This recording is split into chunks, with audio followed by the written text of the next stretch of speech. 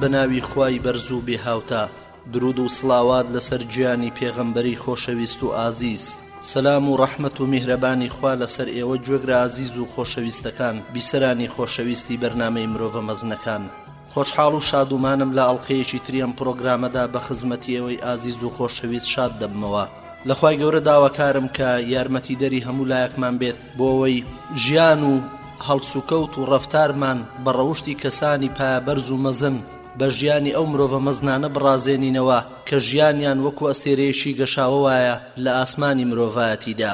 خۆشەویستانم، ئێوەی خۆشەویست و بەڕێز ئاگادار بوون کە ئێمە لە زیاتر لە 50 ئەڵقە لە خزمەت ژیانی پێشەوای پایەبەرز و مەزن پێشەوا ئەبوبەکری ڕازگۆدا بووین. لەم ئەڵقەیەوە کە ئەڵقەی یەکەمینە لە ژیانی پڕبەرەکەت و بەسەرهاتی پڕلەوانە و پند و عیبرەتی پێشەوا عومەری کوڕی خەتاب خوا لێ ڕازی بێت دەوەستین. فەرموون لەگەڵمان بن بۆ ئەڵقەی یەکەم لە ژیانی پێشەوای پایەبەرز و مەزن پێشەوا عومەری کوڕی خەتاب خوا لێ ڕازی بێت.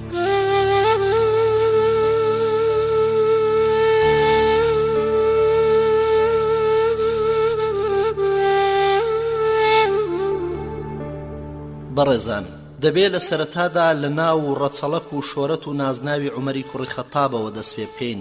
عومەری کوڕی خەتاب ناوی تەواوی عومەری کوڕی خەتابی کوڕی نوفەیلی کوڕی عەبدولعوزای کوڕی ڕەباحی کوڕی عەبدوڵای کوڕی قرد کوڕی ڕەزاح کوڕی عەدەی کوڕی کەعب کوڕی لوئەی کوڕی غالیبی قوڕەیشی عەدەویە. ڕەچەڵەکی عومەر لەگەڵ پێغەمبەری خوادا صلی الله عليه وسلم لە کەعبی کوڕی لوئەی کوڕی غالیب کۆ دەبێتەوە و ناسراوە بە ئەبوو حەفس و نازناوی فاروقە.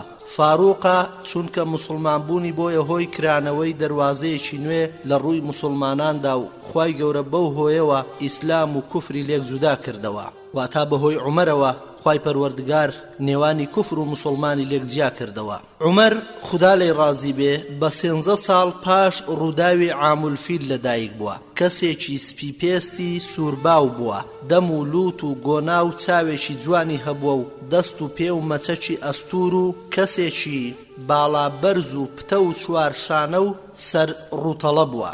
لە نێو خەڵکیدا دیار بووە، میانە ڕە و لاواز نەبووە، خەنەی بەکارهێناوە سمێڵی درێژ بووە، لە ڕۆیشتندا خێرا بووە، ئەگەر قسەی بکردایە گوێی بۆ دەگیرا و لێدانیشی بە ئازار بووە، لە هەر کەسێکی دابە ئازاری پێدەگەیان. خۆشەویستانم، عومەری کوڕی خەتاب خوا لێ ڕازی بێ لە بنەماڵەیەکی ناوداردا بووە. باوشی ناوی خەتابی کوڕی نوفەیلە، باپیری عومەری نوفەیلی کوڕی عەبدولعوزا یەکێک بۆ لەو کەسانەی کە فەرمانڕەوایی قوڕەیشی کردووە. بەڵام دایکی حەنتەمەی کچی هاشمی کوڕی موغیرەیە و دەڵێن کچی هاشمی خوشکی ئەبوو جەهلە، کە زۆرێک لە مێژونووسان دەڵێن کچی هاشم کچە مامی ئەبوو جەهلی کوڕی هیشامە. عومەر خوا لێی ڕازی بێ لە سەردەمی پێش ئیسلامدا لەگەڵ زەینەبی کچی مەضعون خوشکی عوسمانی کوڕی مەضعون کاری هاوسەرگیری ئەنجامداوە و عەبدوڵڵا و عەبدوڕەحمان و حەفسەی لێ بووە. هەروەها مەلیکەی کچی جەرولی هێناوە کە بۆتە دایکی عوبەیدوڵڵا و پاشان لە سوڵحی حودەیبیەدا لێی جیابۆتەوە و پاشی ئەبولجەهمی کوڕی حوزەیفە خواستوویەتی، واتا پاش پێشەوا عومەر ئەو ئافرەتە ئەبولجەهمی کوڕی حوزەیفە خواستوویەتی. دواتر لەگەڵ قوڕەیبەی کچی ئەبی ئومەیەی مەخزومیدا هاوسەری پێکهێناوە و لە سوڵحی حودەیبیەدا لێی جیابۆتەوە. قوڕەیبەش دوای ئیمامی عومەر کاری هاوسەری لەگەڵ عەبدوڕەحمانی کوڕی ئەبوبەکر ئەنجام داوە. دوای ئەمیش حەکیم کچی ئەلحارسی کوڕی هیشامی هێناوە. پاش ئەوەی کە عەکریمەی کوڕی ئەبوجەهلی هاوسەری لە شەڕی شامدا کوژراوە. حەکیم دەبێتە دایشی فاتیمە و پاشان لێی جودا بۆتەوە و دەڵێن لێی جودا نەبۆتەوە. دواتر جەمیلەی کچی عاسمی کوڕی ثابتی کوڕی ئەبی ئەفلەحی لە ئەوس هێناوە. دواتر عاتیکەی کچی زەیدی کوڕی عەمری کوڕی نەفیلی هێناوە کە پێشتر لە لای عەبدوڵای کوڕی ئەبوبەکر بووە و کاتێک کە عومەر شەهید کراوە زوبەیری کوڕی عەوام کاری هاوسەرگیری لەگەڵ ئەنجام داوە. دەڵێن عاتیکە دایشی عەیاز بووە، خوای گەورەش باشتر دەزانێت. هەروەها داخوازی کەلسومی کچی ئەبوبەکری کرد کە کچێکی بچووک بوو. کاتێک عایشەی ناردووە بۆ لای کەلسوم وتوویەتی من پێویستم پێ نییە، عایشە دەفەرمێت ئایا بە ئەمیری باوەڕداران قایل دابیت؟ ئەویش دەفەرمێت بەڵێ، بەڵام ژیانی سەختە و ناڕەحەتە. دواتر عایشەی نارد بۆ لای عەمری کوڕی عاس، ئەویش ئەنجامدانی ئەم کارەی بە چاک نەزانی، بۆیە کەلسومی کچی عەلی کوڕی ئەبوو تالیبی بۆ دەستنیشان کرد کە لە فاتیمەی کچی پێغەمبەری خۆشەویستە صلی الله عليه وسلم. فەرمووی لەم ڕێگەیەوە دەگەمە پێغەمبەری خۆشەویست صلی الله عليه وسلم. عومەر 40,000 کردۆتە مارەیی، ئەویش دەبێتە دایکی زەید و ڕوقیە. هەروەها هاوسەرگیری لەگەڵ لوهەیە ئەنجام داوە کە ئافرەتێکی بەڕەگەز یەمەنیە، ئەمیش دایکی عەبدوڕەحمانی بچووکە کە پێشتر وتراوە عەبدوڕەحمانی ناوەنزی و قابینی دەڵێت ئوموەلەد بووە نەک هاوسەر. هەروەها دەڵێت ئەو فەکیها ئوموەلەد لا بووە، ئەمیش دایکی زەینەبە. واقبینی دەڵێ ئەمە بچووکترین منداڵی بووە. تەواوی منداڵەکانی عومەر ڕەزای خوای لێبێ 13 منداڵ بوون کە بریتی بوون لەمانە: زەیدی گەورە، زەیدی بچووک، عاسم، عەبدوڵڵاه، عەبدوڕەحمانی گەورە، عەبدوڕەحمانی ناوەنزی، عەبدوڕەحمانی بچووک، عوبەیدوڵڵاه، عیاض، حەفسە، ڕوقیە، زەینەب، فاتیمە خوا لێیان ڕازی بێت. ئەو خێزانانەشی کە لە پێش ئیسلام و لە سەرلەمی ئیسلامیشدا هەیبوون، بەوانەشەوە کە لە لای مردوون یان لێی جودا بوونەتەوە 7 ئافرەت بوون. عومەر ڕەزای خوای لێبێت تەنها لە پێناوی زۆربوونی منداڵ و وەچەخستنەوە کاری هاوسەرگیری ئەنجام داوە. عومەر خوا لێی ڕازی بێت فەرموویەتی من بۆ ئارەزوبازی خێزانم پێکەوە نەناوە، بەڵکو لەبەر منداڵ و زیادبوونی ئومەتی پێغەمبەری خۆشەویست صلی الله عليه وسلم خێزانم پێکەوە ناوە و ژنم هێناوە. خوازیارم خوای گەورە وەچەیەکم لێ بخاتەوە کە یاد و زیکری خوا بکەن. خۆشەویستانم، ئێمە دەبێ کاتێک کە لە خزمەت ژیانی مرۆڤێکی ئاوا مەزندا دەوەستین، سەرەتا لە سەردەمی ژیانی ئەو مرۆڤەوە دەست پێ بکەین. دیارە بەر لەوەی عومەری کوڕی خەتاب خوا لێی ڕازی بێ موسڵمان بێ، بێباوەڕ بووە و وەکو هەموو خەڵکی قوڕەیش پێچەوانە بۆ لەگەڵ ئەو بیر و باوەڕەی کە دواتر لە ڕێگەی پێغەمبەری خواوە صلی الله عليه وسلم پێیان گەیشت و خوای پەروەردگار هیدایەتی دان. عومەر نیوەی تەمەنی لە پێش ئیسلامدا بەسەر بردووە، هەروەک هەموو لاوانی هاوشێوەی لە ڕۆڵەکانی قوڕەیش بەوە جیاکراوەتەوە کە فێری خوێندنەوە بووە و ئەمە ژمارەیەکی زۆر کەم لە لاوانی قوڕەیش پێی بەهرەدار بوون. هەر لە منداڵیەوە بەرپرسیارەتی کەوتۆتە ئەستۆ و زۆر دژوار ژیاوە و پەروەردەیەکی زبری هەبووە. هیچ ڕەنگێکی ئاسوودەی و دەوڵەمەندی بەخۆیەوە نەبینیوە. باوکی کردوویەتی بە شوانی حوشتر. مامەڵەی توند و سەختی باوکی شوێنەوارێکی خراپی لە ناخی عومەردا بەجێ هێشتووە و ئەمە ژوای لێ کردووە، بە درێژایی تەمەنی لە یادی بووە و باسی لێوە کردووە. عەبدوڕەحمانی کوڕی حاتەب دەفەرمێت من لەگەڵ عومەردا ڕەزا و ڕەحمەتی خوای لێبێ لە ڤەجنان شوێنێکە چیایەکە لە دووری 25 کیلۆمەتر لە شاری مەککەوە، دەڵێن لەوێ بووم، فەرمووی شوانیم لەم شوێنەدا کردو بۆ خەتاب. دەیفەرموو هەندێک جار شوانیم دەکرد و هەندێک جاریش دارم کۆ دەکردەوە. سەعیدی کوڕی موسەیەب ڕەحمەتی خوای لێبێت دەفەرمێ عومەر حەجی دەکرد کاتێک کە لە زەزنان بوو، دەیفەرموو لا إله إلا الله العظيم المعطي ما يشاء لمن يشاء، لا إله إلا الله العظيم المعطي ما يشاء لمن يشاء. من حشترم لەم شیوە لە وەرگا لە سەوفدا دەلەوەڕان بۆ باوکم کە زۆر بە زەبر و زەنگ و تووڕە بوو. کاتێک ئیشی پێدەکرد و ماندووی دەکردم، ئەگەر کەم تەرخەمیم بکرد باە لێی دەدام. ئێوارەم دەکردەوە لە نێوان من و خوای گەورەدا هیچ کەسی تر نەبوو، پاشان هۆنراوەیەکی خوێندەوە. عومەر ڕەزا و ڕەحمەتی خوای لێبێ شوانی بە تەنها بۆ باوکی نەکردو، بەڵکو شوانی ماڵی خەڵکانیش بووە و لە تیرەی بەنی مەخزوم هەرخۆی باسی ئەوەمان بۆ دەکات کاتێک ئەمیری باوەڕداران بووە، ئەوەش بۆ ئەوەیە کە خۆی بناسێنێت، وەک ئەوەی من بزانم ڕۆژێک لە نێو مسلمانان وەستا وتی من جگە لە شوانی مەڕووماڵات هیچی تر نەبووم، مەڕووماڵاتی ماڵی خاڵوانم لە تیرەی بەنی مەخزوم لەوەڕاندووە. محەممەدی کوڕی عومەری مەخزومی لەبارەیەوە دەجێڕێتەوە.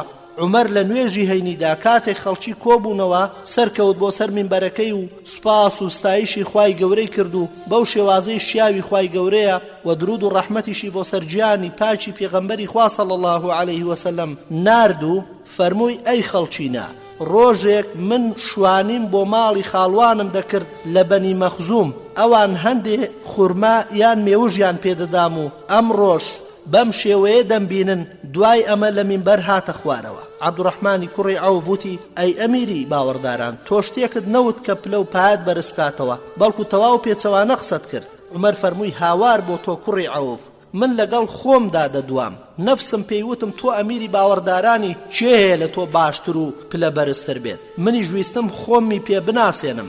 لە ڕیوایەتێکی تردا هاتووە شتێکم لە ناخی خۆمدا بەدی کرد، بۆیە ویستم سنوورێکی بۆ دابنێم و سەرکۆنەی بکەم.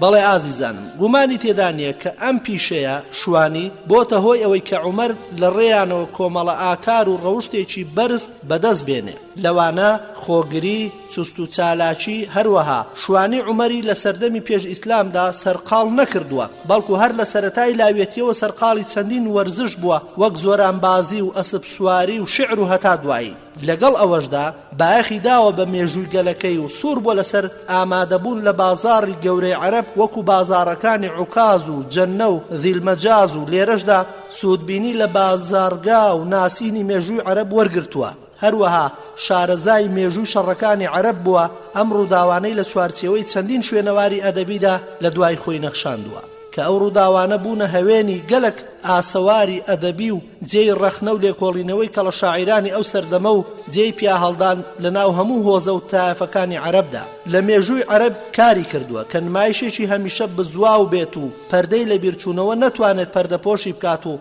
ڕەنگە شەڕی ئەم ڕووداوانەی ڕفاند بێت هەروەها خوبینی عوکاس هۆیەکی ڕاستەوخۆ بووە لە ڕوودانی چوار جەنگ کە بە جەنگەکانی ئەلفوجار ناسراون بەڵێ خۆشەویستانم عومەر سەردەمێک سەرقاڵی بازرگانی کردن بووە ئەمە ژوای لێ کردووە ببێتە یەکێک لە سەرمایەدارانی شاری مەکە لە کاتی سەردانیشیدا بە مەبەستی بازرگانی کردن بۆ ناوچەکانی دەرەوەی مەکە شارەزایی پەیدا کردووە بە خوڕەوشتی خەڵکانی ناوچەکان هاوینیان بەرەو شام و زستانانیش بەرەو یەمەن ڕۆیشتووە پلە و پایەکی دیاری لە ناو کۆمەلگای جاهیلی مەکەدا هەبووە بە شێوەیەکی بەرچاو بەشداری لە کارەسات و ڕووداوەکاندا کردووە و ئەمەش هاوکاری کردووە لە ئاشنابوون بە مێژووی باب و باپیرانی هەروەها نەفیلی کوڕی عەبدولعوزای باپیری دەمڕاستی قوڕەیشیەکان بووە بۆ چارەسەری کێشەکانیان و قوڕەیشیەکان دەچوونە لای و سەرباری ئەوەش باپیرە گەورەی کەعبی کوڕی لوئەی لای عەرەب پلە و پایەکی گەورەی هەبووە و ساڵی مردنیان بە ساڵی فیل نەخشاندووە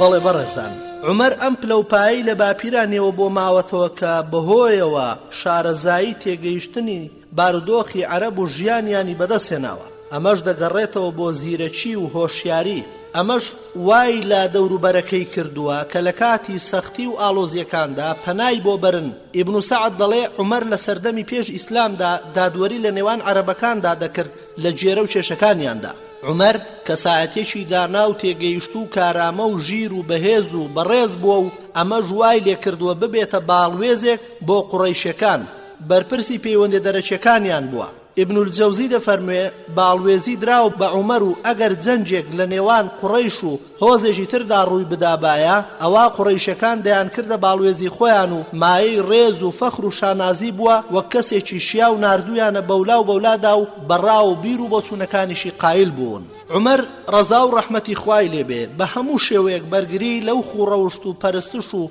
باو نەریتانە دەکرد کە موڵکی قوڕەیش بوون سروشتێکی پاراوی هەبووە و ئەمە جوای لێ کردووە خۆی بکاتە قوربانی ئەو بەرخودانەی باوەڕی پێی هەبووە بەمە جوای لێ هاتووە زۆر لێ بڕاوانە بەرگری لەو شتانە بکات عومەر لە سەرەتای بانگەوازدا ڕێگری لە ئیسلام کردووە و ترساوە لەوەی ئەم ئاینە نوێیە ئەو یاسا و ڕێسام مەکیانە بەهەژێنێت کە سەقامگیر بوون و لە نێوان عەرەبدا پلە و پایەکی تایبەتیان بۆ مەکەییەکان نەخشاندووە چونکە مەکە ماڵی خوای لێ ئەمە جوای لە قوڕەیشیەکان کردووە ڕێزێکی تایبەتیان لە ناو عەرەبەکاندا هەبێت ئەو ماڵەش لە مەکەدا بۆتە هۆی بەدەستهێنانی بەرووبوومی ڕوحی و مادی بۆ مەکە و هۆی گەشەکردن و دەوڵەمەندی ناوخۆیی بووە هەر لەبەر ئەمە مەکەییەکان ڕێگریان لەم ئاینە دەکرد و زەبر و زەنجان لەگەڵ بێدەسەڵاتەکانیاندا بەکار دەهێنا عومەریش توندڕەوترینی ئەو کەسانە بووە کە بە زەبر و زەنگ بۆ لەگەڵ بێدەسەڵاتەکاندا کەنیزەچێک موسڵمان بوو عومەر هێندەی لێدا هەتا دەستەکانی لاواز بوون و قامچەکەی لە دەست کەوتە خوارەوە و لە ماندوویەتیدا وەستا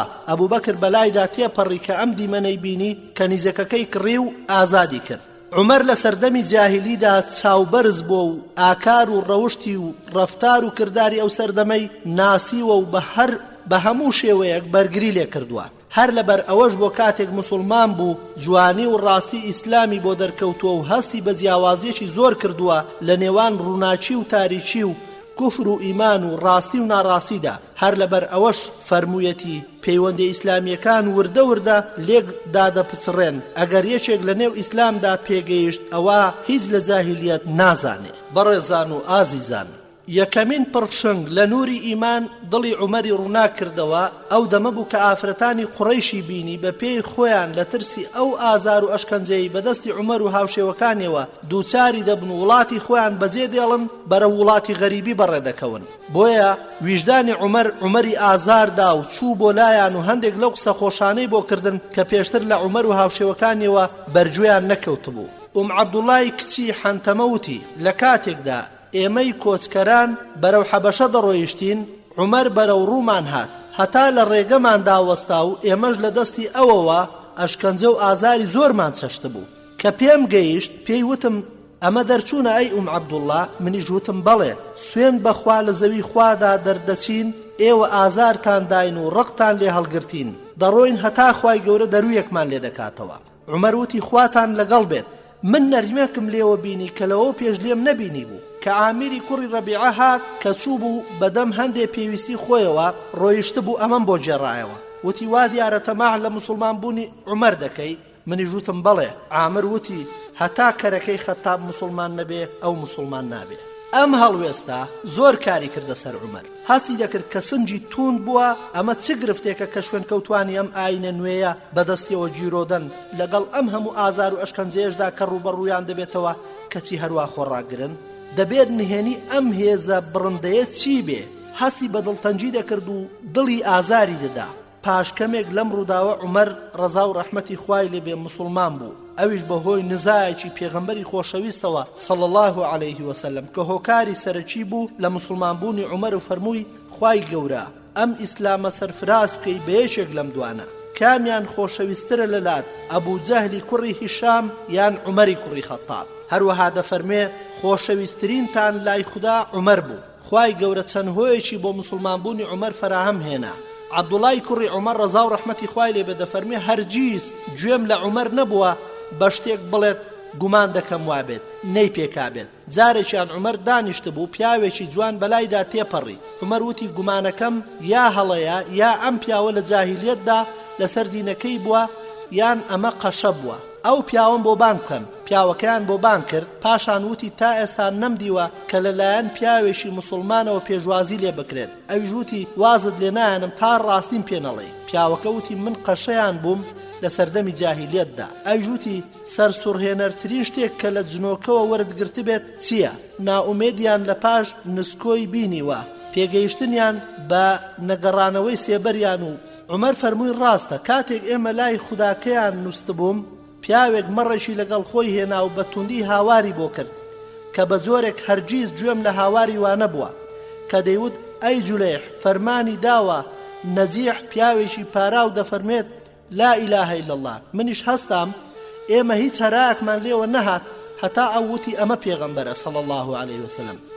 سەبارەت بە هۆیەکانی مسلمانبوونی عومەر چەندین چیرۆک هاتوون، بەڵام بە سەرنجدان بە سەنەدەکانیان لە ڕووی فەرموودەوانیەوە زۆربەیان ناڕاستن و لە میانەی ئەو چیرۆکانەی کە لە سیرە و مێژوودا هاتوون دەتوانین هۆکارەکانی مسلمانبوونی عومەر دابەش بکەین بەسەر چەند ناو و ناونیشانێکەوە کە لێرەدا دەرفەتی باسکردنیانمان نییە و ناچارین ماڵ ئاوایی بکەین.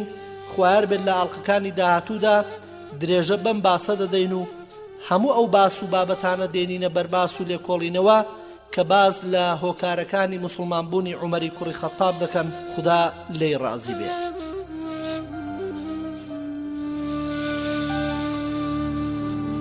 خۆشەویستانم، لە ئەڵقەی ڕابردوودا باسی ئەوەمان کرد کە عومەر بەر لەوەی نووری هیدایەت دڵەکەی ڕۆشن بکاتەوە چەندە توند و سەرسەخت بوو بەرامبەر بە ئیسلام و بەرامبەر بە پێغەمبەر صلی الله عليه وسلم. قوڕەیش کۆبوونەوە دەربارەی پێغەمبەر صلی الله عليه وسلم. وتیان چیە محەممەد دەکوژێ؟ عومەر وتی لێی گەڕێن بۆ من. وتیان ئەی عومەر ئەو کارە دەستپێرین بە تۆ. عومەر هاتە دەرەوە لە ڕۆژێکدا کە زۆر گەرم بوو. دڕندانەشم شێرەکەی بەدەستەوە گرت بۆ پێغەمبەری خوا صلی الله عليه وسلم و چەند کەسێک لە یارانی لەوانە ئەبوو بەکر و عەلی و حەمزە ڕەزا و ڕەحمەتی خوایان لێبێ لنێو ئەو مسلمانانەدا بوون کە لەگەڵ پێغەمبەردا صلی الله عليه وسلم مابوونەوە لە مەککە و دەرنەچوو بوون بۆ حەبەشە. قوڕەیش هەواڵیاندا بە عومەر کە مسلمانان لە دارولئەرقەم لە خواروی سەفاوە کۆبوونەتەوە. لەم کاتەدا نوعەیمی کوڕی عەبدوڵڵای نەحامی پێی دەگات، ئەویش لێی دەپرسێت عومەر بۆ کوێ دەچی؟ ئەویش لە وەڵامدا دەڵێ ئەو شێتەم دەوێت کە بۆتە مایی ناکۆچی ناو قوڕەیش و خەونەکانی تێکداون و ئاینەکەی لەنگ کردوون و خواکەیانی ناشیرن کردووە، دەمەوێ بیکوژم. نوعەیم پێی گوت ڕێگەیەکی خراپت گرتوۆتە بەر ئەی عومەر، سوێن بەخوا نەفست وای کردووە لە خۆت یاخی بووی، زیادە ڕۆیت کردووە و تێدا چوونی بەنی عەدید دەوێت، پێت وایە بەنی عەبدولمەناف لێت دەگەڕێن کە بەسەر زەویدا بگەڕێی پاژەوەی کە محەممەدت کوشت. مشتومڕیان بەردەوام بوو تا دەنجیان لێبەرز بووە. عومەر وتی من گومان دەکەم کە تۆ شێت بوویت، ئەگەر بزانم وابێت لە تۆوە دەست پێ دەکەم. کاتێک نەحام بینی عومەر هەرواز ناهێنێ، وتی دەی من هەواڵت پێدەدەم کە کەسوکارت و کەسوکاری زاواکت مسلمان بوون، لێت نەگەڕاون کە لەسەر ئەم گومڕایە بمێنیتەوە. عومەر کاتێک کە گوێی لەم قسانە بوو وتی کامیان؟ ئەویش وتی زاواکەت و ئامۆزاکەت و خوشکەکەت هەمویان مسلمان بوون. کاتێک عومەر بیستی خوشکەکەی و زاواکەی مسلمان بوون، تووڕەیی و پەستی گرتی و ڕۆیش بۆ لایەن و کە لە دەرگاکەیانیدا وتیان ئەوە چێیە؟ وتی کوڕی خەتابم. ئەوان سەرقاڵی خوێندنی قورئان بوون کە گوێیان لە دەنجی عومەر بوو، هەستان دەستیان کرد بە خۆشاردنەوە و لەبیریان چوو کە قورئانەکە لا ببەن. کاتێک هاتە ژوورەوە خوشکەکەی بینی، زانی کە شەڕ لە نێو چاوانی دەبارێ، هەستا بە شاردنەوەی قورئانەکە لە ژێر ڕانیدا. عومەر وتی ئەم دەست بەسەراگرتن و چرپەت چییە کە لای ئێوە گوێم لێیەتی؟ ئەوان لەو کاتەدا سوورەتی تاهایان دەخوێند. وتیان چەند قسەیەکی بینی خۆمان بوو. عومەر وتی ڕەنگە ئێوە شێت بوو بن. زاواکەشی وتی ڕاستیە لەسەر ئەوەی ڕاستی لەو ئاینەدا بێت. عومەر هەڵی کوتا سەر زاواکەی و بە توندی ڕیشی گرت و هەردووک تێک هەڵگژان و عومەر لەبەر ئەوەی کە زۆر بەهێز بوو زاواکەی خۆی دا بە زەویدا چۆیە سەر سنجی. لەم کاتەدا فاتیمەی خوشکی هات عومەر لابات لەسەر سنگی هاوسەرەکەی، بەڵام عومەر مشتە کۆڵەیەکی دا بەناو دەمیدا و پڕی کرد لە خوێن و فاتیمە وتی لە کاتێکدا زۆر تووڕە بوو ئەی دوژمنی خوا، ئایا لەسەر ئەوە لێم دەبینی کە بوومەتە یەکتاپەرست؟ وتی بەڵێ لەسەر ئەوەی کە تۆ مسلمان بووی. فاتیمە وتی دەی چی دەکەی بیکە؟ ئەشهد ئەن لا إله إلا الله وأشهد أن محمدا رسول الله. ئێمە مسلمان بووین. عومەر کاتێک ئەمەی بیست پاشگەز بۆ و لەسەر سنگی زاواکەی هەستا و دانیشت، پاشان وتی ئەو کتێبەی کە لاتانە بمدەنێ بابی خوێنمەوە. خوشکەکەی وتی پێت نادەم. عومەر وتی بەڕاستی ئەو قسەیەت کاری تێکردوم، بم دەرەوە با سەیری بکەم، منیش بەڵێنت پێدەدەم کە خیانەتت لێ نەکەم و بدەمەوە. خوشکەکەی وتی تۆ پیسی و ئەم قورئانە جگە لە پاکان نابێت کەس دەستی لێ بدات. لا يمسه إلا المطهرون. سوورەتی الواقعە ئاەتی 79. هەستە خۆت بشۆ یا دەستنوێژێک بگرە.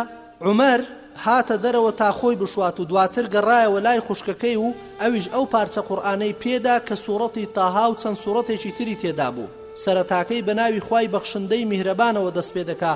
کاتێک عومەر ئەمەی خوێندەوە بەخشندە و میهرەبان ترسا، پاشان قورئانەکەی لەدەست کەوت. دواتر گەڕایەوە سەرخۆی و گرتیەوە بەدەستیەوە و دەستی بە خوێندنەوە کرد. بسم الله الرحمن الرحيم طه ما أنزلنا عليك القرآن لتشقى إلا تذكرة لمن يخشى تنزيلا ممن خلق الأرض والسماوات العلى الرحمن على العرش استوى له ما في السماوات وما في الأرض وما بينهما وما تحت الثرى وإن تجهر بالقول فإنه يعلم السر وأخفى. بەلایە و زۆر پیرۆز و گەورە بوو. وتی قوڕەیش لەمە ڕایان کردووە. دواتر دەستی کرد بە خوێندن تا گەیشتە ئاەتی إنني أنا الله لا إله إلا أنا فاعبدني وأقم الصلاة لذكري إن الساعة آتية أكاد أخفيها لتجزى كل نفس بما تسعى فلا يصدنك عنها من لا يؤمن بها واتبع هواه فتردى. لآياتی 14 هەتا ئاەتی 16 وتی هەر کەسێک ئەم قسانە بکات تەنها ئەو شیاوی پەرستنە و نابێت کەسی تری لەگەڵ بپەرسترێت بمبە بۆ لای محەممەد. بەڵێ ئازیزانم، لێرەوە تیشکی ڕووناکایی هیدایەت و ئیمان خۆی کرد بە دڵە وێرانەکەی عومەری کوڕی خەتابدا، ئەو دڵی کە پێش ئەوەی نوری ڕووناکایی ئیسلامی بچێتە ناو لە شێوەی کەلاوەیەکی وێراندا بوو. کاتێک کە خەباب ڕەزا و ڕەحمەتی خوای لێبێ گوێی لەمە بوو کە مامۆستاکەیان بوو، خۆی حەشاردا بوو، هاتە دەرەوە وتی مزگێنیت بێ ئەی عومەر، من تکام وایە نزاکەی ڕۆژی دووشەممەی پێغەمبەری خۆشەویست صلی الله عليه وسلم پێشی بە تۆ گرتبێت کە فەرمووی خوای گەورە ئەم ئیسلامە سەرفراز بکەی بە یەکێک لەم دوانە، کامیان خۆشەویستترە لەلات، ئەبوو جەهلی کوڕی هیشام یان عومەری کوڕی خەتاب؟ پاشان عومەر وتی شوێنی پێغەمبەری خوام صلی الله عليه وسلم پێنیشان بدەن. کاتێک کە زانیان ڕاز دەکا وتیان ئەوە تا لە خواری سەفاوە. عومەر شمشێرەکەی لە کالان دەرهێنا بوو بەرەو لای پێغەمبەری خۆشەویست و یارانی صلی الله عليه وسلم و خوا لە یارەکانی ڕازی بێت بەڕێکەوت و لە دەرگایدا. ئەوانیش کە گوێیان لە دەنجی بوو لەرزین و کەسێک لەوان نەیتوانی دەرگاکەی بۆ بکاتەوە. لەبەر ئەوە توند و تیژی و ڕق ئەستوری زۆریان لە عومەر بینی بوو لە پێشداندا. پێغەمبەری خۆشەویست صلی الله عليه وسلم کاتێک کە حەمزە ڕەزا و ڕەحمەتی خوای لێبێ ئەم دیمەنەی بینی، خەڵکەکەی ڕاست لەکاند و فەرمووی ئەوە چیتانە؟ وتیان عومەری کوڕی خەتابە. حەمزە فەرمووی عومەری کوڕی خەتابە دەرگاکەی لێ بکەنەوە، ئەگەر خوددا چاکەی ئەوی بوێت مسلمان دەبێ، ئەگەر وانە بێت ئەوە کوشتنی بەدەستی ئەمە زۆر ئاسانە. دەرگاکەیان لێ کردەوە. لەم کاتەدا حەمزە و پیاوێکی تر دەستیان گرت و بردیان بۆ لای پێغەمبەر صلی الله عليه وسلم. ئەویش فەرمووی لێی گەڕێن. پێغەمبەری خۆشەویست صلی الله عليه وسلم هەستا و دامەنی گرت بە کۆکردنەوەی عەباکەی توند گوشی، فەرمووی چی تۆی گەیاندۆتە ئێرە ئەی کوڕی خەتاب؟ سوێند بەخوا من نابینم تۆ کۆتاییت پێبێت هەتا خوای گەورە ڕۆژگارێکی سەخت و دژوارت بەسەردانێنێت. عومەریش پێی گوت ئەی پێغەمبەری خوا صلی الله عليه وسلم، هاتووم هەتا باوەڕ بە خودا و پێغەمبەرەکەی و ئەوەش بهێنم کە تۆ لە لای خوداوە هێناوتە. پاشان پێغەمبەری خۆشەویست صلی الله عليه وسلم الله ئەکبەری کرد و خاو و خێزان و یارانی زانیان عومەر مسلمان بووە، بڵاویان لێ کرد و سەرفراز بوون. کە بینیان عومەر مسلمان بووە لەگەڵ حەمزەی عەبدولموتەلیبدا کە ئەوی ژێشێکی تر بوو لەو پاڵەوانانەی کە بوو بەهۆی بەهێزبوونی ئیسلام، دڵنیا بوون لەوەی ئەم دوو پیاوە بەرگری دەکەن لە پێغەمبەری خوا صلی الله عليه وسلم و لە دوژمنەکانی دەیپارێزن.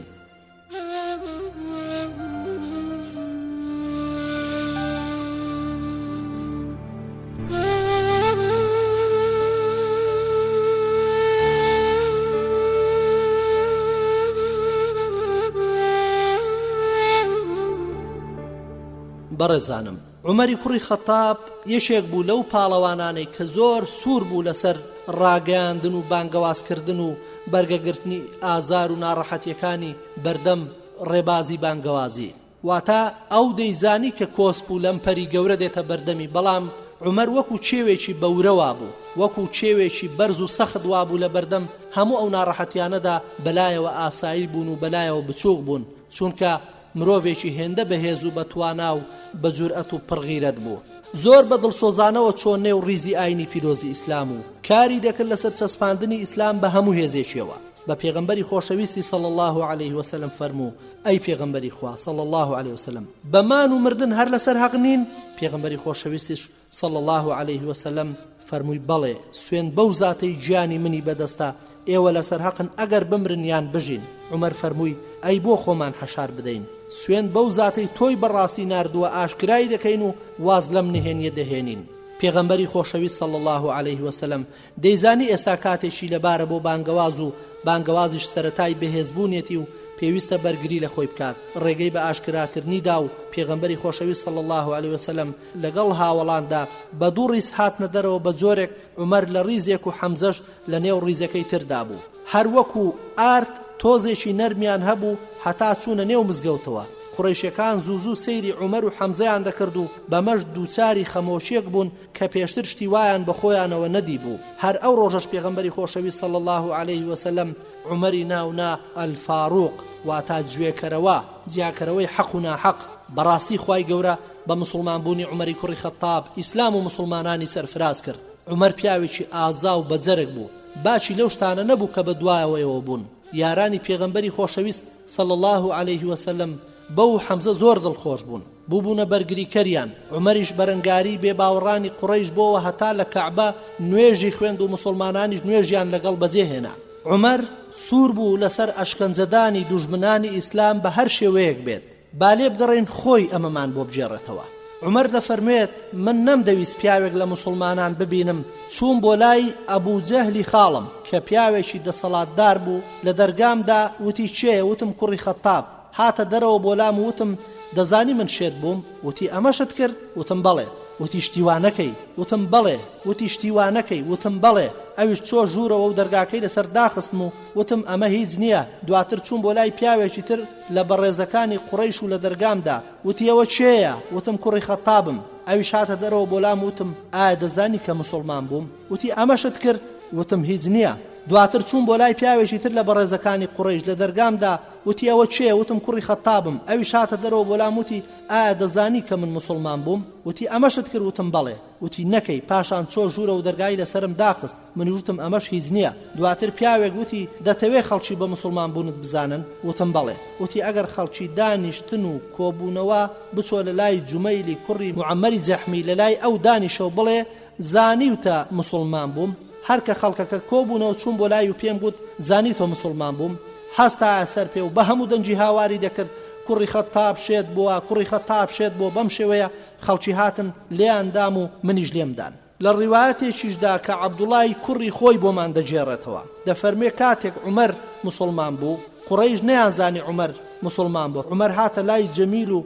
پێی فەرموو من مسلمان بووم سوێن بەخوا جەمیل یان جومەیل هیچی نەوت هەتا عومەر چمکێکی عەباکەی گرت و ڕایکێشا پاشان باوکم شوێنی کەوت و منی شوێنیان کەوتم هەتا گەیشتنە بەر دەرگای مزگەوت لە کاتێکدا خەڵکی سەرقاڵی بتپەرستی بوون جومەیل بە دەنجی بەرز هاواری کرد عومەر شێت بووە عومەریش لە دواوە دەیفەرموو درۆ دەکات بەڵکو مسلمان بووم شایدیم داوە کە یەک خوا هەیە ئەویش ئەڵڵایە و محەممەدیش بەندە و پێغەمبەری خوایە بەم شێوەیە خەڵکەکە بەگژیدا هاتن و ئەویش هەڵی کوتایە سەر عەتەبەی کوڕی ڕەبیعە و دای بە زەویدا و لێیدا و دەستی کرد بە چاویدا و ئەمە ژوای لە عوتبە کرد هاوار بکات خەڵکەکە عومەر دوور بخەنەوە و پاشان عومەر هەستا و کەس نەیدەوێرە ورتەی لێوە بێت و تەنانەت دەسەڵاتدارەکانیشیان لەوێ بێدەنگ بوون خەڵکی لە عومەر کۆبوونەوە ئەویش دەڕۆیشت و لە کۆڕی بێباوەڕاندا دادەنیشت و باسی ئیسلامی بۆ دەکردن بە دوایشدا لەگەڵیان دەجەنگا هەتا خۆر دەیدا لە سەرسەریان دواتر عومەر قولانجی دەگرت و دادەنیشت و ئەوانی لەسەری هەڵدەوەستان و ئەویش دەیفەرموو چۆنتان پێ باش ئەنجامیدەن سوێن بەخوا ئەگەر 300 پیا و چووبانە لێی دەگەڕان بۆمان یان وازیان لێدەهێنا بۆ ئێوە کاتێک ئەمان لەم مشت و مەڕەدا بوون پیاوێک هات کە پۆشاکێکی ئاوریشم و کراسێکی ڕەنگاوڕەنجی لەبەردا بوو وتیەوە چیتانە وتیان کوڕی خەتاب شێت بووە ئەویش وتی چی تێدایە پیاوێکە و ئاینێکی بۆ خۆی هەڵبژاردووە ئایا ئێوە پێتان وایە بەنی عەدی ئەو هاوڵەی خۆیانتان بەدەستەوە دەدەن ئەمە وەکو پۆشاکێک وایە کە هەڵماڵ ڕابێت و ئاشکرا بوو بێت دواتر لە مەدینە وتم باوکە ئەو پیاوەی ئەو ڕۆژە چێ بوو ئەویش وتی کوڕم ئەوە عاسی کوڕی وائیلی سەهمی بووە بەڕێزان عەبدوڵای کوڕی مەسعود دەفەرمێ لەو ڕۆژە کە عومەر مسلمان بوو ئێمە چاومان کردەوە و هەناسەیەشی ئاسوودەییمان هەڵکێشا مسلمانان لە کاتی نەبوونی دەسەڵاتدا زۆر زەبوون و بێعنوا و بێپەنا و لە ئازار و ناڕەحەتیدا دەژیان زۆر هەناسە سارد و دڵبەخەم بوون بەڵام کاتێک کە خوای پەروەردگار نور و ڕووناکای هیدایەتی خستە دڵەکەی عومەری کوڕی خەتابەوە ئیدی مسلمانان ئاهی خۆشەویستی و هەناسەی ئاسوودەییان هاتەوە بەر ئەوە تا عەبدوڵای کوڕی مەسعود دەڵێ نەمان دەتوانین تەوافی بیت بکەین نوێژی لێ بکەین هەتا ئەو ڕۆژەی عومەر مسلمان بوو پاژەوەی عومەر مسلمان بوو لەگەڵیاندا دەجەنگا هەتا لێمان دەگەڕان ئێمەش نوێژمان لە بیت کرد و تەوافی کەعبەمان کرد هەروەها عەبدوڵا دەڵێ مسلمان بوونی عومەر پاکسازیەک بوو کۆچکردنیشی سەرکەوتنێک بوو هەروەها ئەمیراتیکردنیشی ڕەحمەت و بەزەیی بوو نەمان دەتوانی لە کەعبە نوێژ بکەین و تەواف بکەین کاتێک عومەر مسلمان بوو ئێمە لەگەڵ بێباوەڕان دەجەنگاین هەتا لێمان دەگەڕێن نوێژەکانمان بکەین هەروەها سوهەیبی کوڕی سینانی ڕۆمیش دەفەرمێ کاتێک عومەر مسلمان بوو ئیسلام دەرکەوت بە ئاشکرا بانگەوازی بۆ دەکرا و لە دەوری کەعبەدا دەنیشتین و ئەڵقەمان پێک دەهێنا و تەوافمان دەکرد و ڕیزمان دەدا بە دەوری ئەو کەسانەی کە ڕقیان لێمان دەبەوە ئازیزانم مێژووی مسلمان بوون و ژمارەی ئەو کەسانەی لەو ڕۆژەدا مسلمان بوون ڕیوایەتی زۆری لەبارەوە هاتووە. عومەر ڕەزا و ڕەحمەتی خوای لێبێ لە مانگی ذیلحیجەی ساڵی شەشەمی پێغەمبەرایەتی موسڵمان بووە، لە کاتێکدا تەمەنی 27 ساڵان بووە. عومەر بە 3 ڕۆژ پاش حەمزە ڕەزا و ڕەحمەتی خوای لێبێ موسڵمان بووە. ئەو دەمە ژمارەی موسڵمانان تەنها 39 کەس بووە و عومەر ڕەزای خوای لێبێ دەفەرمێ بینیم کە لەگەڵ پێغەمبەر صلی الله عليه وسلم تەنها 39 کەس موسڵمان بوون، بەمنەوە بوون بە 40 کەس. پاشان خوای گەورە ئاینەکەی ئاشکرا کرد و ئیسلامی سەرفراز کرد. دەجێڕێتەوە ئەوان ژمارەیان 40 و چەند کەسێک بوو لەگەڵ 11 ئافرەتدا، بەڵام عومەر هەمویانی نەناسیوە لەبەر ئەوەی زۆربەی ئەوانەی باوەڕیان هێناوە لە ترسی بێباوەڕان مسلمانبوونی خۆیان شاردۆتەوە بە جۆرێک کە عومەر پێشتر زۆر توند و تیژ بووە بەرامبەریان و باز لەوە دەکات کە ئەو ژمارەی کردوونەتە 40 کەس و ناوی ئافرەتیشی نەهێناوە.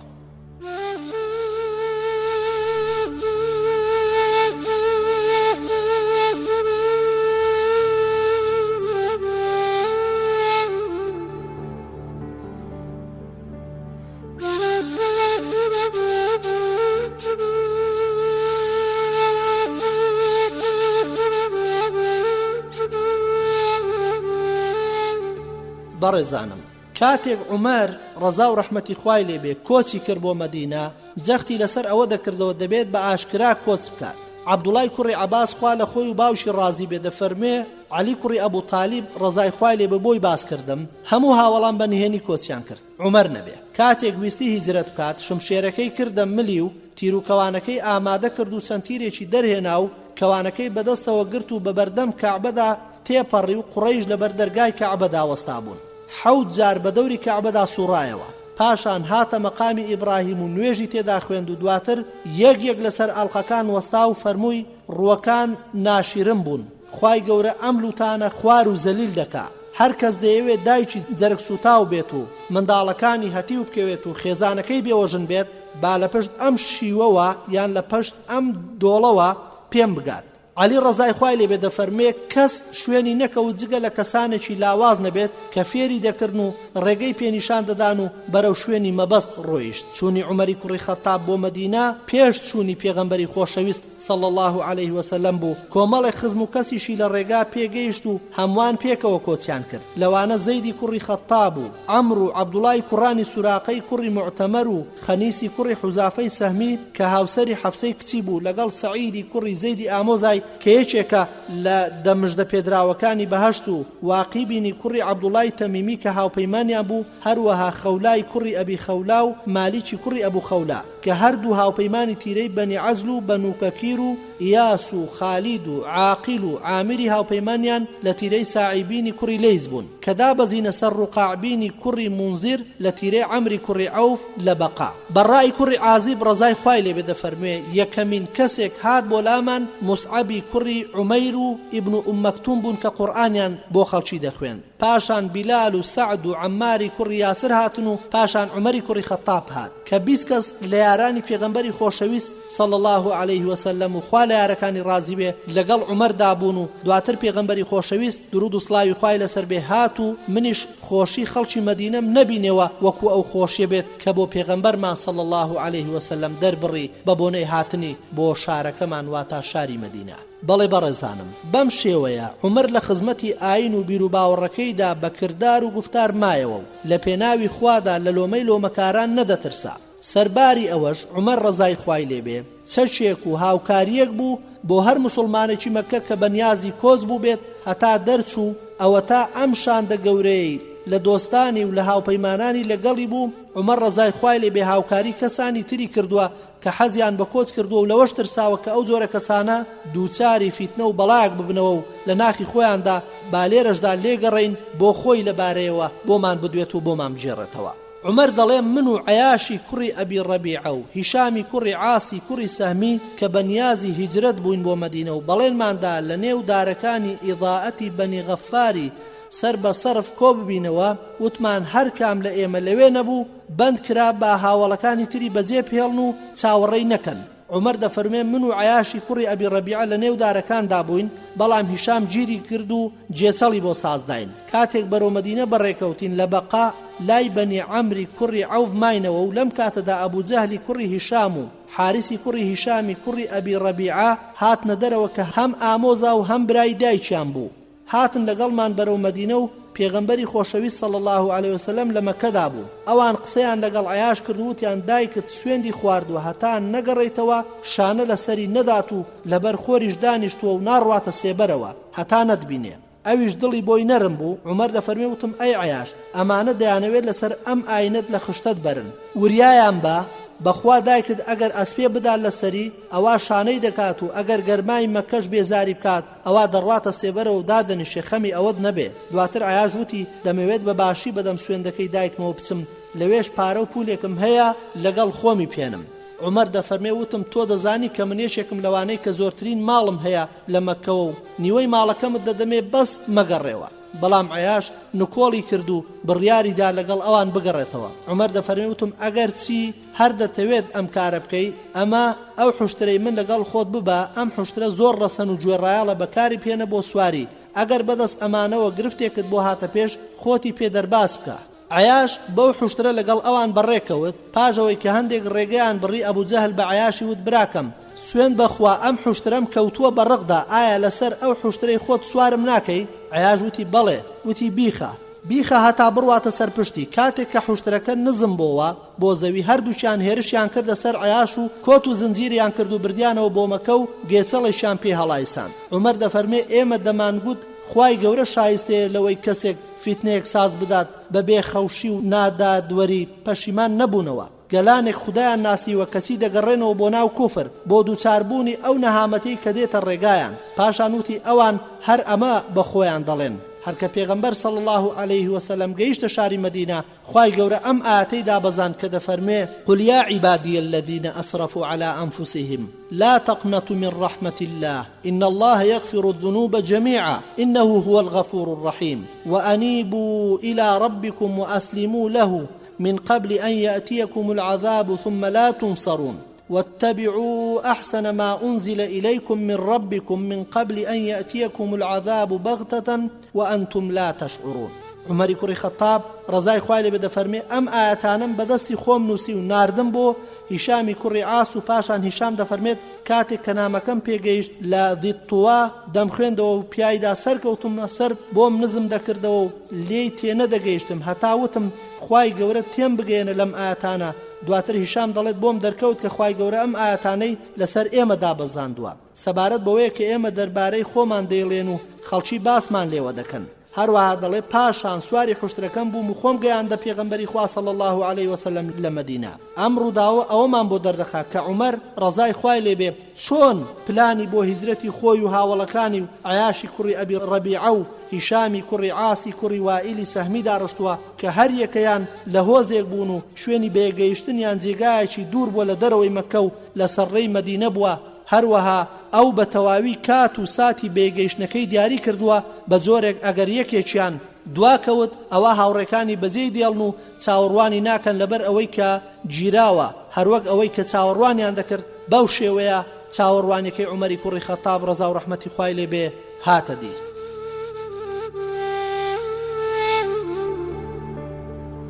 خۆشەویستانم، هیشامی کوڕی عاس لە کاتی کۆچکردنەکەدا بەند دەکرێ و لەو کاتەدا کە عومەر و یەکێکی تر لە هاوڕێیەکانی لە شوێنێکی دەرەوەی شاری مەکە چاوەڕێی دەکەن. لە هەمان کاتدا عومەر و عەیاش درێژە دەدەن بە کۆچەکەیان و پلانەکە بە تەواوی سەر دەکەوێت و هەروەک بە سەلامەتی دەگەنە مەدینە. قوڕەیشیەکانیش بەردەوام دەبن لەسەر شوێنکەوتنی کۆچەرەکان و هەر لەبەر ئەمەش ئەبوو جەهل و حارس هەڵدەستن بە ئامادەکردنی پلانی دادگاییکردن کە هەردووچیان لە دایکەوە برای عەیاش بوون و ئەمە ژوای لە عەیاش کرد کە دڵنیا بێت لێیان و بە تایبەتیش لە کارێکدا کە پەیوەندی بە دایکیەوە هەبوو. ئەبوو جەهل ئەم فێڵەی سازدا لەبەر ئەوەی دەیزانێ عەیاش ڕەحم و سۆزی بۆ دایکی هەیە بە جۆرێک ئەم کارە ڕوون و ئاشکرا دەبێت کاتێک کە عەیاش قایلبوونی خۆی لەسەر گەڕانەوە نیشان دەدات هەستی سۆزداری زاڵ دەبێت بەسەر عەیاشدا بەرامبەر بە دایکی و چاکەی بۆی لەبەر ئەوە بڕیار دەدات کە بەرەو مەکە بگەڕێتەوە هەتا سوێندەکەی دایکی بەجێ بهێنێت و ئەو ماڵ و پارە و پولەشی هەیەتی لەگەڵ خۆیدا بیهێنێت و هەر لەم کاتەشدا دەستپاچی وای لێ دەکات کە لە نیوەی ماڵی براکەی بگەڕێت لە کاتێکدا ماڵەکەی خۆی لە مەککەیە و دەستی لێ نەدراوە. سەرباری ئەوەش پێشبینی عومەر زۆر لەوە دوورتر بوو هەروەک بە دووچاوی سەر ئەو چارەنووسە بەدفەڕە بەدی بکات کە چاوەڕوانی عەیاشە ئەگەر بگەڕێتەوە بۆ مەکە. هەروەها عومەر کاتێک کە نەیدەتوانی قایلی بکات حوشترە ماندووە ڕەسەنەکەی خۆی پێدا، هەر ئەوەش هاتە ڕێگای عەیاش کە عومەر پێشبینی دەکرد لە زوڵم و ستەمی بێباوەڕان و لە ڕیزی موسڵماناندا ڕەش کرایەوە و چونکە خوای گەورە بێخەوشی و نادادوەری لە کەسانێک ناوێت کە ئاژاوە بسازێن و لە نێو کۆمەڵگەی نەفامیدا بژین. هەر بۆیە خوای گەورە ئاەتی خۆی دادەبەزێنێت و دەفەرمێت قل يا عبادي الذين أسرفوا على أنفسهم لا تقنطوا من رحمة الله إن الله يغفر الذنوب جميعا إنه هو الغفور الرحيم. هەر کە ئەم ئاەتە دابەزیە خوارەوە دەست بەجێ عومەر ڕەزا و ڕەحمەتی خوای لێ بێنامەیەکی نارد بۆ دوو هاوڵە ئازیزەکەی عەیاش و هیشام هەتا هەوڵ و کۆشتی خۆیان نوێ بکەنەوە بۆ دەربازبوون لەسەر بازگەی کوفر. ئەمە چ سیفەتێکی گەورەیە کە لە لای کوڕی خەتابە. ئەو هەوڵی خۆی لەگەڵ عەیاشدا و نیوەی ماڵەکەی پێبەخشی لەسەر ئەوەی کە شار بەجێ پێڵێت، حوشترەکەی خۆی پێدا هەتا پێی هەڵێ و لەگەڵ هەموو ئەمانەشدا بێنە و بەردەی بە براکەی نەکرد و ناوچاوی لێگرژ نەکرد بەهۆی ئەوەی کە سەرپێچی کردووە و ئامۆژگاریەکانی وەرنەگرتووە و بۆ چوونەکانی پشتگوێ خستووە، بەڵکو ئەو هەستکردن بە خۆشەویستی و وەفاداریە بۆ براکەی. ئەو لێرەدا زاڵ دەبێت بەسەریدا و هەر کە ئاەتەکەش دێتە خوارەوە ئاراستەی مەککەی دەکات هەتا بگاتە دەستی ئەوان تەواوی بێدەسەڵاتەکانی مەککە، بەڵکو هەستن بە چەند هەوڵێکی نوێ بە مەبەستی خۆگەیاندنە پێگەنوێیەکەی ئیسلام کە بریتە لە شاری مەدینە. بەم شێوەیە عومەر گەیشتە مەدینە و بوو بە وەزیر و پرس و ڕاوێژ پێکراوی پێغەمبەری خوا صلی الله عليه وسلم. پێغەمبەری خۆشەویستیش صلی الله عليه وسلم برایەتی لە نێوان عومەر و عەریمی کوڕی ساعیدەدا پێک هێنا و هەندێکیش دەڵێن ئەو برایەتە لە نێوان عومەر و عوتبانی کوڕی مالیک و هەندێکی تریش دەڵێن لە نێوان عومەر و معازی کوڕی عەفراندا بووە. ئیبن عەبدولهابینی لەم بارەیەوە دەنووسێ ئەم جێڕانەوانە دژیەک و زوولێک هەڵوەشێن نین، چونکە پێغەمبەری خۆشەویست صلی الله عليه وسلم لە چەند کاتێکی جیاوازدا برایەتی لە نێوان عومەر و هەموو ئەمانەدا دروست کردووە. ئەمەش ڕێگری ناکرێت کە لە چەند کاتێکی جیاوازدا ئەو برایەتە لە نێوان ئەو هەموو ئەمانەدا ڕوویدا بێ. دیارە مەبەسمان لە برایەتی خۆشەویستان برایەتی نێوان مهاجیر و ئەنسار، مهاجیرەکان کە تەنها خۆیان و ئەو دەستە جلەی کە لەبەریاندا بوو شاری مەکەیان بەجێ هێشت و چوونە شاری مەدینە بەبێ پول و سەروەت و سامان، بەبێ ماڵ، بەبێ هیچ شتێک لە پێناوی خوای پەروەردگار و بەرزکردنەوەی کەلیمەی لا ئیلاهە ئیلا الله محەممەد ڕەسوول اللهدا ماڵ و سەروەت و کار و کاسبی و هەموو ژیانی خۆیان بەجێ هێشت. و مەدینەش کە پێیان دەگوترێ پشتیوانەکان واتە ئەنسار ئەوانە بوون کە پێشوازیان لە پێغەمبەر و یارەکانی کرد و ئامادە بوون ئەو ماڵی کە هەیەە لەگەڵ براکۆچەرەکانیان کە لە پێناوی خوادا کۆچیان کردووە ڕێک ماڵەکانیان لەگەڵدا بەش بکەن. جا پێغەمبەری خۆشەویست صلی الله عليه وسلم لە پێناو توند و تۆڵکردنی برایەتی نێوان ئەنسار لەگەڵ مهاجریندا وای بڕیاردا کە هەر یەکێک لە مهاجر لەگەڵ کەسێک لە ئەنسار ببێ بە برا و ئەو برایەتیش بە پێدانی ماڵ و سەروەت و سامان و ئەوەی کە لە بەردەستیاندایە خۆشەویستیەکە پتەوتر بکە و ئامادە بن دەستبەرداری بەشێک لە ماڵەکانی خۆیان بن. هەرچەندە بەشێکی زۆر لە هاوڵانی کۆچەر واتە مهاجرین ڕازی نەبوون بەوەی تەنانەت دینارێک لە برا پشتیوانەکانیان ئەنسارەکان وەربگرن، بۆ خۆیان ملی بازاڕیان دەگرت و کار و کاسبیان دەکرد و ژیانێکی نوێیان لە سفرەوە دەست پێ دەکرد.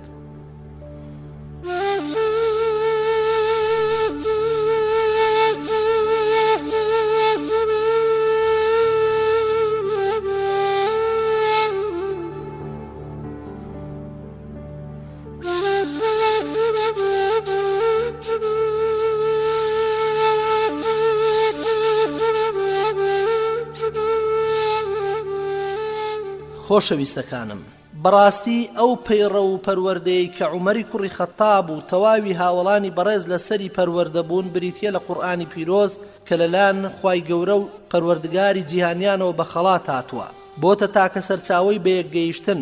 هەر ئەوەش بوو بەهاندەری پێغەمبەری ئازیز صلی الله عليه وسلم لەسەر یەکتاپەرستی و یەکخواناسی و ئەوەش یەکلایی کردوتەوە کە قورئانی پیرۆز بریتیە لە تەنها پەیڕە و بیری سەرەکی کە تاچی موسڵمان و خێزانی موسڵمان و کۆمەڵگەی موسڵمانی لەسەر پەروەردە دەبێت. ئەو ئاەتانەی کە عومەر دەیبیستن ڕاستە و خۆ شوێنی خۆیان لە داڕشنی کەسایەتی ئیسلامی عومەر دەکردەوە و دڵی پێخاوێن دەبەوە و ناخی پێپاراو دەبوو، لەگەڵ ڕوحیدا کارلێکی دەکرد. بەمەش عومەر گۆڕا بوو بە مرۆڤێکی تری پڕبایەخ و خاوەن هەست و ئامانج. عومەر لە میانەی ئاەتەکانی قورئانەوە خوای گەورەی ناسیوە کە دەبێت ئەو واتە عومەر ئەو خوا بپەرستێ، هەروەها پێغەمبەری خۆشوی صلی الله عليه وسلم لە ناخیدا مانای ئەو ئاەتە بەرزانەی دەچاند پاشان پێغەمبەری خۆشویست صلی الله عليه وسلم و سوور بووە لەسەر ئەوەی کە یارانی پەروەردە بن لەسەر پێشبینی دروستیان بەرامبەر بە خوای گەورە و مافی خوای گەورە بزانن کەچیە لەسەر بەندەکان. بەڕاستی تێڕوانینی عومەر بۆ خوا و گەردون و ژیان و بەهەشت و دۆزەخ و قەزا و قەدەر و ڕاستی ئادەمیزاد و بربەرەکانی لەگەڵ شەیتان لە قورئانی پیرۆزدا و هیدایەتی پێغەمبەر صلی الله عليه وسلم سەرچاوەی گرتووە. هەروەها خوای گەورە بەدوورە لە هەموو کەم و کورتێک و پێناسەکراوە بەو شێوە تەواویانەی کە بێپایانە. هەر ئەو خوایە گەورە پاک و بێگەردە کە هاوڵی نییە و هیچ هاوسەر و منداڵێکی بۆ خۆی نەگرتووە.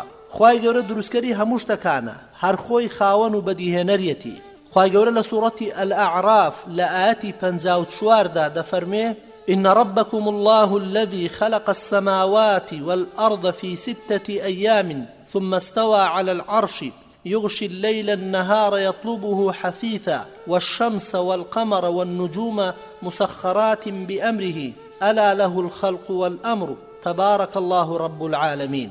خوای گەورە سەرچاوەی هەموو ناز و نیعمەتێکە لەم بوونەوەرەدا، جا ئەو نیعمەتە ورد یان درشت لە بەرچاو بێدیان شاراوە. وەک لە سوورەتی نەحلدا خوای پەروەردگار دەفەرمێ: وما بكم من نعمة فمن الله ثم إذا مسكم الضر فإليه تجأرون. زانیاری بێ سنوورە هیچ شاراوەیەک لە سەرزەوی و لە ئاسمانیشدا لە خوای گەورە شاراوە نییە و تەنانەت ئەوەش کە مرۆڤ پەنای دەدات و ئاشکرای دەکات لە ناخی خۆیدا. خوای گەورە بەهۆی فریشتەکانیەوە کاری مرۆڤەکان وابەستە دەکات پێیانەوە لە قورئانێدا کە نە لە گەورە و نە لە بچووک و هەموویانی هێناوەتە هەژمار و ئەمەش لە کات و شوێنی شیاوی خۆیدا ئاشکرا دەبێت و بڵاو دەبێتەوە. وەخوای گەورە لە سوورەتی قافدا دەفەرمێ: ما يلفظ من قول إلا لديه رقيب عتيد. بەندەکانی خۆی تاقی دەکاتەوە خوا بە پێچەوانەی حەز و ئارەزوەکانیان، هەتا مرۆڤەکان پێکاتەی خۆیان بناسن، تێیاندا هەیە کە ڕازیە بە قەزا و قەدەری خوا و بە ئاشکرا و پەنهانی خۆی بۆ بەدەستەوە دەدات و بەمەش دەبێتە شیاوی خەلافەت و پێشەوایەتی و سەرکردایەتی و هەشیانە تووڕە دەبێت و شیاوی هیچ نابێت. الذي خلق الموت والحياة ليبلوكم أيكم أحسن عملا وهو العزيز الغفور. سوورەتی مولک ئاەتی 2. خوای گەورە کەسێک دەپارێزێت و پشتیوانی لێ دەکات و سەرکەوتنی پێدەبەخشێت بە مەرجێک پەنای بۆ بەرێت و چێژ لەو خواترسی و تەقواکەی وەربگرێت و بە فەرمانی خوای گەورە کار بکات.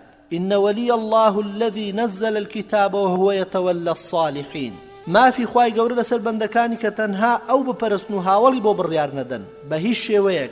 ئەو پەرستنانە دەبێت بە پێی ئەو هێڵە گشتیانە بێت کە قورئانی پیرۆز دەستنیشانی کردووە و ڕوانینی بۆ کردووە و لە ئاتەکانی قورئانی پیرۆزدا هاتووە.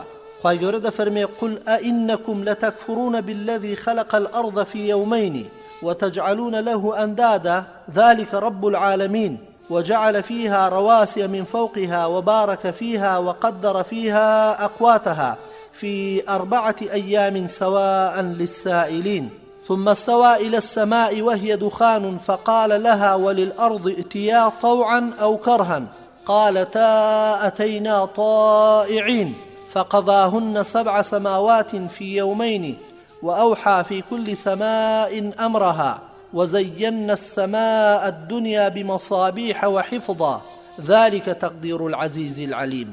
هەروەها ئەم ژیانە هەر چەند درێژە بچێشێت هەر دەبڕێتەوە و خۆشیەکانی هەر چەند بن و چەند گەورە بن کەم و قێزەونن. ئەوە تا خوای گەورە دەفەرمێ: إنما مثل الحياة الدنيا كماء أنزلناه من السماء فاختلط به نبات الأرض مما يأكل الناس والأنعام حتى إذا أخذت الأرض زخرفها وزينت وظن أهلها أنهم قادرون عليها أتاها أمرنا ليلا أو نهارا فجعلناها حصيدا كأن لم تغن بالأمس كذلك نفصل الآيات لقوم يتفكرون.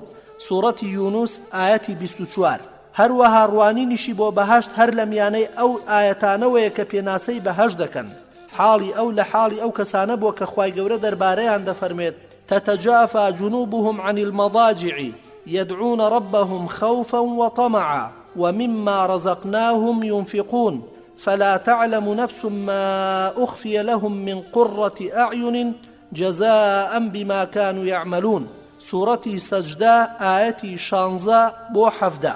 لەگەڵ هەموو ئەمانەشدا ڕوانینی بۆ دۆزەخ بە هەمان شێوە بووە و لە ئاەتەکانی قورئانی هەڵێنجاوە و ئەم پێشبینیەش بۆتە پشتگیریەک لە ژیانیدا لە هەر لادانێک لە شەریعەتی ئیلاهی بەمەش پەیڕەویکەر بۆ ژیانی فاروق قوڵایی و ناخی ماڤ وەرگرتنی بەدی دەکات بۆ ئەو تێگەیشتنە پێشهاتەی لەسەر خوای گەورە و زۆری ترسان لە سزا و عەزابی خوایی. عومەر ڕەزا و ڕەحمەتی خوای لێبێ شەوێک دێتە دەرەوە بەناو مەدینەدا دەسوڕێتەوە، بەلای ماڵی مسلمانێکدا تێدەپەڕێ دەبینێ بەو شەوە خەریکی نوێشکردنە. عومەر لەم کاتەدا وەستا و گوێی لێبوو پیاوەکە سوورەتی تووری دەخوێن کە خوای گەورە دەفەرمێ وەالطور وەکیتاب مەسطور في رق منشور والبيت المعمور والسقف المرفوع والبحر المسجور إن عذاب ربك لواقع. عمر فرمووی سوێن بەخوای گەورە یان سوێن بەخوای کەعبە ڕاست و دروستە. پاشان لەسەر وڵاخەکەی دابەزی و پاڵی دایەوە بە دیوارەکەەوە و ماوەیەک مایەوە و پاشان گەڕایەوە ماڵەوە و بۆ ماوەی 1 مانگ نەخۆش کەوت. خەڵکی سەردانیان دەکرد و لە نەخۆشیەکەیان دەپرسی بەڵام نەیان دەزانی کە بۆچی نەخۆش کەوتووە. تێگەیشتنی بۆ قەزا و قەدەر لە قورئان و پاشان لە پێغەمبەری خۆشەویست صلی الله عليه وسلم زانیاری تەواوی وەردەگرت. تێگەیشتنی قەزا و قەدەر لە دڵیدا چەسپا بوو، پلەکانی قەزا و قەدەری لە قورئانی پیرۆزەوە فەراهم هێناوە و یەقینی هەبوو بەرامبەر بەوەی کە زانیاری خوای گەورە دەوری هەموو شتەکانی داوە. خوا دەفەرمێ وما تكون في شأن وما تتلو منه من قرآن ولا تعملون من عمل إلا كنا عليكم شهودا إذ تفيضون فيه وما يعزب عن ربك من مثقال ذرة في الأرض ولا في السماء ولا أصغر من ذلك ولا أكبر إلا في كتاب مبين. خواهي قورش هموش ديشي لتومارك دانو سوا إنا نحن نحيي الموتى ونكتب ما قدموا وآثارهم وكل شيء أحصيناه في إمام مبين. ويستي خداش رواية وتواناو دا صلاتي شي تواوى وما كان الله ليعجزه من شيء في السماوات ولا في الأرض إنه كان عليما قديرا. سورة فاطر آياتي تلوشوار. خواهي قورش دروسكري هموشتكانا ذلكم الله ربكم لا إله إلا هو خالق كل شيء فاعبدوه وهو على كل شيء وكيل. بەڵێ خۆشەویستانم عومەر بەو ڕوانگە و تێڕوانی نەقوڵەیەوە لە قورئان تێگەیشت بوو. بیر و باوەڕ چەسپا بوو لە دڵ و دەرونیشیدا و بە تەواوی دڵ و دەرونی دامەزرا بوو بەرامبەر بە قەزا و قەدەر. بەرووبوومی سودمەند و بە کەڵک لە ژیانیدا دەرکەوتون و بە کۆمەکی خوددا لە ئەڵقەکانی داهاتوودا بەدی دەکەین کە عومەر لە میانەی قورئانی پیرۆزەوە ڕاستی و دەرونی خۆی و مرۆڤەکانی ناسیوە لای ڕوون بۆەوە کە ڕاستی مرۆڤ دەگەڕێتەوە بۆ لای دوو بنەمای سەرەکی. بنەمایەکی دوور کە بەدی هاتنیەتی لە قوڕ کاتێک کە دروستی کردووە و فوی ژیانی کردووە بەبەردا. بنەمای دووهەم کە بەدی هێناوە لە تۆ واتا مەنی پیاو. خوای گەورەش دەفەرمێ الذي أحسن كل شيء خلقه وبدأ خلق الإنسان من طين ثم جعل نسله من سلالة من ماء مهين. هەروەها ئەوەشی زانیوە کە خوای گەورە ئەم ئادەمی زادەی بەدەستی خۆی بەدیهێناوە و ڕێزی لێناوە بە شێوەیەکی باش و بەژن و باڵایەکی مامناوەند و عەقڵ و منتیقێکی نایابی پێبەخشیوە. هەموو شتێکی لە ئاسمانەکان و زەویدا بۆ فەراهەم هێناوە و فەزڵی داوە بەسەر زۆربەی دروستکراوەکانی تردا و ڕێزی لێناوە و بەناردنی پێغەمبەران بۆی و بەڕاستیش لە جوانترین ڕووکارەکانی ڕێزلێنانی خوای گەورە بۆ مرۆڤەکان ئەوەیە کە کردوونیەتی بە ئەهلی خۆشەویستی و ڕەزامەندی خۆی و ئەمەش بە شوێنکەوتنی پێغەمبەر صلی الله عليه وسلم کە خەڵکی بان کردو بۆ سەر ئاینی پیرۆزی ئیسلام هەتا لە ژیانی دنیادا بەخۆشی بژین و لە ژیانی دواڕۆژیشدا ژیانی خۆش و ئارام بەدەستپێنن. خوای گەورە لە قورئانی پیرۆزدا دەفەرمێ من عمل صالحا من ذكر أو أنثى وهو مؤمن فلنحيينه حياة طيبة ولنجزينهم أجرهم بأحسن ما كانوا يعملون. بەڵێ خۆشەویستانم عومەری کوڕی خەتاب دژایەتی نێوان ئادەمیزاد و شەیتانی زانیوە و دڵنیا بۆ لەوەی کە ئەم دوژمنە لە پێشەوە و لە پاشەوە و لەسەر و لە خوار و لە هەر چوار لاوە بەڵکو لە هەموو لایەکانەوە بۆ مرۆڤی بڕوادار دێ و تووشی دڵە ڕاوچەی دەکات بۆ ئەنجامدانی خراپە و سەرپێچیکردن و هەستەکانی و شەهوەتی تێدا دەوروژێنێت. بۆ سەرکەوتنیشی بەسەر ئیبلیسی دوژمنیدا خوای گەورەی کرد بۆ یارمەتیدەری خۆی و لە ژیانیدا سەرکەوتوو بۆ بەسەریدا. عومەری کوڕی خەتاب ئەوەندە دوژمنایەتی شەیطان و نەفسی کردووە ئەوەندە بەرپەرچی شەیطانی داوەتەوە کە تەنانەت شەیطان نەیتوانیوە لە ڕێگایە کە عومەری کوڕی خەتابی پێدا هات بێ ئەو لەو ڕێگەیەوە بێ، واتە لە کۆڵانێک کە عومەری کوڕی خەتابی لێوە ڕەت بوو بێ ئیبلیس نەیتوانیوە بەو کۆڵانە بەرەو ڕووی عومەری کوڕی خەتاب بێ.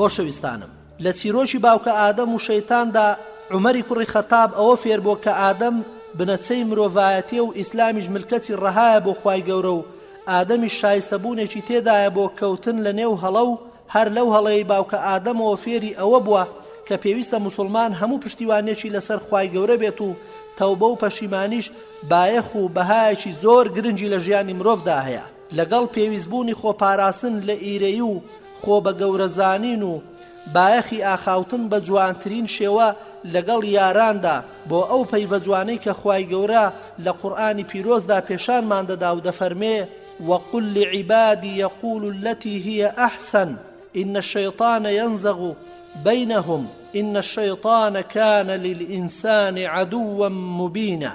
عمر بۆ تەزکیەی ڕوحی لەسەر پەیڕەوی پێغەمبەری خۆشەویست صلی الله عليه وسلم ڕۆیشتووە و بە جۆرەها پەرستش دڵ و دەرونی پاک و پاراو کردوتەوە. خوای گەورە و باڵادەست ڕێزی لە عومەر گرتووە بەو ئیسلامەی کە باوەڕی پێهێناوە و بووە بەهۆی پێچانەوەی بیر و باوەڕە کۆنەکانی لە بتپەرستی و مەرایکردن بۆ بت و بڕیاردانی کچ و ژن و ژنخوازی لە نێوان خوای گەورە و تاقمی جندا و ڕاززانینی فێڵ و تەڵەکەی ئەستێرەناسیان بۆ دیاریکردنی ڕەوتی کۆمەلگا و لوودبەرزی بەدبینی و ئینکاریکردنی ژیانی دوای مردن.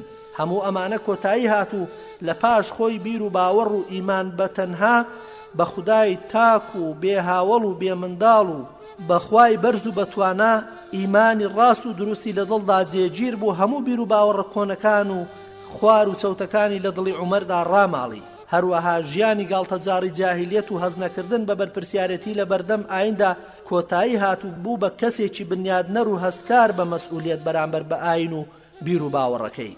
تەمەن بە تەواوی لە نێو ئەم ئاینەدا توایەوە.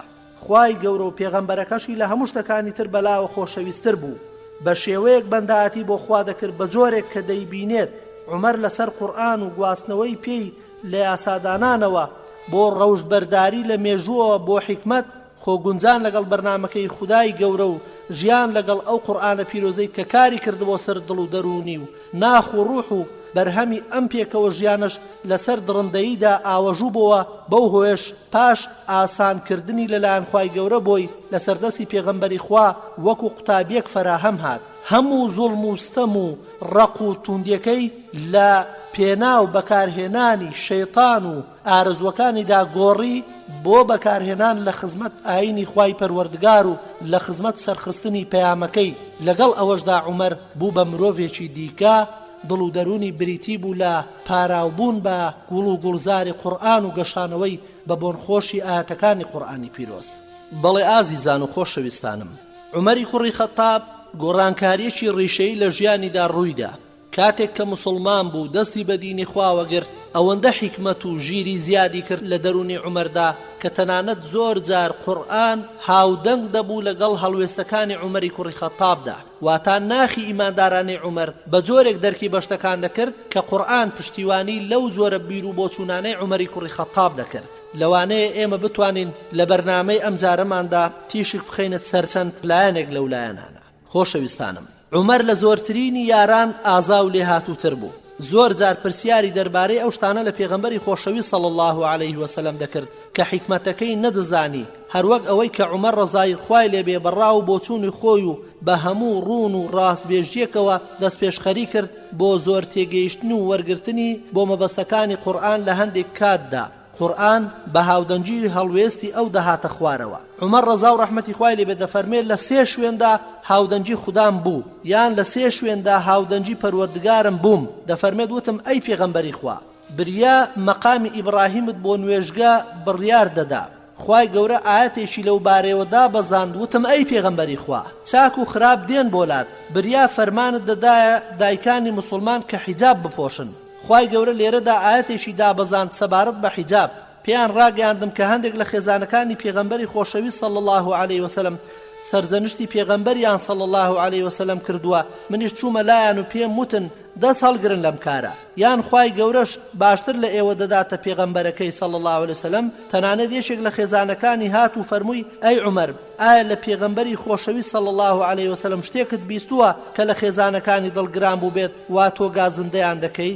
خوای گەورەش ئەم ئاەتەی دابەزاند عسى ربه إن طلقكن أن يبدله أزواجا خيرا منكن مسلمات مؤمنات قانتات تائبات عابدات صائحات ثيبات وأبكارا. أم آتك آتي بينزل سورة تحريم ڕێگ ئەو بیر و بۆچوونەی عومەری کوڕی خەتابی دەگەیاند. خوای گەورە لەسەر دڵی عومەر و بەپێی ئەو بۆچوونەی کە عومەر هەیبوو سەبارەت بە هەڵوێستی خێزانەکانی پێغەمبەر صلی الله عليه وسلم لە بەرامبەر پێغەمبەردا خوای گەورە ئاەتی ناردە خوارەوە واتە وەک جۆرێک لە پشتگیری ڕایەکەی عومەری کوڕی خەتاب خوا لێی ڕازی بێ. خاڵێکی تر ئازیزانم لە هاودەنجیەکانی سەبارەت بە واسێنانی نوێژ لەسەر دووڕوان عومەر ڕەزای خوای لێ بێ دەفەرمێ کاتێک عەبدوڵای کوڕی ئوبەی مرد هاتن بۆ خزمەتی پێغەمبەری خۆشەویست صلی الله عليه وسلم بۆ ئەوەی بڕوات نوێژی لەسەر بکات. ئەویش لەسەری وەستا.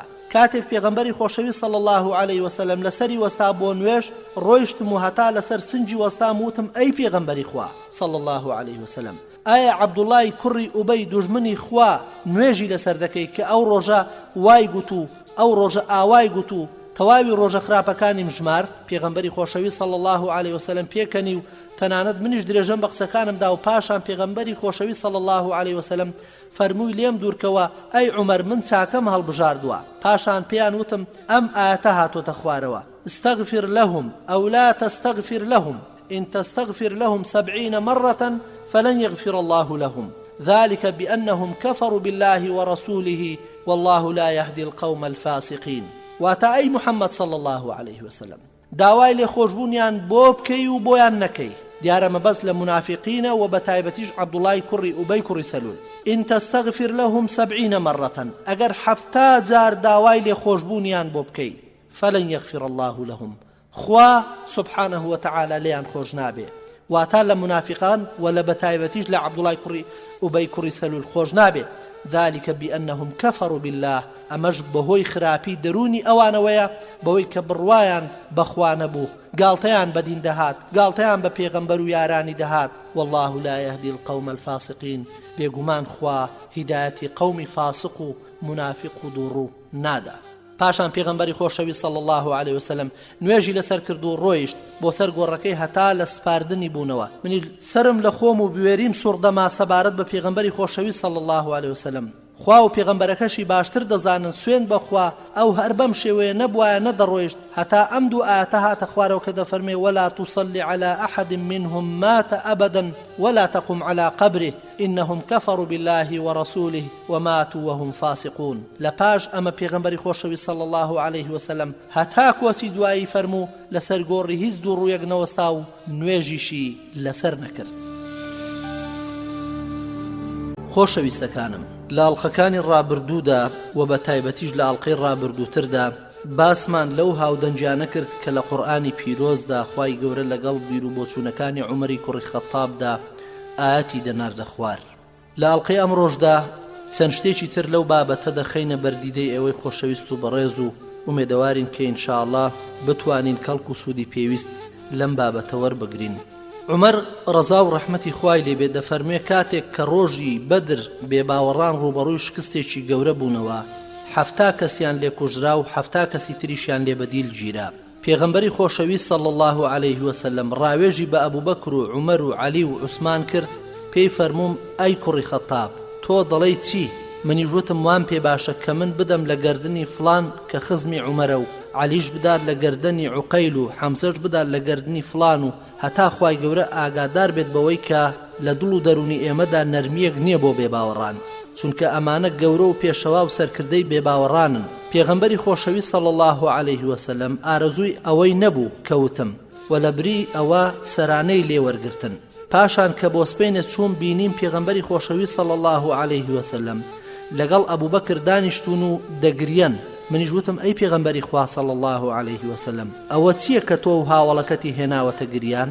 ئەگەر منیش هۆی ئەو گریانە بزانم دەگریم، ئەگەر نەشزانم ئەوە گریانم بۆ گریانەکەی ئێوە بێنم. پێغەمبەری خۆشەویستیش صلی الله عليه وسلم فەرمووی بەوەی کە یارانت ئەو سەرانەیان خستە پێش چاوم، بەو شێوێژ وەکو ئەو دارە ئەشکەنجەی ئێوەم خرایە پێش چاو. دارەکە نزیک بوو. خوای گەورە ئەم ئاەتەی دابەزان کە دەفەرمێ ما كان لنبي أن يكون له أسرى حتى يثخن في الأرض تريدون عرض الدنيا والله يريد الآخرة والله عزيز حكيم لولا كتاب من الله سبق لمسكم فيما أخذتم عذاب عظيم. کاتێکیش کە ساڵی داهاتوو هاتە پێشێ و مسلمانان حەفتا کەسیان لێ شەهید بۆەوە، یارانی پێغەمبەری خۆشەوی صلی الله عليه وسلم هەڵاتن. دانی پیرۆزی پێغەمبەر صلی الله عليه وسلم شەهید بوو، خودەکەی شکا و لەسەریدا خوێن بە نێوچەوانی پیرۆزیدا دەهاتە خوارەوە. خوای گەورە ئەم ئاەتەی دابەزان أولما أصابتكم مصيبة قد أصبتم مثليها قلتم أنى هذا قل هو من عند أنفسكم إن الله على كل شيء قدير. خاڵێکی تر لە هاودەنجەکانی قورئان لەگەڵ بیرروبۆچوونەکانی عومەری کوڕی خەتابدا سەبارەت بە مۆڵەت وەرگرتنە ئازیزانم. پێغەمبەری خۆشەوی صلی الله عليه وسلم لە کاتی چێشتەنگاودا لاوێکی ئەنساری نارد بۆ لای عومەر هەتا بانجی بکات. کاتێک لاوەکە هات نووسبوو، هەندێ لە جەستەی بەدەرەوە بوو. کاتێک کە بێدار بۆەوە فەرمووی خوای گەورە لە کاتی نووسندا سەردانمان قەدەغە بکە.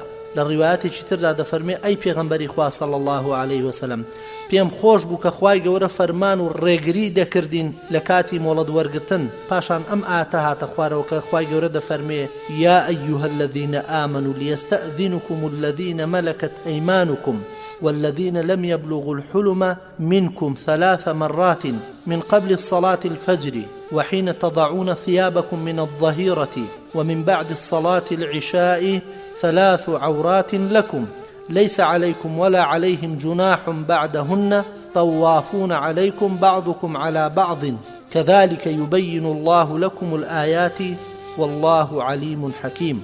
خاڵێکی تر ئازیزانم نزای عومەر بۆ قەدەغەبوونی مەی و مادە هۆشبەرەکان و سەرخۆشکەرەکان. کاتێک ئاەتی یەسئەلوونەکە عن الخەمر والمەیسیری هاتە خوارەوە، عومەر فەرمووی خوای گەورە دەربارەی شەڕاب ڕوونکردنەوەیکی باش و دروستمان پێ بدە و پاشان ئاەتێک لە سوورەتی ئەنیساءدا هاتە خوار کە دەفەرمێ یا ئەیها الذین آمنوا لا تقربوا الصلاة وأنتم سکارى. ئەو دەمە بانگەوازکاری پێغەمبەری خۆشەوی صلی الله عليه وسلم کە نوێژی دابەست دەیگوت با سەرخۆشتان نزیکی نوێژ نەبنەوە. پاشان عومەر بان کرا و ئەم ئاەتەی بەسەردا خوێنرایەوە کە دەفەرمێ فهل أنتم منتهون. سوورەتی ئەلمائیدە ئاەتی 91. عومەر فەرمووی وازمان هێنا. عومەر لەم شێوازی پرسیارکردنە تێگەیشت کە مەبەست پێی قەدەغەکردنە، لەبەرەوەی کە ئەم پرسیار لێکردنە ئەلیستیفهام بەهێزترە و بڕاوەترە لە قەدەغەکردندا لە ڕێگریکردنی ئاسایی. لە دەربڕینی ئاەتەکە و پێکاتە و داڕشنەکەیدا هەڕەشەیەکی مەترسیدار و ڕوون وەکو خۆر لە قەدەغەکردنەکەیدا بەدی دەکرێت. کەواتە بەم شێوەیە کۆتایی بە مەی و مەی خواردنەوە هێنرا.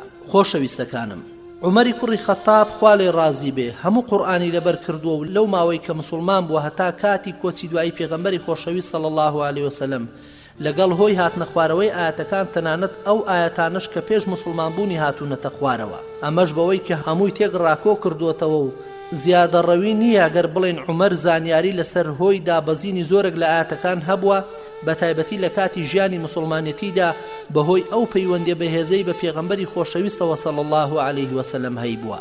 پاشان تەواوی ئەو ئاەتانەی لەبەر کردووە کە لە دەستی دەرچوون. ئەگەر ئاماژەی بۆ هۆیەکی هاتنە خوارەوەی قورئان کردبێت پێش هاتنە خوارەوەکە بووە، ڕووداوەکانیش بەردەوام بەدی دەکرێن و ئەمەش کارێکی سانایە.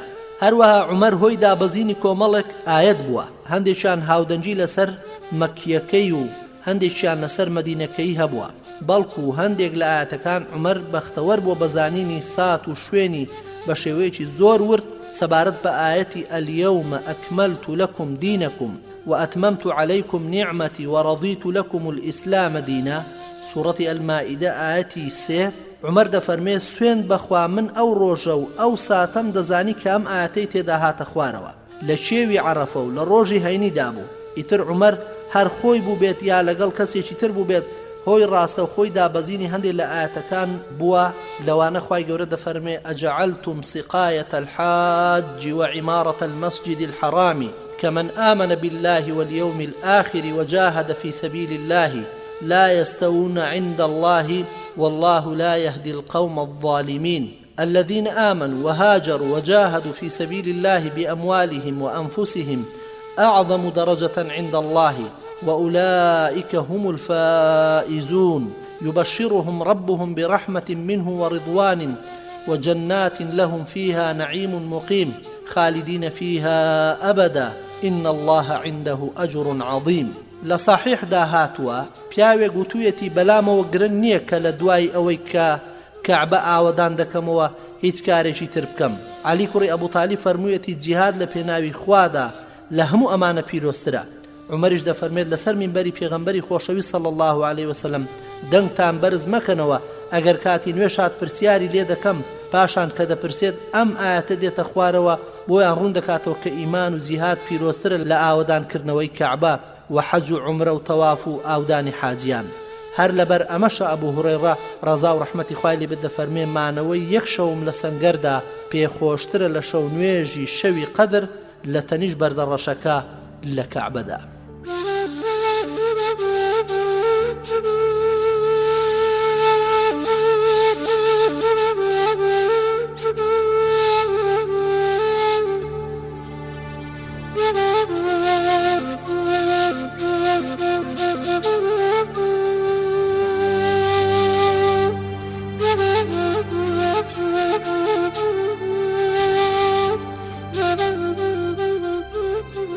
گوێگرە خۆشەویستەکان، عومەر ڕەزا و ڕەحمەتی خوای لێبێ لەبارەی ئاەتەکانی قورئانی پیرۆزەوە ئەگەر شتێک لە دڵیدا دروست بووبایە پرسیاری لە پێغەمبەر دەکرد. پرسیاری لە پێغەمبەری خۆشەویست دەکرد سەبارەت بە هەندێک ئاەت و هەندێک جار هاوڵێکی دەبینی کە پرسیاری لە پێغەمبەر صلی الله عليه وسلم دەکرد دەربارەی ئاەتێک دەست بەجێ لەبەری دەکرد و کەسێکی تری فێر دەکرد کە بە دوای زانستدا دەگەڕا. لە عەلی کوڕی ئومەیەوە دەجێڕنەوە کە دەفەرمێ پرسیارم لە عومەر کرد ئەوە هیچ گوناهێکتان لەسەر نییە کە هەندێک لە نوێژەکان کورتکەنەوە ئەگەر ترسان ئەوانەی بێباوەڕن جەنگتان لەگەڵ بکەن. بەڕاستی بێباوەڕان بۆ ئێوە دوژمنێکی ڕوون و ئاشکران. خوای گەورە ئاسایشی خەڵکی مەبەستە. عومەر وتی منیش هەر سرم لەوە سوڕما بوو کە تۆ سرت لێی سوڕماوە. پرسیارم لە پێغەمبەری خۆشەوی صلی الله عليه وسلم کرد سەبارەت بەوە واتە بەو ئاەتە فەرمووی ئەمە چاکەیەکە و خوای گەورە لەگەڵ ئێوەی کردووە و ئێوەش چاکەی لێوەربگرن. هەروەها پرسیان لە عومەر سەبارەت بەم ئاەتە وئذ ئەخەذ ربک من بني آدم من ظهورهم ذريتهم فەرمووی بیستم کە پرسیار لە پێغەمبەری خۆشەویست صلی الله عليه وسلم کرا دەربارەی ئەو ئاەتە. پێغەمبەری خۆشەویست فەرمووی خوای گەورە ئادەمی خەڵق کردو و پاشان بەلای ڕاستی سڕیویەتی و نەوە و وەچەی لێ دەرهێناوە. فەرمووی ئەمانەم خوڵقاندووە بۆ بەهەشت و بەکردەوەی بەهەشتیان دەجوڵێنەوە. پاشان جارێک تر پشتی سڕیوە و نەوە و وەچەی لێ دەرهێناوە فەرموویەتی ئەمانەم خوڵقاندووە بۆ دۆزەخ بەکردەوەی دۆزەخیان دەجوڵێنەوە. پیاوێک گوتی لە کامیان کار بکەین؟ پێغەمبەری خۆشەویست صلی الله عليه وسلم فەرمووی خوای گەورە ئەگەر بەندەی بۆ بەهەشت خوڵقاند بێت بەکاری دێنێت بۆ کاری بەهەشتیان هەتا دەمرێت لەسەر کارێک لە کارەکانی ئەهلی بەهەشت دەبێت و بەو هۆیەوە دەیخاتە بەهەشت. ئەگەر بەندەیەک بۆ دۆزەخ خوڵقا بێت بەکاری دێنێت بەکردەوەی دۆزەخیان هەتا دەمرێت لەسەر کارێک لە کارەکانی ئەهلی دۆزەخ دەبێت و بەو هۆیەوە فڕی دەداتە دۆزەخەوە پەنا بەخوای گەورە. وەکاتێک ئاەتی سەیهزەم الجەمع وەیوەلوونە الدوبر لە سوورەتی ئەلقەمەر ئاەتی 45 هاتە خوارەوە عومەر ڕەزا و ڕەحمەتی خوای لێ بفەرمووی چ کۆمەڵێک دەشکێنرێت چ کۆمەڵێک سەر دەکەوێت. فەرمووی کاتێک جەنگی بەدر هاتە پێشێ پێغەمبەری خۆشەویست صلی الله عليه وسلم من بینی کە لە نێو قەلغانەکەی دامەزرا بوو دەیفەرموو بێگومان کۆمەڵەکەیان دەشکێنرێت و هەڵدێن و ئەو ڕۆژەش من ڕاوەی ئەو ئاەتەم زانی. واتە ئەو کاتە تێگەیشتم کە مانای ئاەتی سەیهزەم الجەمع وەیوەلوونە الدوبر لە سوورەتی ئەلقەمەر مەبەست ڕۆژی بەدرە. بەڵێ ئازیزانم، عومەر ڕەزا و ڕەحمەتی خوای لێبێ بەڕای خۆی شەرمی لە تەفسیری قورئان دەکرد لەبەر ئەوە کاتێک پرسیاریان لێ دەکرد دەربارەی وەذاریاتی ذەڕوە سوورەتی ئەذاریات ئاەتی 1 فەرمووی ئەوە ڕەشەبایە و ئەگەر گوێم لە پێغەمبەری خۆشەوی صلی الله عليه وسلم نەبوایە کە ئەمەی فەرمووە منیش نەمدەوت. پرسیان دەربارەی فەلحامیلاتی ویقڕە لە هەمان سوورەت ئاەتی 2 فەرمووی ئەوە هەورە و ئەگەر گوێم لە پێغەمبەری خۆشەوی صلی الله عليه وسلم نەبوایە کە ئەمەی فەرمووە منیش نەمدەوت. دواتر پرسیاریان دەربارەی فەلجاریاتی یوسرا ئاەتی 3 لە هەمان سوورەت لێکرد فەرمووی ئەوە پاپۆڕ و کەشتین ئەگەر گوێم لە پێغەمبەری خۆشەوی صلی الله عليه وسلم نەبوایە کە ئەمەی فەرمووە منیش نەمدەگوت. پاشان پرسیاریان دەربارەی فەلموقەسیماتی ئەمڕا ئاەتی 4 لە هەمان سوورەت کرد فەرمووی ئەوە فریشتەن ئەگەر گوێم لە پێغەمبەری خۆشەوی صلی الله عليه وسلم نەبوایە ئەمەی فەرموو منیش نەمدەوت. بەڵێ خۆشەویستانم عومەر پەیڕەوێکی تایبەتی هەبووە لە ڕاوە بۆ ئاەتەکان. ئەگەر ڕاوەیەکی پێغەمبەری خۆشەویستی صلی الله عليه وسلم بە ئاەتەکانی قورئان بەدی بکرد بایە ئەوە بە هەند وەری دەگرت و کاری پێدەکرد و ئەوەی سەرەوەش کە باسمان کرد باشترین نمونەن بۆ پابەندی عومەر بە ڕاوەکردنی ئاەتەکانی قورئان بە ڕاوەی پێغەمبەر عەلەیهی سەڵات وەسەلام. ئەگەر داخوازی خۆی لەو شوێنی گومانیدا بەدیگ نەکردایە لای هەندێک لە هاوڵانی وەکو ئیبن عەباس و ئوبەی کوڕی کەعب و عەبدوڵای کوڕی مەسعود و مەعاذ و ئەوانی تر ئەمەش نمونەیەکە لەسەر ئەم لایەنە. ڕۆژێک عومەر ڕەزا و ڕەحمەتی خوای لەبێ بە هاوڵانی فەرموو ئەم ئاەتە چۆن دەبینەوە کە دەفەرمێ أيود أحدكم أن تكون له جنة من نخيل وأعناب تجري من تحتها الأنهار له فيها من كل الثمرات وأصابه الكبر وله ذرية ضعفاء فأصابها إعصار فيه نار فاحترقت كذلك يبين الله لكم الآيات لعلكم تتفكرون. سورة البقرة آية 266. ئەوان جوتیان خوای گەورە دەزانێت. عومەر بێتاقەت بفەرمووی ئێوە بڵێن ئێمە دەزانین یان نازانین. ئیبن عەباس دەفەرمێت ئەی ئەمیری ئیمانداران من لە ناخمدا شتێکم لەو بارەیەوە پێیە. فەرمووی ئەی برازاکەم بیڵێ و خۆت بەکەم مەزانە. ئیبن عەباس فەرمووی ئەمە نمونەیەکە لەسەر کارکردن هێنراوەتەوە. عومەر فەرمووی چ کارێک؟ ئیبن عەباس فەرمووی پیاوێکی دەوڵەمەند بە ملکەچی بۆ خوا بەندایەتی دەکات پاشان خوای گەورە شەیتانێکی بۆ ڕەوانە دەکات و کار بە سەرپێچی دەکات هەتا تەواو کارەکانی نقوم دەبێت. لە ڕیوایەتێکی تر داهاتوە کە ئیبن عەباس دەفەرمێن مەبەستم لەم کارکردنە مرۆڤە لە کارەکانیدا مەبەستی هەنگاونان بەرەو بەهەشت کەم دەکاتەوە کە بە ساڵدا چووە و ژمارەی منداڵەکانی زیادی کردووە و زۆر بوون نەوەی ئادەم هەژارترین کەس دەبێت بۆ کارەکەی ڕۆژی قیامەت. عومەریش فەرمووی ڕاستت فەرموو ئەی برازە. هەروە هەندێک تەفسیری بۆ هەندێک ئاەت هەیە وەکو ئەو ئاەتەی کە خوای گەورە لە سوورەتی ئەلبەقەرە لە ئاەتی 156 و 57 دا دەفەرمێ الذين إذا أصابتهم مصيبة قالوا إنا لله وإنا إليه راجعون أولئك عليهم صلوات من ربهم ورحمة وأولئك هم المهتدون. عمر دەفەرمێ دوو دادوەری باش و ڕووکێشێکی باش مەبەست لەو دادوەریەش نوێژ و بەزەی و مەبەست لە ڕووکێشیەکەش هیدایەتدانە. هەروەها گوێی لە قورئان خوێنێک بوو کە ئاەتی یا ئەیوهە الئینسان ما غەڕەکە برەبیکە الکەریم لە سوورەتی الئینفیطار ئاەتی 6 دەخوێن فەرمووی مەبەست بەوە جەهل و نەزانیە. هەروەها تەفسیر و لێکدانەوەی ئاەتی وئیذە النفوس زوویجەت لە سوورەتی التەکویر ئاەتی 7 بەوە ڕاوەی کردووە چاک لەگەڵ چاکدا و خراپیش لەگەڵ خراپدا. هەروەها ڕاوەی ئاەتی تووبوا إلى الله توبة نصوحا سوورەتی التەحریم ئاەتی 8 ئەم ئاەتەی بەمە ڕابەکردووە کە دەفەرمێ بگەڕێنەوە و جارێکی تر نەگەڕێنەوە سەر گوناهکردن. ئەم نەگەڕانەوەیە گەڕانەوەیەکی تەواوە. ڕۆژێکیش عومەر بەلای کەنیسەی ڕاهیبێکدا دەڕوات و بانگی لێ دەکات ئەی عەوداڵ عەوداڵیەت پیرۆز بکە. عومەر سەیری دەکات و دەست دەکات بە گریان وتیان ئەی ئەمیری ئیمانداران چی تۆی لەمەدا هێنایە گریان؟ ئەویش فەرمووی ئەو ئاەتەی خوای گەورەم بیرکەوتەوە کە دەفەرمێ عاملة ناصبة تصلى نارا حامية. هەروەها ڕاوەی جادووی بە سیحر و تاغوتی شەیتان کردو و لەو ئاەتەی سوورەتی النساءدا کە خوا دەفەرمێ یؤمنون بالجبت والطاغوت. بەڵێ خۆشەویستانم ئەمانە نمونەیەک بوون لە بیرتیژی و لێزانی عومەر و لە تێگەیشتنی لە ماناورد و خوڵەکانی قورئان کە زۆر بەوردی دەچۆ بنج و بناوانی تەفسیری ئاەتەکان و زۆر بیرتیژانە ڕاوەی ئاەتەکانی قورئانی پیرۆزی دەکرد. بەڵام ئەوەی کە لە هەمووی گرنگتر ئەوەیە عومەر هەتا کەسێک ڕاوەی تەواو و دروستی لە سەروی خۆیەوە لابوو بێ بە تایبەتی پێغەمبەری خوا صلی الله عليه وسلم و شارەزایانی تری قورئان بە هیچ شێوەیەک قسەی لە ڕاوەی ئاەتێکدا نەکردووە.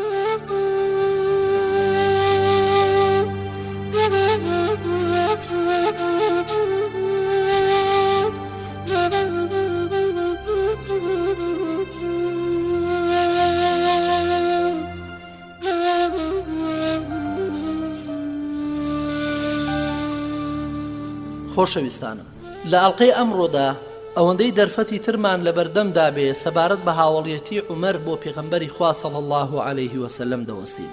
عومەر ڕەزای خوای لێبێ یەکێکە لەو مەکیانەی کە توانیوێتی لە نێو کۆمەلگاکەیدا بنووسێت و بخوێنێتەوە. ئەمەش بەڵگەیەکە لەسەر تێکەڵبوونی لەگەڵ زانستدا هەر لە منداڵیەوە هەوڵی بۆ ئەوە بۆ کە یەکێک بێت لەو کەسانەی کە نەخوێندەواری خۆیان کوژاندۆتەوە و دەرونی خۆیان پاک کردوتەوە و پلە و پایەکی بەرز و بڵندیان لە سەردەمی پەیامدا بەدەست هێناوە و بۆ کۆمەڵێک شتی بەهادار لەوانە ئاشنابوونی خوێندن و خوێندنەوە کە ئەمەش ڕووداوێک بووە لەو دەمەدا بەهای خۆی هەبووە. عومەر خوا لێی ڕازی بێ وانەکانی یەکەمینی خوێندووە و نووسینی لەسەردەستی حەربی کوڕی ئومەیەی باوشی ئەبوو سوفیان پێگەیشتووە و ئەم سیفەتە نایابەی ڕێخۆشکەری بۆ کردووە هەتا خوبینی خۆی با ڕۆشنبیری نەتەوەکەی ڕۆشن بکاتەوە لەو دەمەدا.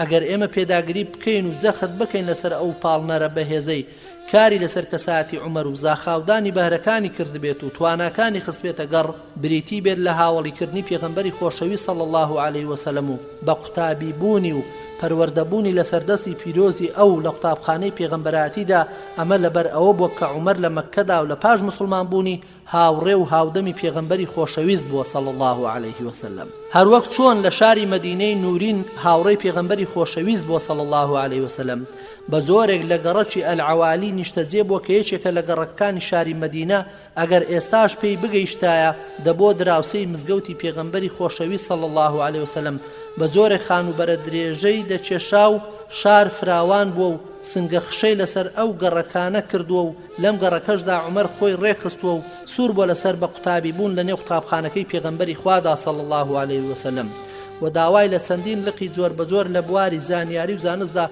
لەسەر دەستی مامۆستا و ڕێنمونیکاری مرۆڤاتی کە بە باشترین شێوە وە خوڕەوشتی دادوەرانە وەرگرتووە و زانست لە پێغەمبەری خۆشەویستەوە صلی الله عليه وسلم فێر بووە.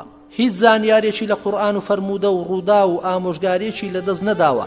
لەم بارەیەوە دەفەرمێ من هاوسەیەکم لە ئەنساریەکان لە هۆزی ئومەیەی کوڕی زەید لە پیاوە ناودار و گەورەکانی مەدینە بوو سەردانی پێغەمبەری خۆشەویستمان صلی الله عليه وسلم کردبوو بەنۆبە ڕۆژێک ئەو سەری دەدا و ڕۆژێکیش من هەر ڕۆژێک من سرم بدابایە ئەو ڕۆژە لە نیگا و شتی تر هەواڵم دەهێنا و ئەگەر ئەویش سەری بدابایە واتا سەردانی پێغەمبەری بکرد بە هەمان شێوە ئەویش هەواڵەکانی بۆ دەهێنام. ئەم جێڕانەوەیە هەڵوێستەیەکمان پێدەکات لەسەر سەرچاوەیەکی تەقی و کە عومەر زانیاری و پەروەردە و ڕۆشنبیری خۆی لێ هەڵەنجاوە کە بریتیە لە پەیامی بەرز و پیرۆزی خوای زانا و دانا کە دادەبەزی بۆ سەر گیانی پێغەمبەری خۆشەوی صلی الله عليه وسلم بە سەرچاوە گیراوی لەسەر ئەو واقع و ئەو ڕووداوانە و پێغەمبەر صلی الله عليه وسلم دەیخوێندەوە بۆ یارانی بەتایبەتی لەوانە کە لەسەر ماناکەی دەوەستانەوە و قوڵ دەبوونەوە لە تێگەیشتنی و کاریگەر دەبوون بە بنەماکانی دیارە ئەمەش کاریگەری زۆری دەبوو لە ناخ و دڵ و دەروون و گیانیاندا. هەروەها عومەر یەکێک بۆ لەو کەسانەی کە کاریگەر بوون بە پەیڕەوی قورئان لە پەروەردە و فێرکردندا لەسەر هەموو توێژەرێکی مێژووی ژیانی عومەر پێویستە هەڵوێستەیەکی پڕ هیوا بکات لە بەردەم قورئانی پیرۆزدا کە خۆراکی ژیانی عومەر پێویستە کەسێک بەهرەی لێ وەربگرێ و بەنداوی بلیمەتەکانی بە جوانی شەن و کەو بکات و بۆ گەشەی بە ڕۆشنبیری زیاتر بە بنج و بناوانی بیر و هزری ئەو پیاوە مەزنەدا بڕوە کە عومەر زۆر گەشەی پێداوە لە پێناوی گەلەکەیدا. هەروەها عومەر هەر لەو دەمەوە کە موسڵمان بۆ باوەڕی هێناوە بە خودا و سوور بۆ لەسەر لەبەرکردنی قورئان و تێگەیشتن و سەرنجپێدانی بەردەوام هاوڵێک بۆ پێغەمبەری خۆشەوی صلی الله عليه وسلم و لەوەوە هەموو ئەوانەی پێگەیشتووە کە دابەزیونەتە سەری هەتا لەبەرکردنی هەموو ئاەت و سوورەتەکانی لەبەر کردووە. هەروەها پێغەمبەری خۆشەوی صلی الله عليه وسلم پێی خوێندوەتەوە.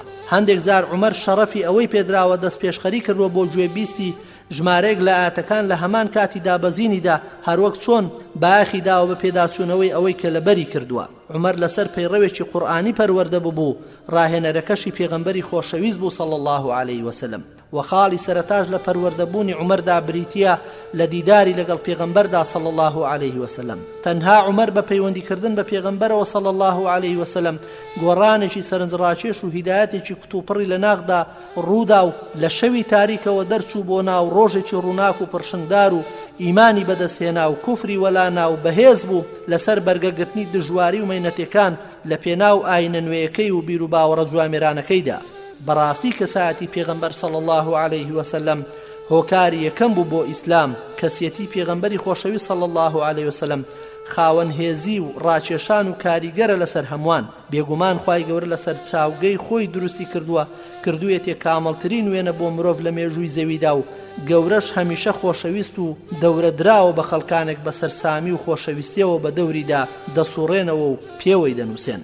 بەڵێ خۆشەویستانم، بەڵام پێغەمبەری خۆشەوی صلی الله عليه وسلم ئەمە بۆ گەورەیەکەی زیاد دەکرێت کە ئەو پێغەمبەری خودایە و نیگا و سروشتی لە خوداوە پێدەگات و ڕاگەیە نەریەتی و بۆ خەڵکی و ئەمەش پاش کۆتایی کاریگەری خۆی هەیە کە چۆنیەتی خروشانی هەستی ئەو ئیماندارە بە ئاراستەی خۆی ئەو تەنها شتەکانی بۆ خۆی پێخۆش نەبووە هەروەک ئەوەی مرۆڤە گەورەکان لە نێو خەڵکیدا پێیان خۆشە.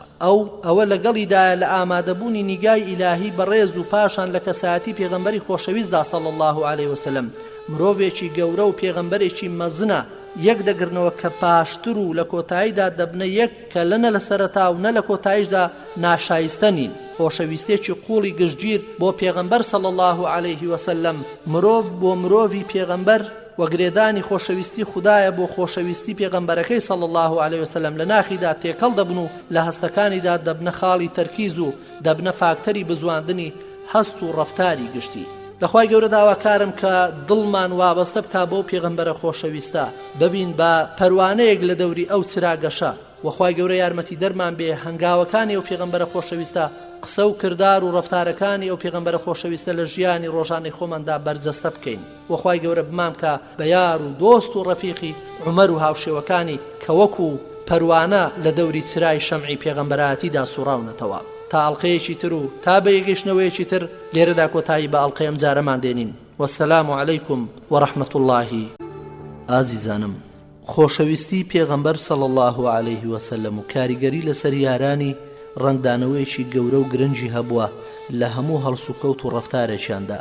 ئەمە و ئەو خۆشەویستیە بوو کە ڕەوڕەوەی یەکەمی یارانی بزواند و بریتی بوو لە کلیلی پەروەردەی ئیسلامی و خاڵی تەرکیزکراوی ئەو پێگەیی کە لێوەی دەردەچێت. هەروەها پیرۆزی هاوڵی پێغەمبەری خۆشەویست صلی الله عليه وسلم بۆ یارانی بە تەواوی فراهەم هاتووە لەگەڵ پەروەردەبوونیان لەسەر دەستی خۆی بە کەش و هەوای بەرزی ئیمانی. سەید قوتب ڕەحمەتی خوای لێ بێ سەبارەت بەم پاکردنەوەیە دەفەرمێ ئەوە باشترین پاکردنەوەیە و ئەمەش بۆ پوختەکردنی ئەوەیە کە پێغەمبەری خۆشەویست صلی الله عليه وسلم وەری دەگرێت بۆ پاکردنەوەی ویژدان و هەستەکان و پاکردنەوە بۆ کارێک ڕەفتارێک و پاکردنەوەی ژیانی هاوسەریتی و کۆمەڵایەتی و بەم پاکردنەوەیەش دەروونەکان لە بیرروڕای نزمی شرکەوە بەرز دەبنەوە بۆ بیرروڕای یەکتاپەرستی و لە پێشبینی پوچەڵەوە بەرەو بیرروڕایەکی ڕاست و دروست هەنگاو هەڵدەگرن. لە داستانە لێڵەکانەوە بەرەو بێگومانێکی ڕوون و ئاشکرا ملی ڕێگا دەگرنە بەر دەرونیش لە پۆخڵی ناهێمنی ئەخلاقیەوە بەرز دەبێتەوە بۆ پاکژی ڕەفتاری ئیمان لە چەپەڵی سوخۆری و حرامەوە لە شەقەی باڵ دەدەن بەرەو پاچی و حەڵاڵی داهات. ئەمەیە پاکژی گشتگیر بۆ تاک و کۆمەڵ. بۆ ژیانی واقعیانە پاکژیەکەش مرۆڤ و پێشبینیەکانی لە تەواوی ژیان و ناخی و پێگەیشتنیدا بەرز دەکاتەوە بۆ بێداربوونەوە و بوارێک تیایدا بەخوای گەورەی خۆی دەگات و هەڵسوکەوت لەگەڵ فریشتەی بەرز و بەڕێزدا دەکات. عومەری کوڕی خەتاب خوا لێ ڕازی بێ لە سەردەستی پێغەمبەری خۆشەویست صلی الله عليه وسلم بوو بە خوێندکارێک و هەر لەوەوە فێری قورئان و سونەتە پیرۆزەکان و حکمەکانی تیلاوە و پاکردنەوەی دەروون بوو. خوای گەورەش دەفەرمێ لقد من الله على المؤمنين إذ بعث فيهم رسولا من أنفسهم يتلو عليهم آياته ويزكيهم ويعلمهم الكتاب والحكمة وإن كانوا من قبل لفي ضلال مبين. سورة آل عمران آية 164. هەروە عومەر سوور بووە لەسەر قوڵبوونەوە لە ڕێنمونیەکانی پێغەمبەری ئازیز لە غەزاکانی و لە کاتی ئاشتیدا و ئەمەش بۆ عومەر ڕەزای خوای لێبێ بۆتە زانیاریەکی بەرفراوان و لێزمەبارانێکی تێگەیشتنی ورد و پتە و بەو پیت و فەڕ بە سونەتی پیرۆزی پێغەمبەر صلی الله عليه وسلم کە کاری کردوتە سەر کەسایەتی و تێگەیشتنی عومەر. هاوڵیکردنی پێغەمبەری خۆشەویست صلی الله عليه وسلم گوێگرتن لێ و وەرگرتنی پند و ئامۆژگاری ئامادە بوون لە هەموو کۆڕێکی پێغەمبەردا صلی الله عليه وسلم هۆکارێکی ترن لەسەر ئەو پەروەردە گەورەیە. هەروەها سوور بۆ لەسەر پرسیارکردن لە پێغەمبەری خۆشەویست صلی الله عليه وسلم دەربارەی هەموو ئەو شتانەی کە دەرونیان هەژاندووە یان هزر و هۆشیان سەرقاڵ کردووە. عمر لە پێغەمبەری خۆشەویستەوە صلی الله عليه وسلم زانیاری و زانست و پەروەردەی چنگ کەوتووە لەگەڵ شارەزابوون بە مەبەستەکانی ئەم ئاینە گەورەیە و پێغەمبەری خۆشەویست صلی الله عليه وسلم تایبەتی کردووە بە چاودێریکردنی و گشتگیری و بەبەستنەوە و پاشان پێغەمبەر صلی الله عليه وسلم شاهدی بۆ داوە بە زانیاری لەو بارەیەوە پێغەمبەری خۆشەویست صلی الله عليه وسلم دەفەرموێت کاتێک کە من نووستە بووم پەرداخێک شیریان بۆ هێنام من لێم خواردەوە هەتا بینیم لە نێوانی پەنجەکانمەوە جۆگەی بەستە بوو پاشان دامە دەستی بەڕێزەکەم واتە عومەری کوڕی خەتاب خوا لێ ڕازی بێ وتیان ئەوە بەچی تەفسیری دەکەیت ئەی پێغەمبەری خوا صلی الله عليه وسلم فەرمووی زانست ابن حەجەر دەفەرمێ مەبەست لێرەدا بە زانست زانیاریە بە سیاسەتی خەڵکی بە قورئان و سونەتەکانی پێغەمبەری خۆشەویست صلی الله عليه وسلم ئەمە شارەزاییەکە بەدەست نایەت بۆ کەسێک نەبێت کە پێی جێگیر بوو بێت سوور بێت لەسەر تێگەیشتن لە قورئان و سونەتی پێغەمبەرەکەی صلی الله عليه وسلم و ڕێگەی ئەمەش ڕۆچوونە لە تێگەشتنی زمان و ئادابەکانی و شارەزابوونیەتی لە زانینی شێوەکانی و دەوڵەمەندکردنیەتی بە هەموو ئەو شتانەی کە هاوکاری دەکەن لەسەر تێگەیشتنی لە شارەزایی و پسپۆڕیەکاندا عومەر ڕەزای خوای لێبێ بەم شێوەیە بووە پێویستە ئەوەش بڵێن لە نێوانی عومەر ڕەزا و ڕەحمەتی خوای لێبێ و پێغەمبەری خۆشەویستدا صلی الله عليه وسلم خۆشەویستێکی زۆر هەبوو ئەم خۆشەویستیش هۆکارێکی گرنگ بووە لە دروستبوونی زەمینەیەک لە نێوان مامۆستا و قوتابیەکەی کە بە باشترین ئەنجامی زانستی و ڕۆشنبیری دێتە پێشەوە بەوەی کە بەخششی نوێکەرەوەی هەیە عومەر زۆر پێغەمبەری خوای صلی الله عليه وسلم خۆش دەویست و دڵی پەیوەست بۆ پێوەی و گیان و دەرونی خۆی کردبوو بە قوربانی و گیان بەختکردن لە پێناو بڵاوبوونەوەی بانگەوازەکەیدا لە فەرمودەیەکی پێغەمبەری خۆشەویستدا صلی الله عليه وسلمدا هاتووە دەفەرمێ باوەڕی تەواو نابێت هەر یەک لە ئێوە ئەگەر منی لە خۆی و باوشی و کوڕی و هەموو خەڵکی خۆشتر نەوێت لێرەدا عومەر فەرمووی سوێن بەخوای پێغەمبەری خوا صلی الله عليه وسلم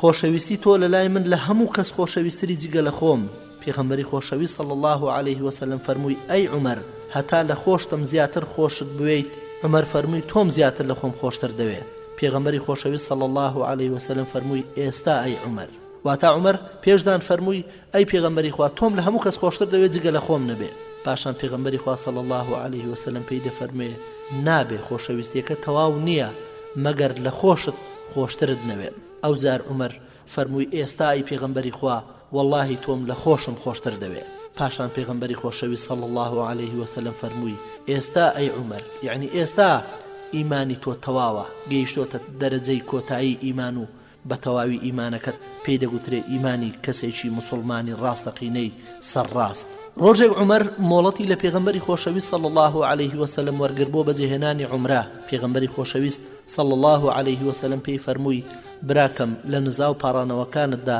لێیادمان نەکەی عومەریش فەرمووی ڕۆژێکم لێ هەڵنەهاتووە کە بەلامەوە لە وشەی ئەی برامی پێخۆشتر بێت و هەر ئەم و خۆشەویستیە گەورە پیرۆزە بووە وای لە عومەر ڕەزای خوای لێبێ کردووە هاوڕێ و هاودەمی پێغەمبەر بێ صلی الله عليه وسلم لە هەموو غەزاکانیدا ئەمەش هاوکاری بووە بۆ شارەزایی و ڕاهاتن و پەیبردن بە کاروباری جەنگ و ناسینی سروشتی دەروونەکان و غەریزەکانی هەروەها ئەوەی کە هاوڕێیەتی کردنی بۆ پێغەمبەر صلی الله عليه وسلم زۆر خۆشەویستتر کردووە ئاخاوتن لەگەڵیدا جوامێری کردووە لەسەر ڕەوانبێژی و زمان پاراوی و هونەری دوان و چۆنێتی قسەکردن لەم خاڵانەدا تێدەگەین لەوەی کە عومەر چەندە تامەزروی دیداری پێغەمبەر بۆ صلی الله عليه وسلم چەندە هەوڵی داوە هەمیشە هاوڕێ و هاودەمی پێغەمبەر بێ بۆی وتەی وەکو وتەی پێغەمبەری خوا بێ و هەڵس و کەوت و ڕەفتار و کرداری وەکو پێغەمبەری خوا بێ و لە ناخی مرۆڤەکان تێبگا و شارەزاییەکانی پێغەمبەری خوا صلی الله عليه وسلم بقۆزێتەوە و لە ژیانیدا پەی بە هەموو ئەو نهێنی و شاراوانە ببا کە پێغەمبەری خوا صلی الله عليه وسلم بەو حکمەتەی کە خوای گەورە پێی بەخشی بوو پێی پێدەبرد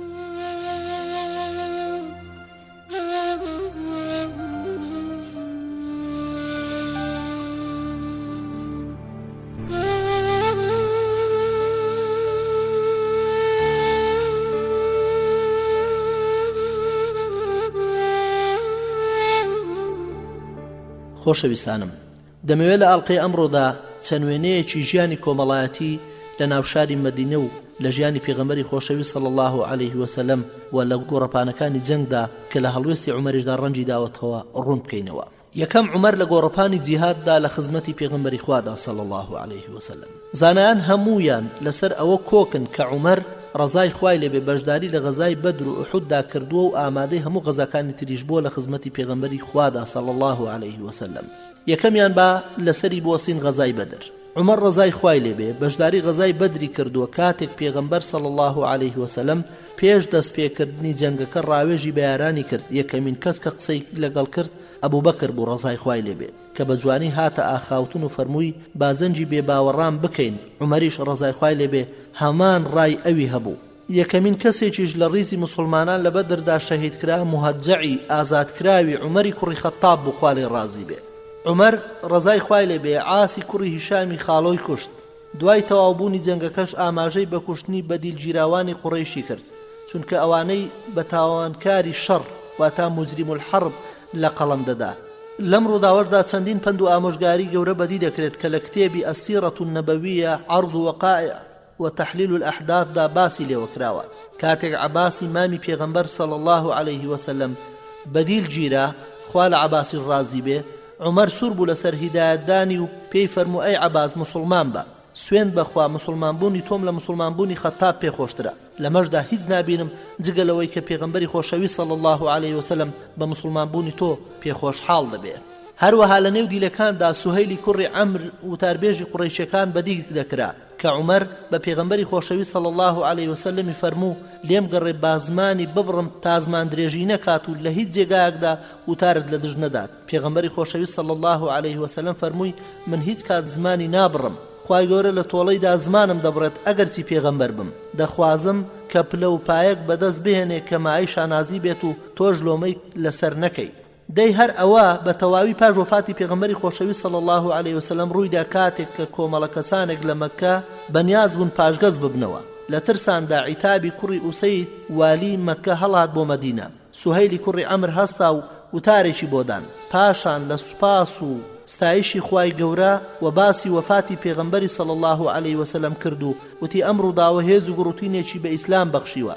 هەر کەسێکیش بێوێت گومان بخاتە دڵمانەوە دڵڕاوچێ دروست بکات لە ناوماندا لەو گەر نەدەدەین. ئەمە ژوای کرد کە خەڵکی لە بۆچوونەکەیان پەشیمان ببنەوە. هەروە عومەر فەرمودەیەکمان بۆ دەجێڕێتەوە کاتێک گوێی لەوە بووە پێغەمبەر صلی الله عليه وسلم قسەی لەگەڵ کوژراوەکانی قوڕەیش کردووە.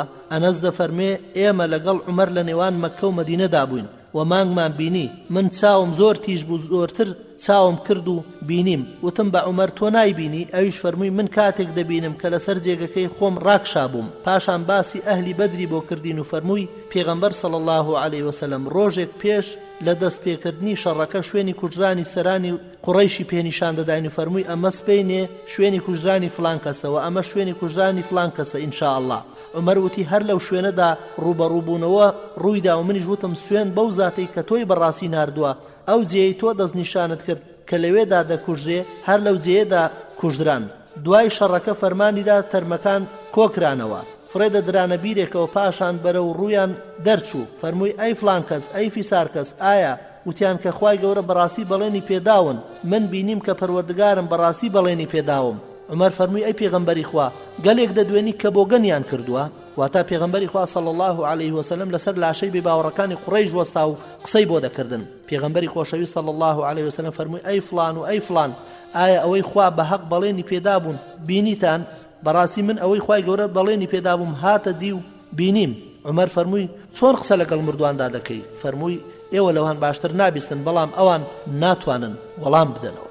بەڵێ بەڕێزان، کاتێک عومەیری کوڕی وەهاب پێش مسلمان بوونی و پاش زەنجی بەدر هات بۆ تیرۆرکردنی پێغەمبەر صلی الله عليه وسلم، عومەر ڕزای خوای لێبێ لە نێوان کۆمەڵە مسلمانێکدا بوو کە باسی ڕووداوەکانی بەدریان دەکرد و باسی ئەو ڕێزەیان دەکرد کە خوا لێی ناون. لەم کاتەدا عومەیر کە هێشتا مشریک بوو بە سواری ئەسپەکەی هات و ئەسپەکەی لە بەردەم مزگەوتدا بەستەوە و شمشێرەکەی لە چێلان دەرهێنا بوو. عومەر فەرمووی ئەوە دوژمنی خوا عومەیری کوڕی وەهەبە، هاتووە بۆ ئەوەی خراپەیەک بێنێتە ڕێگامان و نێوانمان بشێوێنێ. عومەر چوو بۆ لای پێغەمبەری خوددا و فەرمووی ئەی پێغەمبەری خوا ئەوە عومەری کوڕی وەهەبە و دوژمنی خوددایە، ئەوە شمشێرەکەی ئامادە کردو و هاتووە بۆ ئێرە. پێغەمبەری خۆشەویست فەرمووی بیهێنن بۆلام. دەفەرمی عومەر ڕۆیشت شمشێرە بەندەکەی گرت بەدەستێەوە و لە گەردنی تون کردو بە ئەنساریەکانی هاوڵی فەرموو بسنە ژوورێ بۆ لای پێغەمبەری خوا و لە لای دابنیشن لە دەستی ئەم شەپەڵە وریابن، چونکە ئەم عومەرە باوەڕ پێکرا و بێزیان نییە. پاشان عمەر بردیە ژوورەوە بۆ لای پێغەمبەری خوا صلی الله عليه وسلم. کاتێک کە پێغەمبەری خۆشەویست صلی الله عليه وسلم بەو شێوەیە بینی کە شمشێرەکەی لە کالان دەرهێناوە و بەدەستیەوە گرتووە، فەرمووی ئەی عومەر لێی گەڕێ بابێتە پێشەوە. پاشان فەرمووی دانیشە. عومەیر دانیشت و وتی بەیانیتان باش، ئەمەش سڵاوێک بوو کە جاهیلیەت لە سەردەمی خۆیدا بەکاری هێناوە، بەوە نیە ئەوانەی کە ئێستا لەو سەردەمەدا لە کاتی سڵاوکردندا بە یەکتری دووبارەی دەکەنەوە و پێیان وایەوە بەشێکە لە پێشکەوتن کە بە یەکتری دەڵێن بەیانیت باش. پێغەمبەری خۆشەویستیش صلی الله عليه وسلم فەرمووی خوای گەورە سڵاوێکی جوانتری پێ ئەمر کردوین یان پێ فێر کردوین کە سڵاوی ئەهلی بەهەشتە. پاشان فەرمووی عومەیر بۆ هاتووی یاچی تۆی گەیاندۆتە ئێرە؟ عومەیر وتی هاتووم بۆ لای ئەو دیلە بەڵکو و چاک بن لەگەڵیدا.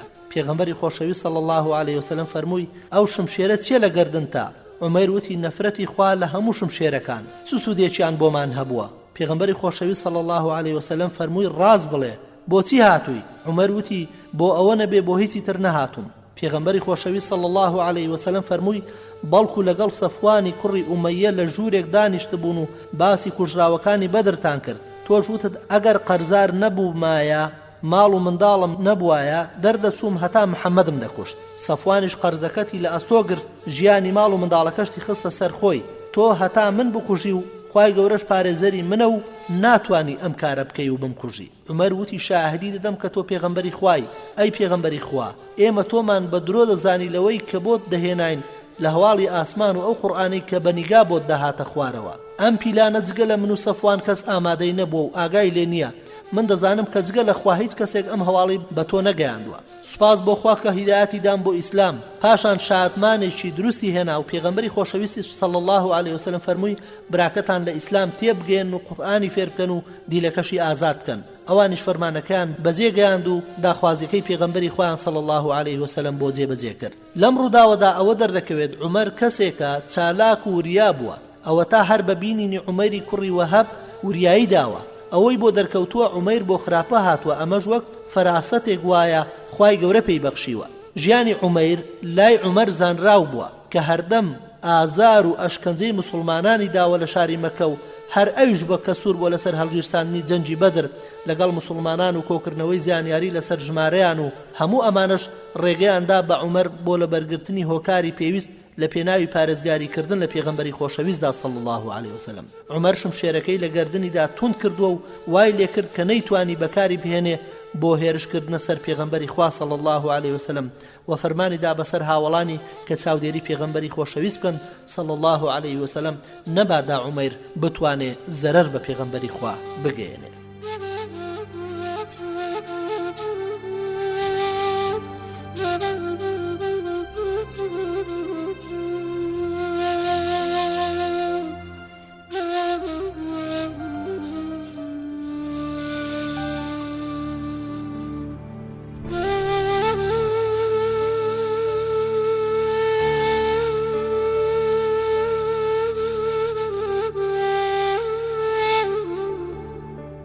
بەڕێزانم لە غەزای ئوحود و بەنی مستەڵەقیشدا یان لە غەزای خەندەقدا هەندێک لە سیفەتە جیادەکانی فاروق ئەوە بووە کە هیممەت بەرز و ڕەفتار گەورە بووە و زەلیلی لە خۆی هەڵماڵیوە هەرچەند تێکشکان لە بەردەمیدا ببوایە تابلۆیەک هەروەک ئەوەی کە لە غەزای ئوحوددا ڕوویدا کە دووەمین غەزای مسلمانان بوو کە پێغەمبەر صلی الله عليه وسلم ڕابەرایەتی کرد. کاتێک ئەبوو سوفیان لە کۆتایی جەنگەکەدا وەستا و بە مسلمانانی گوت ئایا محەممەد لە ناوتاندایە؟ پێغەمبەری خۆشەویست صلی الله عليه وسلم فەرمووی وەڵامی مەدەنەوە. پاشان وتی ئەبوو قوحافەتان تێدایە؟ پێغەمبەر صلی الله عليه وسلم فەرمووی وەڵامی مەدەنەوە. پاشان ئەبوو سوفیان وتی کوڕی خەتابتان تێدایە؟ پاشتر وتی ئەمانە کوژراون ئەگەر نازیندوو بوونایە و وەڵامیان دەدایەوە. لەم کاتەدا عومەر ڕەزا و ڕەحمەتی خوای لێبێ خۆی پێنەگیرا و فەرمووی درۆت کرد ئەی دوژمنی خوا بتهێڵێ بۆ شەرمەزاریت. ئەبوو سوفیان وتی بەرز و پیرۆزە هوبەل. لەم کاتەدا پێغەمبەر صلی الله عليه وسلم فەرمووی وەڵامی بدەنەوە. مسلمانان وتیان چی بڵێن؟ پێغەمبەری خۆشەویست صلی الله عليه وسلم فەرمووی بڵێن خوای گەورە بەرز و پیرۆز و بڵندە. ئەبوو سوفیان وتی ئێمە عوزامان هەیە بەڵام ئێوە عوزاتان نییە. پێغەمبەر صلی الله عليه وسلم فەرمووی وەڵامی بدەنەوە. وتیان چی بڵێن؟ فەرمووی بڵێن خوای گەورە سەرخەر و یاوەری ئێمەیە، ئێوە هیچ سەرخەر و یاوەرێکتان نییە. ئەبوو سوفیان وتی ئەمڕۆ بە ڕۆژی بەدر و جەنجیش لە بەرامبەر جەنگ لوت و گوێ بڕین و لاشە تێکچوونێک لە ناو تەرمەکانتاندا هەیە نەفەرمانم پێداوە و نەپێشم ناخۆش بووە. لە ڕیوایەتێکدا هاتووە کە عومەر فەرموویەتی کوژراوانی ئێمە و ئێوە وەکو یەک نین، کوژراوانمان لە بەهەشتدان، کوژراوانی ئێوەش لە دۆزەخدان.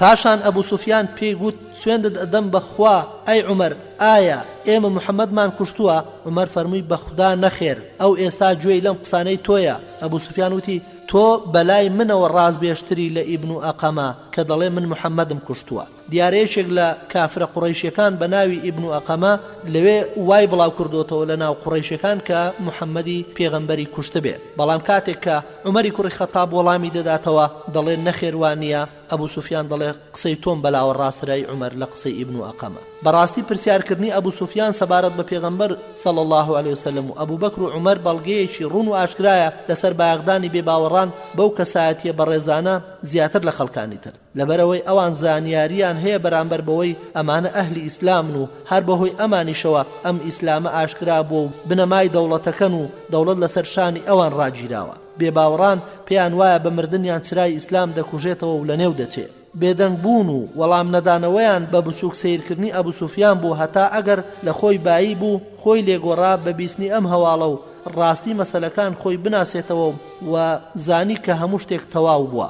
لە غەزای بەنی الموستەلەقدا عومەر خوا لێ ڕازی بێ خاوەنی هەڵوێز بووە. ئەوە تایەکێک لە بینەران و ئامادەبوانی ئەو غەزایە بەم شێوەیە بۆمان باز دەکات.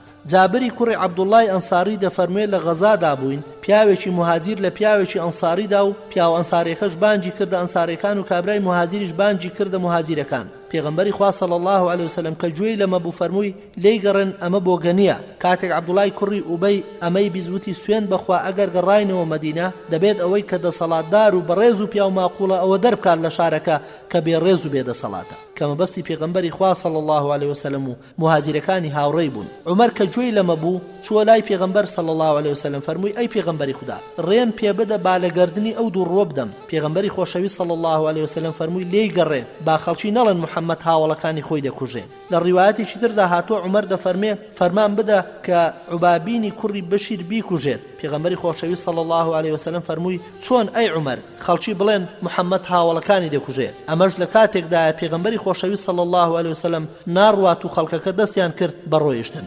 خۆشەویستانم لەم هەڵوێستە و ئامۆژگاریانەی پێغەمبەری خوادا عومەر ڕەزای خوای لێبێت تێگەیشت کە ڕێسایەک هەیە دەبێت ڕەچاو بکرێت لەوەها هەلومەرجێکیشدا، ئەویش فقه المەصالح والمەفاسد، واتە زانستی زانینی شتە خراپەکان و شتە باشەکان. ئەم تێگەیشتنش لەو فەرمودەی پێغەمبەری خۆشەویستەوە صلی الله علیه وسلمدا دەردەکەوێت کە دەفەرمێ پێت چۆنە ئەی عومەر خەڵکی بڵێن محەممەد هاوڵەکانی دەکوژێت؟ دیارە ئەمە پارێزگاریکردنێکی تەواوە لە سومعەی سیاسەت و یەکریزی ماڵی مسلمانان، جیاوازیەکی زۆری لەگەڵ ئەوەدا هەیە کە خەڵکی باسی خۆشەویستی یارانی محەممەد بکەن بۆ محەممەد. جەخت لەسەر ئەوە دەکەنەوە بە زمانی ئەبوو سوفیان کە سەرکردەی گەورەیان بۆ دەڵێت کەسێکم نەبینیوە کەسێکی تری خۆش بوێت وەک خۆشەویستی یارانی محەممەد بۆ محەممەد. ئەوەشی ڕوون کردەوە کە خەڵکی پروپاگەندە بڵاو دەکەنەوە سەبارەت بەوەی کە محەممەد یارانی خۆی دەکوژێ. ئەمەش گومانی تێدا نییە کە لە پشتەوەیدا چەندین هەوڵ و تەقەلای گەورە هەیە بە هەوڵی چوونە نێو مەدینە و ریزی نێوخۆیی مسلمانان پڕ دەبێت لە دوژمن لە کاتێکدا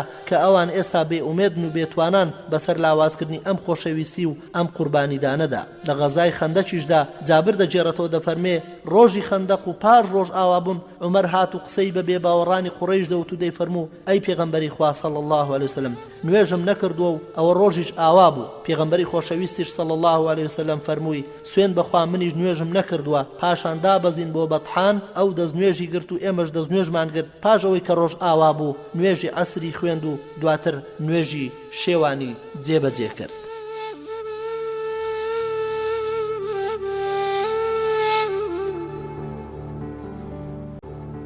بەڕێزان لە ڕێکەوتنامەی حودەیبیەدا پێغەمبەر صلی الله عليه وسلم عومەری بان کرد هەتا بینێرێت بۆ مەکە و گەورە پیاوانی مەکە ئاگادار بکات لەوەی کە بۆی هاتووە. عومەر فەرمووی ئەی پێغەمبەری خوا صلی الله عليه وسلم من بۆ خۆم لە قوڕەیش دەترسم لە مەکەدا هیچ نەوەیەکی هۆزی عەدەی کوڕی کەعبی لەوێ نییە تا بمپارێزێ، بەڵام کەسێکت نیشان دەدەم کە لە من سەرفراسترە، ئەویش عوسمانی کوڕی عەفانە. بەم شێوەیە پێغەمبەری خۆشەویست صلی الله عليه وسلم عوسمانی بان کرد و ناردی بۆ لای ئەبوو سوفیان و پیاوماقوڵانی قوڕەیش تا هەواڵیان بداتێک کە بۆ جەنگ نەهاتۆ بەڵکو وەکو میوانێک هاتووە بۆ کەعبە لەبەر گەورەی و پیرۆزی ئەو شوێنە.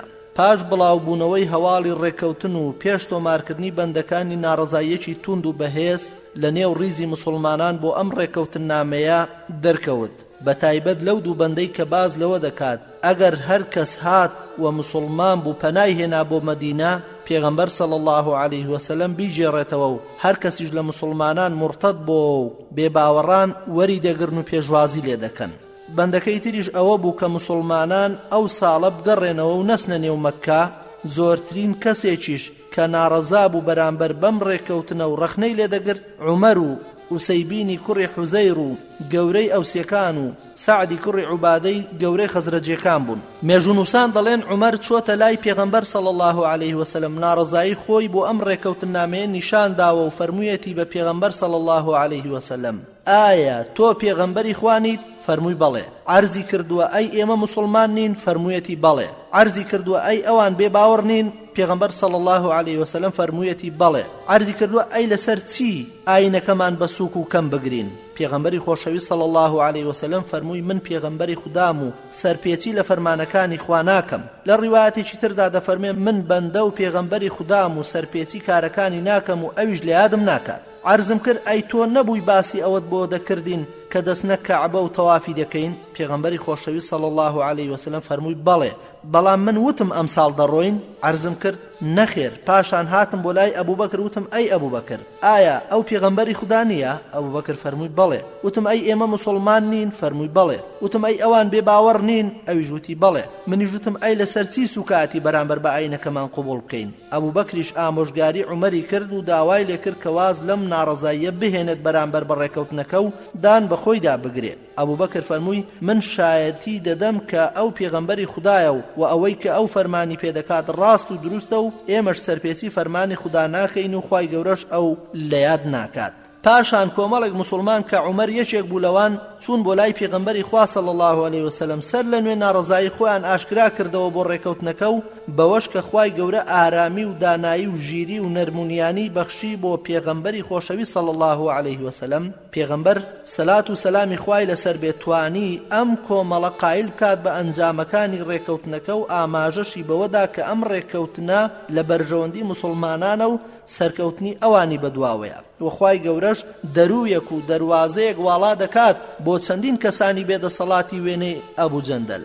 ڕاستی ئەم هەواڵەش بەو شێوەیە بوو کە پێغەمبەری خوا صلی الله عليه وسلم هەواڵی لەسەردا بوو. بەمەش عومەر ڕەزای خوای لێبێ لە پێغەمبەر صلی الله عليه وسلم فێری ڕێزگرتنی ناڕەزایی هێمنانە بووە. هەر لەبەر ئەمەشە کە لە سەردەمی خەلافەتیدا دەبینین کە هانی هاوڵانی دەدا لەسەر دەربڕینی ڕای دروست کە خزمەت بە بەرژەوەندی گشتی بکە. ئازادی ڕادەربڕینیش لە کۆمەلگای ئیسلامیدا بۆتە ئەرچی سەرشانی مسلمانان و هەر تاکێکیش لە کۆمەلگای مسلماناندا ئازادە لە دەربڕینی ڕای خۆی ئەگەرچی ئەو ڕایە ڕەخنەیەک بێت بۆ هەڵوێستی فەرمانڕەوایەک یان خەلیفەیەک لە خەلیفەکان. مافی هەر تاکێکی مسلمانە ئەوەیە کە بیر و بۆچوونی خۆی ڕوون کاتەوە لە کەش و هەوایەکی هێمن و سەقامگیردا بێتۆ قاندن و هەڕەشە و چاوزیدکردنەوەیە کە ئازادی وشە و فکر بخنچێنێت. لەم ناڕەزایی دەربڕینەی عومەرەوە بۆ پێغەمبەری خوددا صلی الله عليه وسلم ئەوە تێدەگەین کە ناڕەزایی دەربڕین لە بەرامبەر سەرکردەی دەوڵەتێک لێشێک لە بۆچوونەکانی یان هەڵوێستەکانی تاوان نییە و نابێت سزای بەدوادا بێت و خاوەنەکەی ڕەوانەی زیندان بکرێت وەکو ئەوەی کە ئەمڕۆ دیکتاتۆرەکانی دنیا دەیکەن. ئەم هەڵوێستە لە عومەردا دوور بوو لە گومان و دوودڵیەک کە گرفتێک پاڵی پێوە نابێت بەڵکو داوایەک بوو بۆ ئاشکراکردنی شتێک کە لە لای ئەو شاراوە بوو لەسەر زەلیلکردنی بێباوەڕان بەوەی کە دەیزانی هێزێکی بەتوانا هەیە بۆ سەرخستنی ئیسلام. کاتێک کە حیکمەتی کارەکەی بۆ دەرکەوت دەربارەی هەڵوێستی خۆی سەبارەت بە حودەیبیە فەرمووی تا ئێستا بەردەوام چاکە دەکەم و ڕۆژوو دەگرم و نوێژ دەکەم تاخوا لێم خۆش بێت لەو هەڵوێستەی کە ئەو ڕۆژە هەم بۆ بەرامبەر بە پێغەمبەری خوا صلی الله عليه وسلم. لە مانجی شەعبانی ساڵی حەوتەمی کۆچیدا پێغەمبەری خۆشەویست صلی الله عليه وسلم لەگەڵ سێ پیاوی تردا عومەری نارد بۆ عوزەی هەوازن کە ناوچەی قەبلاءە و چوار قۆناغ لە شاری مەککەوە دوورە. عومەر ڕۆیشت و کەسێکی وەک ڕێنیشاندەر لە هۆزی بەنی هیلال لەگەڵدا بوو کە بە شەو دەڕۆیشت و بە ڕۆژ خۆی پەنادەدا. هەواڵ گەیشتە هۆزی هەوازن و هەڵاتن. پاشان عمەر ڕەزا و ڕەحمەتی خوای لێبێ هاتە شوێنەکەیان و ڕوبەڕووی کەسیان نەبووە و دواتر گەڕایەوە بۆ مەدینە. لە ڕیوایەتێکدا هاتووە کە ڕێ نیشاندەرەکە وتی ئایا دەتوانێت ئەو کەلوپەلانە کۆ بکەیتەوە کە ئەوان بەجێیان هێشتووە لە کاتێکدا کە تۆ وڵاتەکەیانت وشک کردوتەوە؟ عمەر فەرمووی پێغەمبەری خۆشەوی صلی الله عليه وسلم فەرمانی پێ نەداوم، بەڵکو فەرمانی پێداوم کە بوەستم بۆ جەنگی هەوازن لەم خاکەدا. ئەم لەشکرەش ڕێنماییمان دەکات بۆ سێ ئەنجامی سەربازی لەوانە. یەکەم، عمەر ئامادەی سەرکردایەتی کردن بوو. ئەگەر ئەو نەبوایە پێغەمبەری خۆشەوی صلی الله عليه وسلم نەیدەکردە سەرکردەی لەشکرێک لەشکری موسڵمانان و ڕەوانەی ناوچەیەکی زۆر مەترسیداری بکات کە یەکێک لە بەهێزترین خۆ بەزلزانترین تیرەی عەرەبی تێدا نیشتەجێ ببوو. دووەم، عومەرێک بە ڕۆژ خۆی پەنادەدا و بە شەو ڕێدەکات بە مەبەستی پەلاماری لە ناکاو و هەڵقوتانە سەر دوژمن لە بێ ئاگایی دوژمندا. ئەمەش گرنگترین بنەماکانی جەنگە و ئەمەش وای لێ کردووە کە لە ناکاو بدات بەسەر دوژمنەکەیدا و ناچاری بکات بە هەڵاتن. بەمەش ئەو هێزەکەمەی کە لەگەڵی دابوو سەرکەوت بەسەر هێزی گەورەی بێباوەڕاندا. خاڵی سێیەم، عمەر بە شێوەیەکی دەق و گیانەوانی فەرمانی سەرکردەی باڵای خۆی بەجێدێنێت و لەیلا نادات. ئەمەش ڕوحی ڕێخستنی سەربازی و گیانی سەربازیە لە هەموو جێگە و شوێن و سات و زەمانێکدا. هەروەها لە غەزای خەیبەردا کاتێک پێغەمبەری خۆشەوی صلی الله عليه وسلم بە ئامادەیی ئەهلی خەیبەر دابەزی و ئاڵاکەی دایە دەست عومەر ڕەزای خوای لێبێ، لەم کاتەدا خەڵکانێک لەگەڵی هەستانە سەرپێ و ئەهلی خەیبەر و عومەر و هاوڵانیان ئاشکرا کرد و دواتر گەڕایەوە بۆ لای پێغەمبەری خۆشەوی صلی الله عليه وسلم.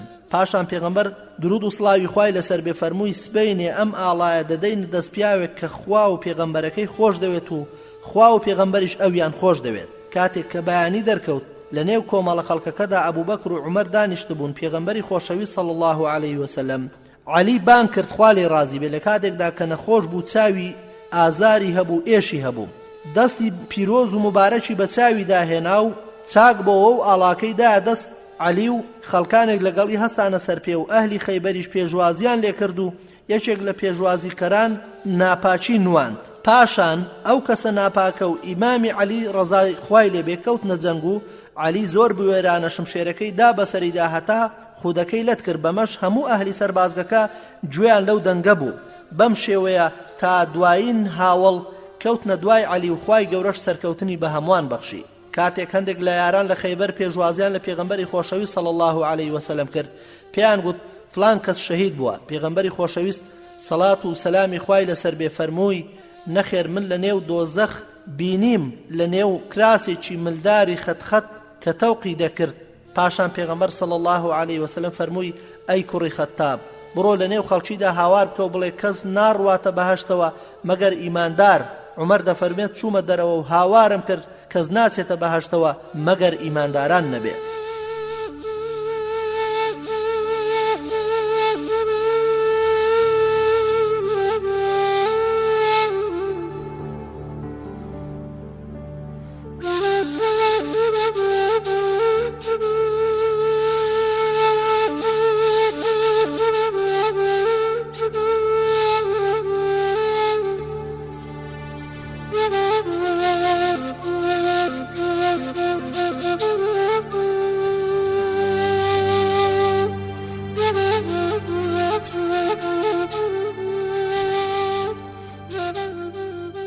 بەڕێزانم، کاتێک قوڕەیشیەکان بەستەمکاری خۆیان بەندەکانی ڕێکەوتنامەی حودەیبیەیان شکاند، ترسان لەو مەترسیە گەورەی کە لە دەرەنجامی شکاندنی بەندەکانی ئاشتەوایی حودەیبەوە دروست دەبن.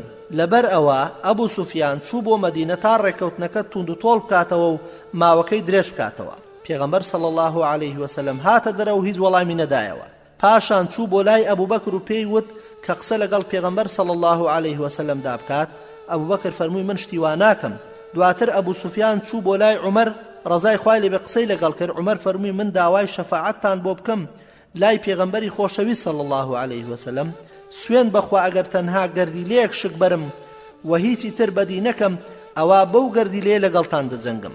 کاتێک کە پێغەمبەری خۆشەویست صلی الله عليه وسلم خۆی ئامادە کرد بە مەبەستی فەتحی مەکە، حاتەبی کوڕی ئەبی بەلتەعە نامەیەکی بۆ خەڵکی مەکە نووسی و تێیدا هەواڵی پێدابوون کە پێغەمبەر صلی الله عليه وسلم بەرەو ئەوان دەچێت. بەڵام خوای گەورە لە ڕێگای نیگاوە پێغەمبەرەکەی صلی الله عليه وسلم لەم نامەیە ئاگادار کردەوە و ئەویش هەر لە سەرەتای ئەم کارەدا کۆنتڕۆڵی دۆخەکەی کرد و پێغەمبەری خۆشەوی صلی الله عليه وسلم علی و میقدادی بینی ناردی بە دوای ئەو ئافرەتەدا کە نامەکەی هەڵگرتووە بیگرن کە نامەکەی پێ و پاشان نامەکەی لێ وەربگرن. ئەم ئافرەتە 12 میل لە مەدینە دوور کەوتبۆوە، بەڵام ئەوان پێی گەیشتن و بە هەڕەشە نامەکەیان لێسەن. دواتر پێغەمبەر صلی الله عليه وسلم حاتەبی کوڕی ئەبی بەلتەعەی بان کرد بۆ لێکۆڵینەوە. ئەویش عەرزی کرد ئەی پێغەمبەری خوا صلی الله عليه وسلم پەلەم لێمەکە من خۆم لکاندووە بە قوڕەیشەوە، من هاوپەیمانی ئەوانم و لەوان نیم، تۆ هەر کەست لە مهاجرین لەگەڵدایە دۆستیان لە مەککە هەیە و کەسوکاریان بۆ دەپارێزن. منیش پێم خۆش بوو ئەگەر شتێ بکەم بۆ قوڕەیش تا گیانی ماڵ و منداڵەکەم بپارێزم. من ئەم کارم نەکردوەگەوەی کە لە ئاینەکەم هەڵگەڕێمەوە و بە کوفر قایل بم لە پاش مسلمانەتی. پاشان پێغەمبەر صلی الله عليه وسلم فەرمووی ئەم پیاوە ڕاز دەکا. عومەر فەرمووی ئەی پێغەمبەری خوا صلی الله عليه وسلم ڕێگەم بدە با لە گەردنی ئەم دووڕۆ بدەم. پێغەمبەری خۆشەوی صلی الله عليه وسلم فەرمووی ئەو بەدری بینیوە، خوای گەورە بە ئەهلی بەدری فەرموو چی دەکەن بیکەن من لێتان خۆش بووم. لە گفتوگۆیەک لە نێوان عومەر و پێغەمبەردا صلی الله عليه وسلم ڕوویدا سەبارەت بە کێشەکەی حاتەب دەتوانین چەندین پند و ئامۆژگاری لەو وانەیە یان لەو ڕووداوە وەربگرین. بەڵێ گوێگرە بەڕێزەکان، لەو وانانە یان لەو پندانەی کە لە ڕووداوەکەی نێوان پێغەمبەری خوا صلی الله عليه وسلم و حاتەبی کوڕی ئەبی بەلتەعە و عومەری کوڕی خەتاب وەردەگیرێ دەتوانین بڵین ئەمانن. یەکەم، حکمی سیخور کوشتنە. عومەر ئەم هەواڵەی ڕاگەیاند و پێغەمبەری خۆشەویستیش صلی الله عليه وسلم نکۆڵی لێ نەکرد، بەڵام ڕێگەی لە بەڕێکردنی سزاکەدا بەهۆی ئەوەی کە حاتەب یەکێک بووە لە بەشداربووانی بەدر. خاڵی دووەم، سووربوونی عومەر لەسەر پاراستنی ئاینەکەی، ئەمەش لەوەدا دەردەکەوێت کە عومەر داوای کرد کە لە ملی حاتەب بدات. خاڵی سێم، گوناهی گەورە ئیمانت لێ ناسێنێتەوە. ئەوەی کە حاتەب پێی هەستا گوناهێکی گەورە بوو کە بریتی بوو لە سیخوڕیکردن، لەگەڵ ئەوەشدا بە ئیمانداری مایەوە. خاڵێکی تر بەڕێزان، عومەر لە ڕووی زمانەوانی و سیفەتی دووڕوویدایە پاڵ حاتەب نەک لە ڕووی زاراوەیەوە لە سەردەمی پێغەمبەردا صلی الله عليه وسلم. لە کاتێکدا دووڕووی شارنەوەی کوفر و دەرخستنی ئیمانە، بەڵام ئەوەی کە عومەر دەیوی سەرپێچیەکی شاردراوە بوو کە دەرکەوت بوو بە جۆرێک کە ئیشێک کە لەگەڵ ئیماندا ناگونجی ئەنجامیدا بوو کە بریتی بوو لەوەی بڕواتە دەرەوە بەمبەستی تێکۆشان لە پێناویدا و ڕشنی خوێنەکەی لە پێناویدا. خاڵێکی تر، عومەر بەو وەڵامەی پێغەمبەر صلی الله عليه وسلم زۆر کاریگەر بوو، هەر لە ساتە چرکەکانی پیاوێکی تووڕەوە کە هاواری سزایەکی گەورەی دەکرد لەسەر حاتەب گۆڕا بۆ پیاوێک کە بەهۆی کاریگەری و لە خواترسانیەوە دەگریا و دەیفەرموو خوای گەورە و پێغەمبەرەکەی باشتر دەزانن، ئەمەش لەبەر ئەوەی کە زانی تووڕەبوونەکەی لەبەر خاتری خوا و پێغەمبەرەکەیەتی، بەڵام کاتێک کە بۆی ڕوونبەوە کە ئەوەی خوا و پێغەمبەرەکەی قایل دەکات ئەوە نییە کە ئەو دەیبینێت، چاوپۆشی لەو هەڵەیە کرد و گەڕایەوە بۆ ئەوەی مامەڵەی باش لەگەڵ هاوڵەکەیدا بکات. ئەوەش وەک ڕێزلێنانێک بوو بۆ بەشداربووانی جەنگی بەدر لە جیهاد و بەدەمەوە هاتنیاندا. کاتێک پێغەمبەر صلی الله عليه وسلم لە ئەڵظەهران سوپاکەی لادا، ئەبوو سوفیان ترسا و عباس ئیمامی پێغەمبەر صلی الله عليه وسلم داوای لە ئەبوو سوفیان کرد کە داوای پاراستنی گیانی خۆی لە پێغەمبەر صلی الله عليه وسلم کات و ئەویش بەم داوایە قایل بوو. عباسی کوڕی عەبدولموتەلیب دەڵێ وتم ئەبوو سوفیان ئەوە پێغەمبەری خوایە صلی الله عليه وسلم لە نێو خەڵکیدا و سوێن بەخوا ئەوەش ئایندەی قوڕەیشە. ئەویش وتی چار چییە؟ دایک و باوکم بە قوربانت بێت.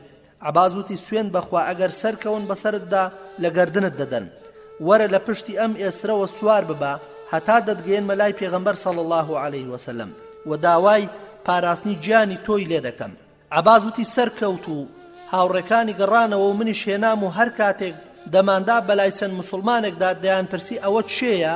ئەگەر ئێسترەکەی پێغەمبەری خوایان بدیایە کە منی لەسەر بوو، دەیانوت ئەوە ئێسترەکەی پێغەمبەری خۆشەویستە صلی الله عليه وسلم.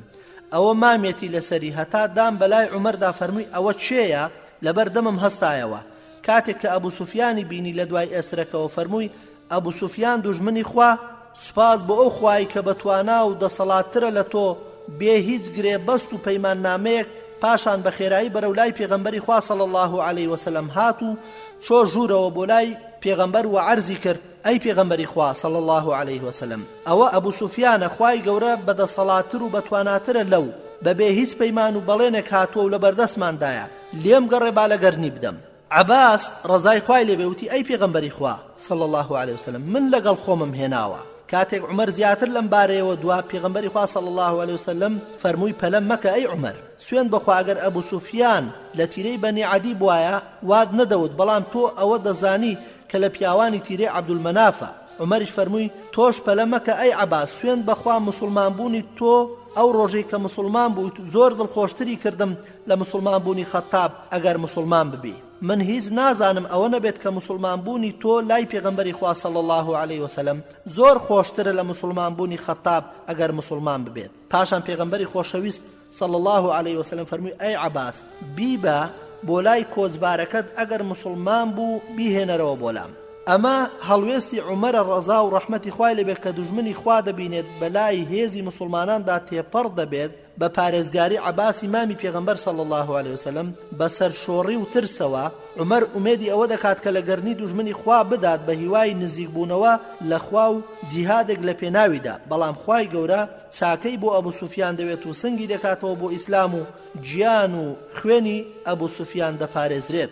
بەڵێ لە غەزای حونەیندا سوپای بێباوەڕان زاڵ بوون بەسەر سوپای مسلماناندا و خەڵکەکە خێرا گەڕانە دواوە کەس بە کەسەوە نەبوو. پێغەمبەری خۆشەویست صلی الله عليه وسلم بەلای ڕاستیدا ڕوانی فەرمووی ئەی خەڵچینێ ئێوە لە کوێن؟ وەرن بۆ لام، من پێغەمبەری خوام، من محەممەدی کوڕی عەبدوڵڵام. کەس گوێی لەو قسانە نەبوو، حوشتەکانیش بەیەکدا داهاتن و دەچوون، هەموو خەڵکەکە بۆی دەرچوون تەنها چەند کەسێک نەبێت لە کۆچەران و پشتیوانەکان لەگەڵ پێغەمبەر صلی الله عليه وسلم مانەوە. لەوانە ئەبوو بەکر و عومەر لە ئەهلی بەیتیش عەلی و عەباسی کوڕی عەبدولموتەلیب و فەضلی کوڕی عەباس و ئەبوو سوفیانی کوڕی حارث و کوڕەکەی ڕەبیعەی کوڕی حارث و چەند کەسێکی تر.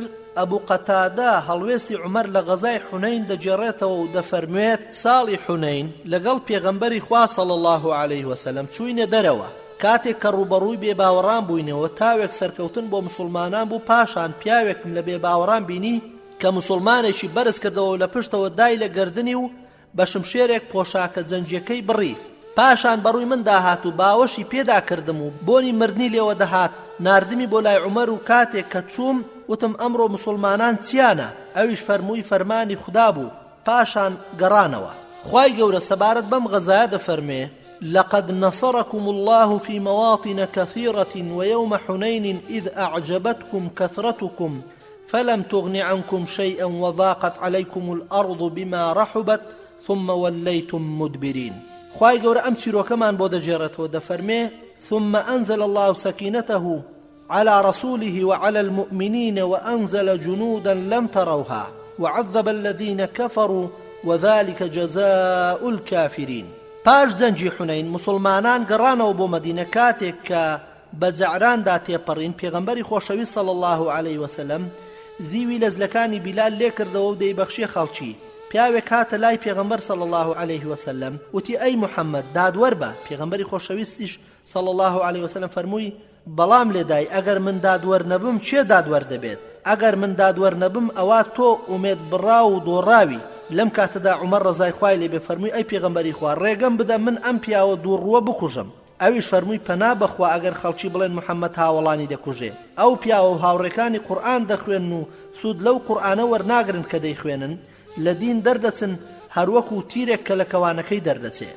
لەم هەڵوێستەدا کردەوەیەکی چاک و گەورە بۆ عومەر ڕەزا و ڕەحمەتی خوای لێ بێ بەدی دەکرێت. ئەویش ئەوەیە ئارامی لێ دەبارێت ئەگەر لە بەردەمیدا سنوورە قەدەغەکراوەکان ببەزێنرێت. لێرەدا هێرش کراوەتە سەر مەقامی پێغەمبەرایەتی و پەیامەکەی. لێرەدا هیچ لە فاروق نەوەشایەوە ئەوە نەبێت پەلەی کرد و فەرمووی ئەی پێغەمبەری خوا صلی الله عليه وسلم لێم گەڕێ با ئەو دووڕۆ بکوژم. ئەمەیە وەڵامدانەوەی عومەر لە بەردەم کەسانێک کە لە پیرۆزی پێغەمبەرایەتی و پەیامەکەی کەم دەکەنەوە. لە جەعراندا عومەر ڕەزا و ڕەحمەتی خوای لێ بێ ئارەزوویەکی عەلی کوڕی ئومەیەی هێنایەدی کە یەکێک بوو لە هاوڵە بەناوبانگەکان و بەو هیوایی بینی وەحی بوو بۆ پێغەمبەر صلی الله عليه وسلم. سەفوانی کوڕی یەعلا دەجێڕێتەوە کە عەلی دەیگوت بریا پێغەمبەرم صلی الله عليه وسلم دەبینی لە کاتێکدا وەحی بۆ بێنی. کاتێک کە پێغەمبەری خۆشەویست صلی الله عليه وسلم لە جەعران بوو پۆشاکێکی بەسەرشانەوە بوو کە نوێژی پێوە دەکرد. چەند کەسێک لە یارانی لەگەڵدا بوو.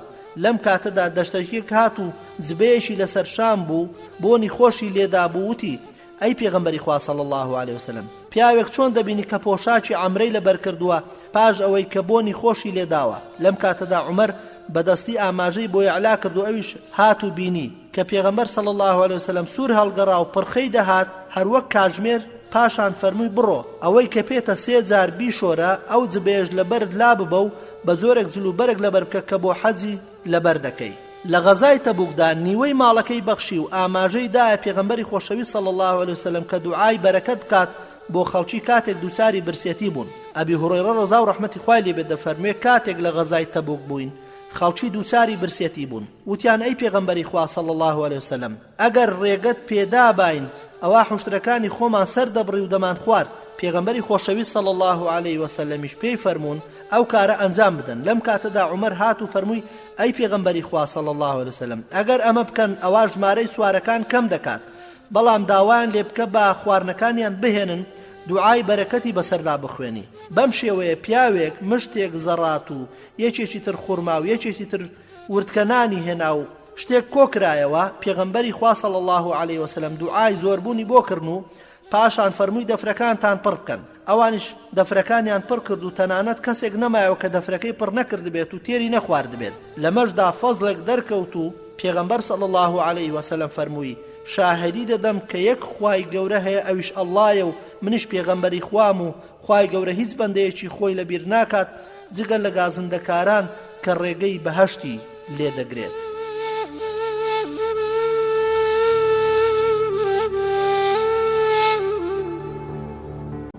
بیسەرانی خۆشەویست لە ئەڵقەی ئەمڕۆدا دەمەوێت لە خزمەت کۆمەڵێک هەڵوێستی ناوازە و جوان و پرسەلیقەی پێشەوا عومەری کوڕی خەتابدا بوەستین خوا لێ ڕازی بێت کە لە ڕۆژەکانی تەمەنی ژیانیدا لە مەدینەدا وەکو نمونەیەکی جوان و پرشنگدار لە ژیانی ئەودا لە ڕۆژەکانی تەمەنیدا تۆمار کراوە.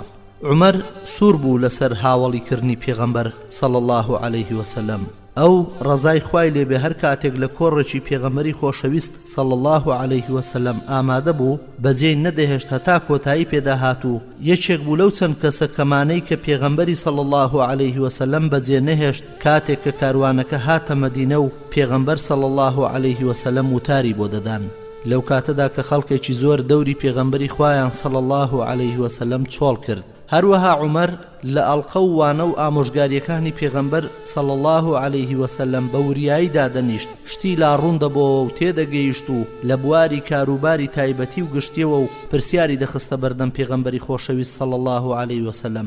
هەر لەبەر ئەوەشە کە 539 فەرمودەی لە پێغەمبەری خواوە صلی الله عليه وسلم ڕیوایەت کردووە. هەندێک کەس دەڵێن 537 فەرمودەیە و موسلیم و بوخاریش پێکەوە 26یان لێوە ڕیوایەت کردووە و بوخاری بە تەنها 34 لێ ڕیوایەت کردووە و موسلیمیش بە تەنها 21 لێوە ڕیوایەت کردووە و ئەوانی تریش لە کتێبەکانی تری فەرمودەدایە. خوای گەورە پارێزگاری لێ کردووە بۆ جێڕانەوەی کۆمەڵە فەرمودەیەک کە نرخی سەرەتایی هەیە لە دەرخستنی ڕاستی ئیمان و ئیسلام و ئیحسان و قەزا و قەدەر و زانیاری و زانست و یادی خوا و دوعا و پاک و خاوێنی و نوێژ و بە خاک سپاردن و زەکات و چاکەکردن و ڕۆژوگرتن و حەج و مارەبڕین و تەلاق و وەچە و فەرزەکان و وەسیەت و کۆبوونەوە و مامەڵەکردن و سنوورەکان و پۆشاک و خواردن و خواردنەوە و قوربانیکردن و ڕەوشت و لە خواترسان و نەرمی نواندن و پیاوەتی و قیامەت و خەلافەت و ئەمیرایەتی و دادوەری.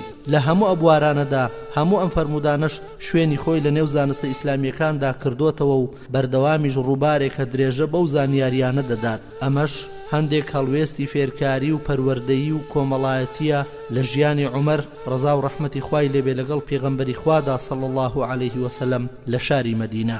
یەکەم پێغەمبەر صلی الله عليه وسلم سەبارەت بە پرسیارکەرێک لە عومەر دەپرسێت. عەبدوڵای کوڕی عومەر ڕەزای خوای لێبێ دەفەرمێ عومەر ڕەزای خوای لێبێ فەرمووی کاتێک ئێمە لە لای پێغەمبەر صلی الله عليه وسلم دانیشتە بووین پیاوێک هات بۆ لای کە ڕوخسار جوان و سەر و قژڕێک و پۆشاکێکی سپی لەبەردا بوو. خەڵکەکە هەموویان سێری یەکتریان دەکرد و دەیانگوت ئێمە ئەم پیاوە ناناسین و ئەمەش لە ڕێبوار ناکە. هات بۆ خزمەتی پێغەمبەری خۆشەویست صلی الله عليه وسلم هێندەی لێ نزیک بۆوە تا ئەژنۆی نا بە ئەژنۆی پێغەمبەری خۆشەویستەوە صلی الله عليه وسلم و دەستی خستە سەر ڕانەکانی وتی ئیسلام چییە؟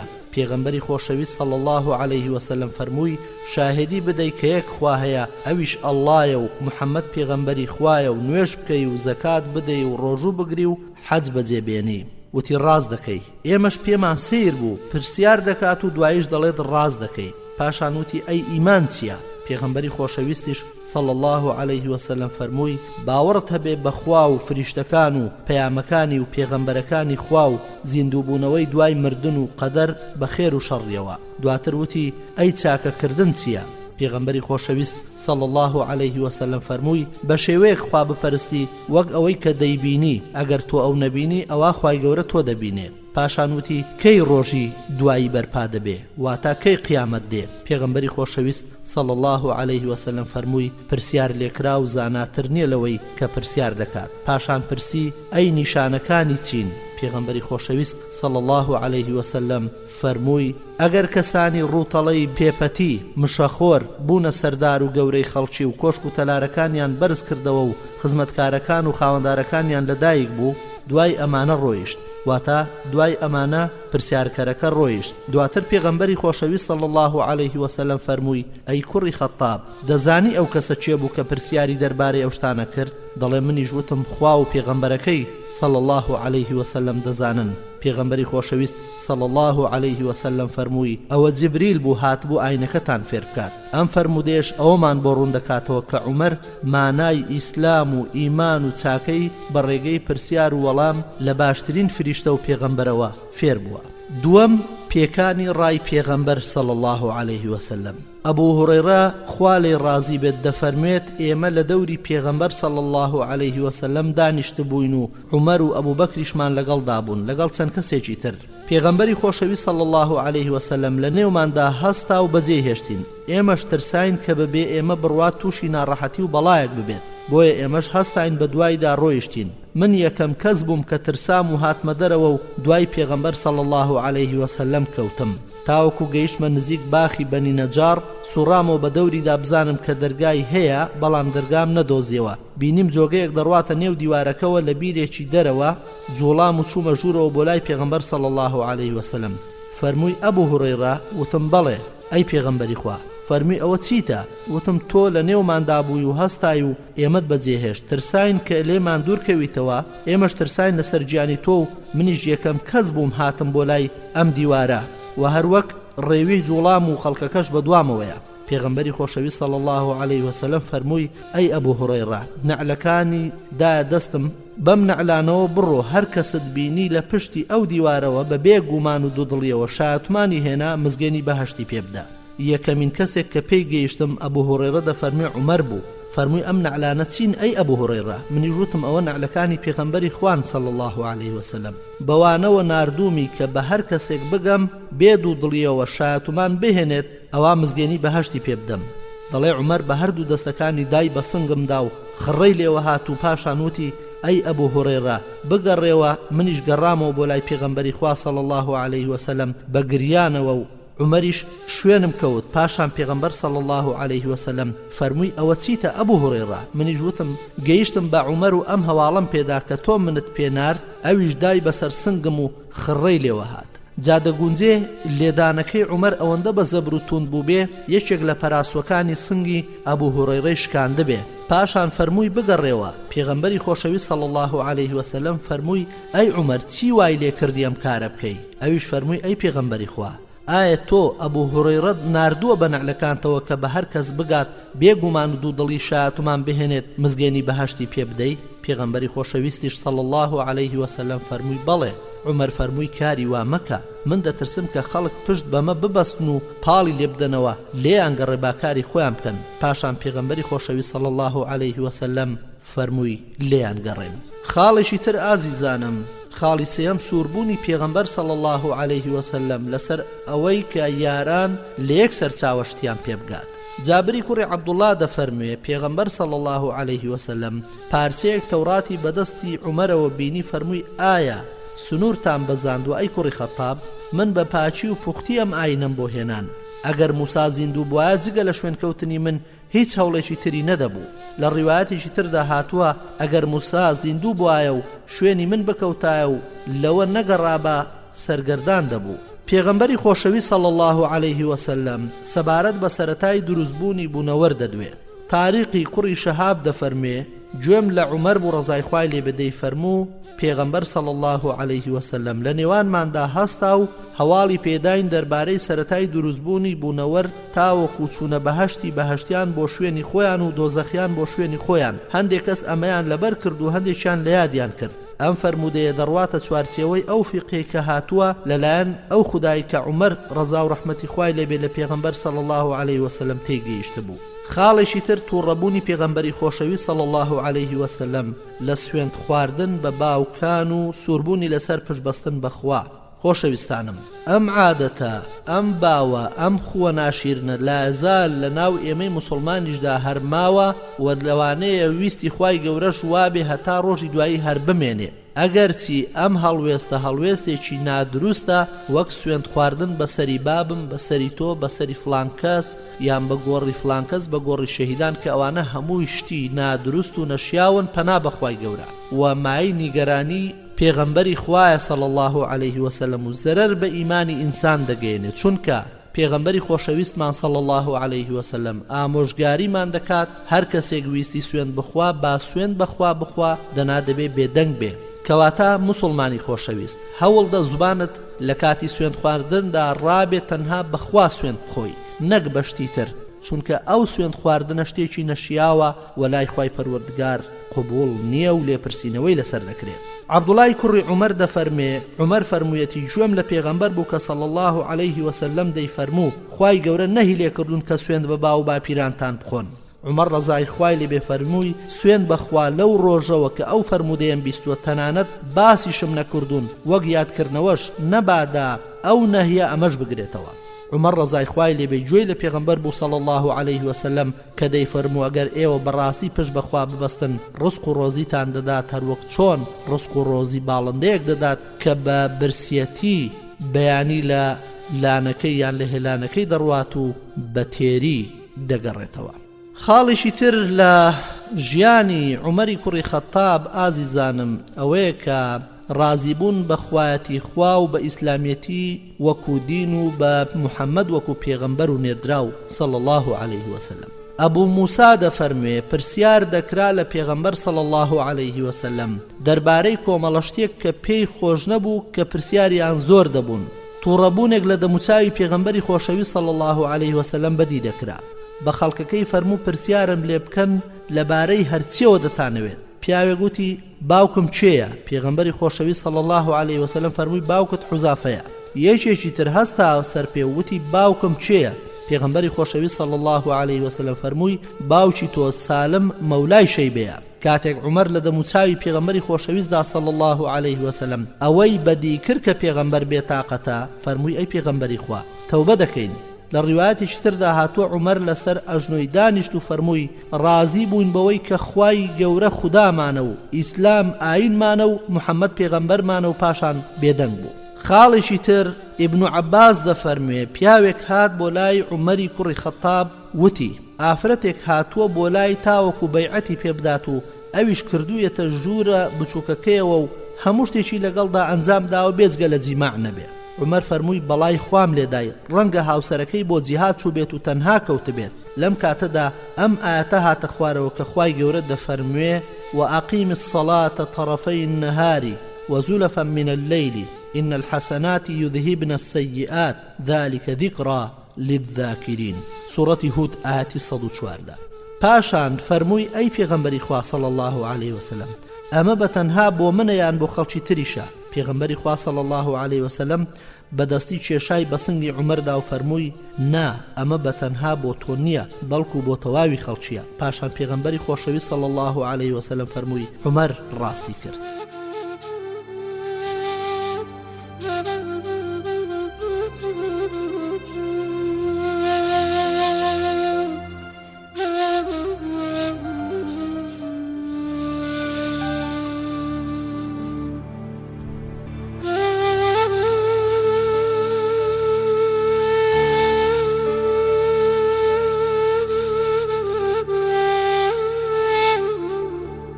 خاڵێکی تر بەڕێزانم حکمی ئەو کەسەی لە خێرەکەی پەشیمان دەبێتەوە. عمەر ڕەزای خوای لێبێ دەفەرمێ سواری ئەسپێک بووبووم کە پیاوێک کردبووی بەخێر لە پێناوی خوای گەورەدا ویستم بیکڕم و گومانم وابوو کە هەرزان دەیفرۆشێت وتم تاوەکو پرسیار لە پێغەمبەری خوا صلی الله عليه وسلم دەکەم پێغەمبەر صلی الله عليه وسلم فەرمووی لێی نەکڕی ئەگەر بە درهەمێکیش بداتێ ئەو کەسەی کە پاشگەز دەبێتەوە لە چاکەکردنەکەی وێنەی ئەو سەگەیە کە بگەڕێتەوە سەر ڕەشانەوەکەی خۆی. خاڵێکی تر بەڕێزەکانم خێر و خێرات و وەقفەکان. ئیبن عومەر ڕەزای خوای لێبێ دەفەرمێ عومەر لە سەردەمی پێغەمبەردا صلی الله عليه وسلم ماڵێکی بەخشی کە پێیان دەوت ثەمغ کە خورمای تێدا بوو.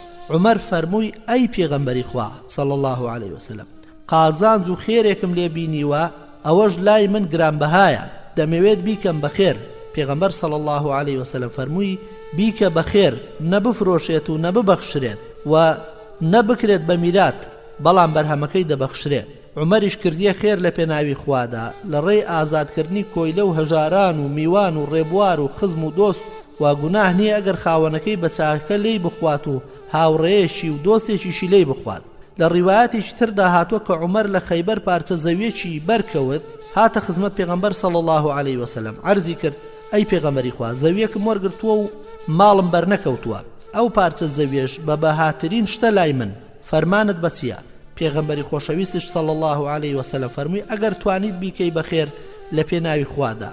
عومەریش کردی بەخێر. ئەو زەویە کەس بۆی نییە بیفرۆشێ ناش بەخشرێ و ناشکرێتە میرات بەروبووم و داهاتەکەشی بۆ هەژاران و خزمان و ڕێی ئازادکردن و لە پێناوی خوادا و میوان و ڕێبوار و ئەوەی سەرپەرشتیشی دەکات بۆی هەیە بەشی کرێیەکەی لێی بخوات یان هاوڕێیەک و دۆستێکی بۆی هەیە لێی بخوا.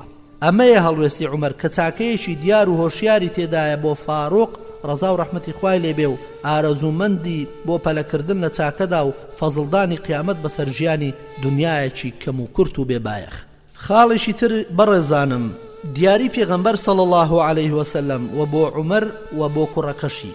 ئیبن عومەر ڕەزای خوای لێبێ دەفەرمێ عومەر پیاوێکی بینی کە کراسێکی درێژی ئاوریشمی لەبەر کردبوو. عومەر هێنای بۆ لای پێغەمبەر صلی الله عليه وسلم فەرمووی ئەی پێغەمبەری خوا ئەمە بکڕە و لەبەری بکە کاتێک کە شاندێک لە وەفدەکان دێنە خزمەتت. پێغەمبەری خۆشەویستیش صلی الله عليه وسلم فەرمووی کەسێک جلی ئاوریشم لەبەر دەکات لە قیامەت هیچ بەشێکی نابێت. ماوەیەک بەسەر ئەمەدا تێپەڕی پاشان پێغەمبەر صلی الله عليه وسلم کراسێکی ئاوریشمی نار بۆ عومەر. عومەر هات بۆ لای پێغەمبەر صلی الله عليه وسلم و عەرزی کرد ئەمەت بۆ ناردووە هەر ئەوەشت فەرموو دەربارەی عەبا و ئاوریشمەکەی وردە فرۆشیەکە. پێغەمبەری خۆشەویست صلی الله عليه وسلم بە عومەری فەرموو ناردوومە بۆت تاوەکو لە ڕێگەیەوە پارەیەکت دەست بکەوێت. عومەر بەخشیە برایەکی لە مەکە پێش مسلمان بوونی. سەبارەت بە دیاری پێغەمبەری خۆشەویست صلی الله عليه وسلم بۆ ئیبن عومەر واتە عەبدوڵای کوڕی ئیمامی عومەر عەبدوڵا بۆ خۆی دەفەرمێ ئێمە لە سەفەرێکدا بووین من بەسەر وڵاغێکی سەرکەشەوە بووم کە هی عومەر بوو زۆر خێرا و سەرکەش بوو پێش لە کاروانەکە دەکەوت و پێشی بە خەڵکەکەی دەگرت عومەریش تێی دەخوڕی و دەیگەڕاندەوە.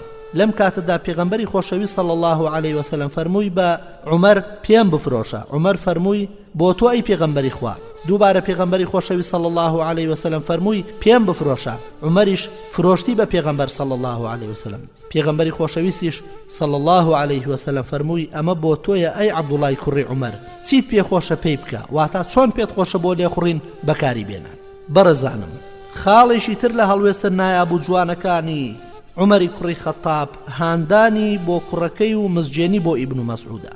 عەبدوڵای کوڕی عومەر دەفەرمێ پێغەمبەر صلی الله عليه وسلم فەرمووی لە نێو دارەکاندا دارێک هەیە کە گەڵای ناوەرێت بە وێنەی مرۆڤی مسلمان وایە پێم بڵێن بزانم چییە. خەڵکی کەوتنە ناوهێنانی دار و درەختی بیابان منیش لە ناخی خۆمدا دەمزانی کە خوورمایە. عەبدوڵا دەڵێ شەرمم دەکرد کە بڵێم دار خوورمایە. خەڵکەکە وتیان ئەی پێغەمبەری خوا صلی الله عليه وسلم پێمان بفەرموو. پێغەمبەری خۆشەویستیش صلی الله عليه وسلم فەرمووی ئەوە خوورمایە. عەبدوڵا دەفەرمێ دواتر ئەوەم بۆ باوکم جێڕایەوە کە من دەمزانی. ئەویش فەرمووی ئەگەر ئەوەت بگوت پایە زۆرم پێ خۆشتر دەبوو لەوەی کە فلان شتە و فلان شتم هەبێت لە دنیا. سەبارەت بە مزجێنی عومەر بۆ ئیبن مەسعود دەجێڕنەوە کە لە ماڵی ئەبوو بەکردا سەربوردەی مسلمانانیان دەجێڕایەوە. پێغەمبەر صلی الله عليه وسلم هاتە دەرەوە و ئێمەش لەگەڵیدا هاتینە دەرەوە. پیاوێکمان بینی کە لە مزگەوت نوێژی دەخوێند پێغەمبەر صلی الله عليه وسلم وەستا و گوێی لە قورئان خوێندنەکەی گرت. ئێمە لەوەدا بووین کە بیناسینەوە پێغەمبەری خۆشەویست صلی الله عليه وسلم فەرمووی لە نهێنیەکانی ئەم پیاوە ئەوەیە کە قورئان بە پاراوی و بەو شێوەیە دەخوێنێت کە دابەزیوە با خەڵکیش وەکو خوێندنەوەی کوڕی عەبد بیخوێننەوە. پاشان پیاوەکە دانیشت و لەخوا پاڕایەوە. پێغەمبەری صلی الله عليه وسلم فەرمووی داوا بکە پێت دەبەخشێت، داوا بکە پێت دەبەخشێت. عومەر فەرمووی سوێن بەخوا بەڕاکردن دەچم بۆ لای ئەو پیاوە و مزگێنی دەدەمێت. کاتێک کڕام کرد ئەبوبەکر پێشم کەوت و مزگێنیەکەی پێدا. سوێن بەخوا لە هیچ کارێکی چاکەدا پێشم بە ئەبوبەکر نەگرتووە و بەڵکو هەر ئەو پێشی من کەوتووە و لە پێش منەوە بۆ لە چاکەکردندا.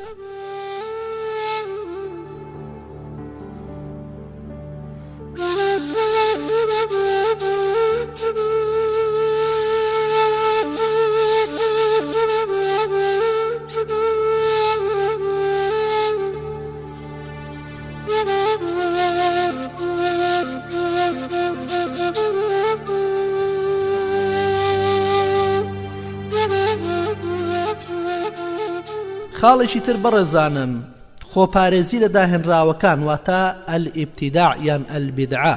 مەسووری کوڕی مەخرەمە و عەبدوڕەحمانی کوڕی عەبدولقاری دەفەرمون گوێیان لە عومەر بوو ڕەزای خوای لێ بێت کە فەرموویەتی گوێم لە هیشامی کوڕی حەکیمی کوڕی حوزام بوو کە سوورەی ئەلفورقانی دەخوێن.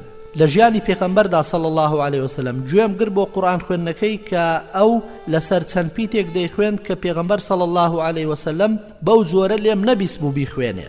منیش دەمویست کە هەڵمەتی بدەمێ لە نوێژدا چاوەڕوانم کرد تاوەکو سڵاوی دایەوە. منیش گوشاردم و ڕام تەکاند وتم چێ ئەم سوورەتەی بۆ خوێندوێتەوە بەو شێوەی کە دەیخوێنیەوە؟ ئەویش وتی پێغەمبەر صلی الله عليه وسلم بەو شێوەیە پێمی خوێندوتەوە. منیش وتم درۆ دەکەی، سوێن بەخوا پێغەمبەر صلی الله عليه وسلم ئەو سوورەتەی بۆ من خوێندوتەوە کە لە دەمی تۆوە گوێم لێ بوو. پاشان بە پەلە گرتم و بردم بۆ لای پێغەمبەری خۆشەویست صلی الله عليه وسلم و پێشی کەوتم وتم ئەی پێغەمبەری خوا صلی الله عليه وسلم من ئەمەم بینیوە کە سوورەتی فورقانی بە شێوەیەک دەخوێن کە تۆ نەتخوێندووە. پێغەمبەری خۆشەویست صلی الله عليه وسلم فەرمووی ئەی هیشام بۆمی بخوێنەوە. ئەویش بەو شێوەیە خوێندیەوە کە گوێم لێ بوو. پێغەمبەر صلی الله عليه وسلم فەرمووی بەم شێوەیەدا بەزیوە. پاشان فەرمووی ئەی عومەر بیخوێنەوە. منیش بەو شێوەیە خوێندمەوە کە پێی خوێندبوومەوە. پاشان فەرمووی بەم شێوەیەشدا بەزیوە. پاشان پێغەمبەر صلی الله عليه وسلم فەرمووی قورئان بە 7 شێوەدا بەزیوە، ئێوەش بە ئاسانەکەیان بخوێنن یان بیخوێنن. خۆشەویستانم خاڵێکی تر عەبدوڵای کوڕی عومەر ڕەزای خوای لێ بێ دەفەرمێ گوێم لە عومەر بوو دەیفەرموو پێغەمبەر صلی الله عليه وسلم ماڵی پێدا بەخشیم و منیش دەمگوت بیدە بەیەکێک کە لە من هەژارتر بێت تاوەکو جارێک پارەیەکی پێدام و منیش وتم بیدە بەیەکێک لە من هەژارتر بێت. پێغەمبەری صلی الله عليه وسلم فەرمووی لەو پارەیەک بۆت بێنێ وەری بگرە تۆ نەچاو لە دووی ئەو پارەی نەداواشی دەکەی، ئەمە ماڵێکە کە تۆ بە دوایدا نەچووی. خاڵێکی تر پێغەمبەر صلی الله عليه وسلم دوعای بۆ عومەر کردووە. ئازیزانم ڕۆژێکیان پێغەمبەر صلی الله عليه وسلم عومەری بینی کە کراسێکی سپی لەبەردا بوو. پێغەمبەر صلی الله عليه وسلم فەرمووی ئەم کراسەت تازەیە یان شۆراوە؟ عومەر فەرمووی شۆراوە. پێغەمبەر صلی الله عليه وسلم فەرمووی پۆشاکی نوێ لەبەر بکەی بە خۆشی بژی و بە شەهیدی بمری. خاڵێکی تر بەڕێزان کاتێک کە پێغەمبەر صلی الله عليه وسلم عومەر دەڵێ پێغەمبەر صلی الله عليه وسلم بە هەر شوێنێکدا ڕۆی بێ ئەو شوێنە پیرۆز بووە. زانی ومە کە خوای گەورە بە فەزڵ و منەتی خۆی لەسەر پێغەمبەر صلی الله عليه وسلم ئەو شوێنەی پێ پیرۆز دەکا. جابری کوڕی عەبدوڵڵا دەفەرمێ باوکم مرد 30 بار خوشتر خورمای قەرزی لە پیاوێکی جوولەکە کردبوو نەیدابەوە. کابراش هات بۆ قەرزەکەی. جابر داوای لێکرد مۆڵەتی بداتێ، ئەویش مۆڵەتی نەدا. جابر چوو بۆ خزمەت پێغەمبەر صلی الله عليه وسلم تا تکای بۆ بکە لای کابرای جوولەکە. پێغەمبەر صلی الله عليه وسلم هات بۆ لای جوولەکەکە تاوەکو بەرهەمی خورمای ئەو ساڵەی لێوەربگرێت لە بریتی قەرزەکەی، بەڵام جوولەکەکە قایل نەبوو. پێغەمبەر صلی الله عليه وسلم چوە نێو باخە خورماکە و بە ناویدا گەڕاو. پاشان بە جابری فەرموو هەوڵی بۆ بدە و بە وەفا بە و قەرزەکەی بدەوە. ئەویش پاش ئەوەی کە پێغەمبەر صلی الله عليه وسلم گەڕایەوە چۆ ناو باخە خوڕماکەی و 30 باری کابرای جوولەکەی دایەوە و 17 باریشی لێجیا کردەوە بۆ خۆی. دوایەوە هات بۆ ئەوەی ئەم هەواڵە بداتە پێغەمبەر صلی الله عليه وسلم. بینی کە نوێژی عەسر دەکات. کاتێک کە لێبەوە هەواڵەکەی پێدا. ئەویش فەرمووی ئەم هەواڵە بدەرە کوڕی خەتاب. جابر ڕۆیش تا هەواڵەکە بداتە عومەر. پاشان عومەر فەرمووی کاتێک کە پێغەمبەر صلی الله عليه وسلم بەناو باخەکەدا تێپەڕی زانیم کە خوای گەورە بەرەکەتی تێدەخا. دوایین هەڵوێست خۆشەویستانم کە لە ئەڵلقەی ئەمڕۆدا لەسەری بوەستین هاوسەرگیری حەفسەی کچی عومەرە لە پێغەمبەری خوا صلی الله عليه وسلم. عومەر ڕەزای خوای لێ بێ دەفەرموێ کاتێک کە حەفسەی کچی بێوەژن دەکەوێ خەنیسی کوڕی حوزافەی مێردی کە یەکێک بوو لە هاوڵان لە مەدینە کۆچی دوایی کرد. چوومە لای عوسمانی کوڕی عەفان و باسی حەفسەم لا کرد. وتم ئەگەر بتەوێ ئەوە حەفسەت لێمارە دەکەم. عوسمان فەرمووی جارێ بابزانم چۆن دەبێت. چەند ڕۆژێک تێپەڕین پاشان پێم گەیشت و فەرمووی وام پێ باشە کە ژن نەهێنم. عومەر دەفەرموێ گەیشتم بە ئەبوبەکری سیدیق ڕەزای خوای لێ بێ و پێم گوت ئەگەر بتەوێ حەفسەی کچی عومەرت لێمارە دەکەم واتە حەفسەی کچی خۆم. ئەبوبەکر بێدەنگ مایەوە هیچی وەڵام نەدایەوە. بەڵێ عومەر دەفەرمێ من زۆرم پێخۆش بوو کە ئیمامی ئەبوبەکر بیخوازهێ لە پێش عوسمان، یعنی پێم خۆشتر بوو ببێتە خێزانی ئیمامی ئەبوبەکر نەوەک عوسمان. دەڵێ چەند شەوێک تێپەڕی و پاشان پێغەمبەر صلی الله عليه وسلم مارەی کرد و منیش ئەبوبەکرم پێگەیشت. فەرمووی من هیچ ڕێگریەکم نەبوو لەوەی کە بێم بەدەم داواکاریەکەتەوە کە خستە بەردەمم واتە بەوەی کە داوا لێکردم کچەکەت بخوازم. ئەوە نەبێ کە من ئەوەم زانی کە پێغەمبەر صلی الله عليه وسلم باسی حەفسەی کردووە. من نەمدەویست نهێنی پێغەمبەر صلی الله عليه وسلم ئاشکرا بکەم. ئەگەر ئەویش لێگەڕابە ئەوە ئەو داوایان پەسەند دەکرد. خۆشەویستانم لە ئەڵلقەی ئەمڕۆدا دەمەوێت لە سەرەتادا لەسەر بابەتێک بوەستین کە ئەویش پەیوەندی بە هەڵوێستی پێشەوا عومەری کوڕی خەتاب هەیە خوا لێ ڕازی بێ سەبارەت بە ناکۆشی پێغەمبەر صلی الله عليه وسلم لەگەڵ خێزانەکانیدا. ئیبن عەباس ڕەزای خوای لێ بێ دەفەرموێ سوور بووم لەسەر ئەوەی کە پرسیار بکەم لە عومەر ڕەزای خوای لێ بێ سەبارەت بەو دوو خێزانەی پێغەمبەر صلی الله عليه وسلم خوا لە خێزانەکانی ڕازی بێ کە خوای گەورە دەربارەیان دەفەرمێ إن تتوبا إلى الله فقد صغت قلوبكما.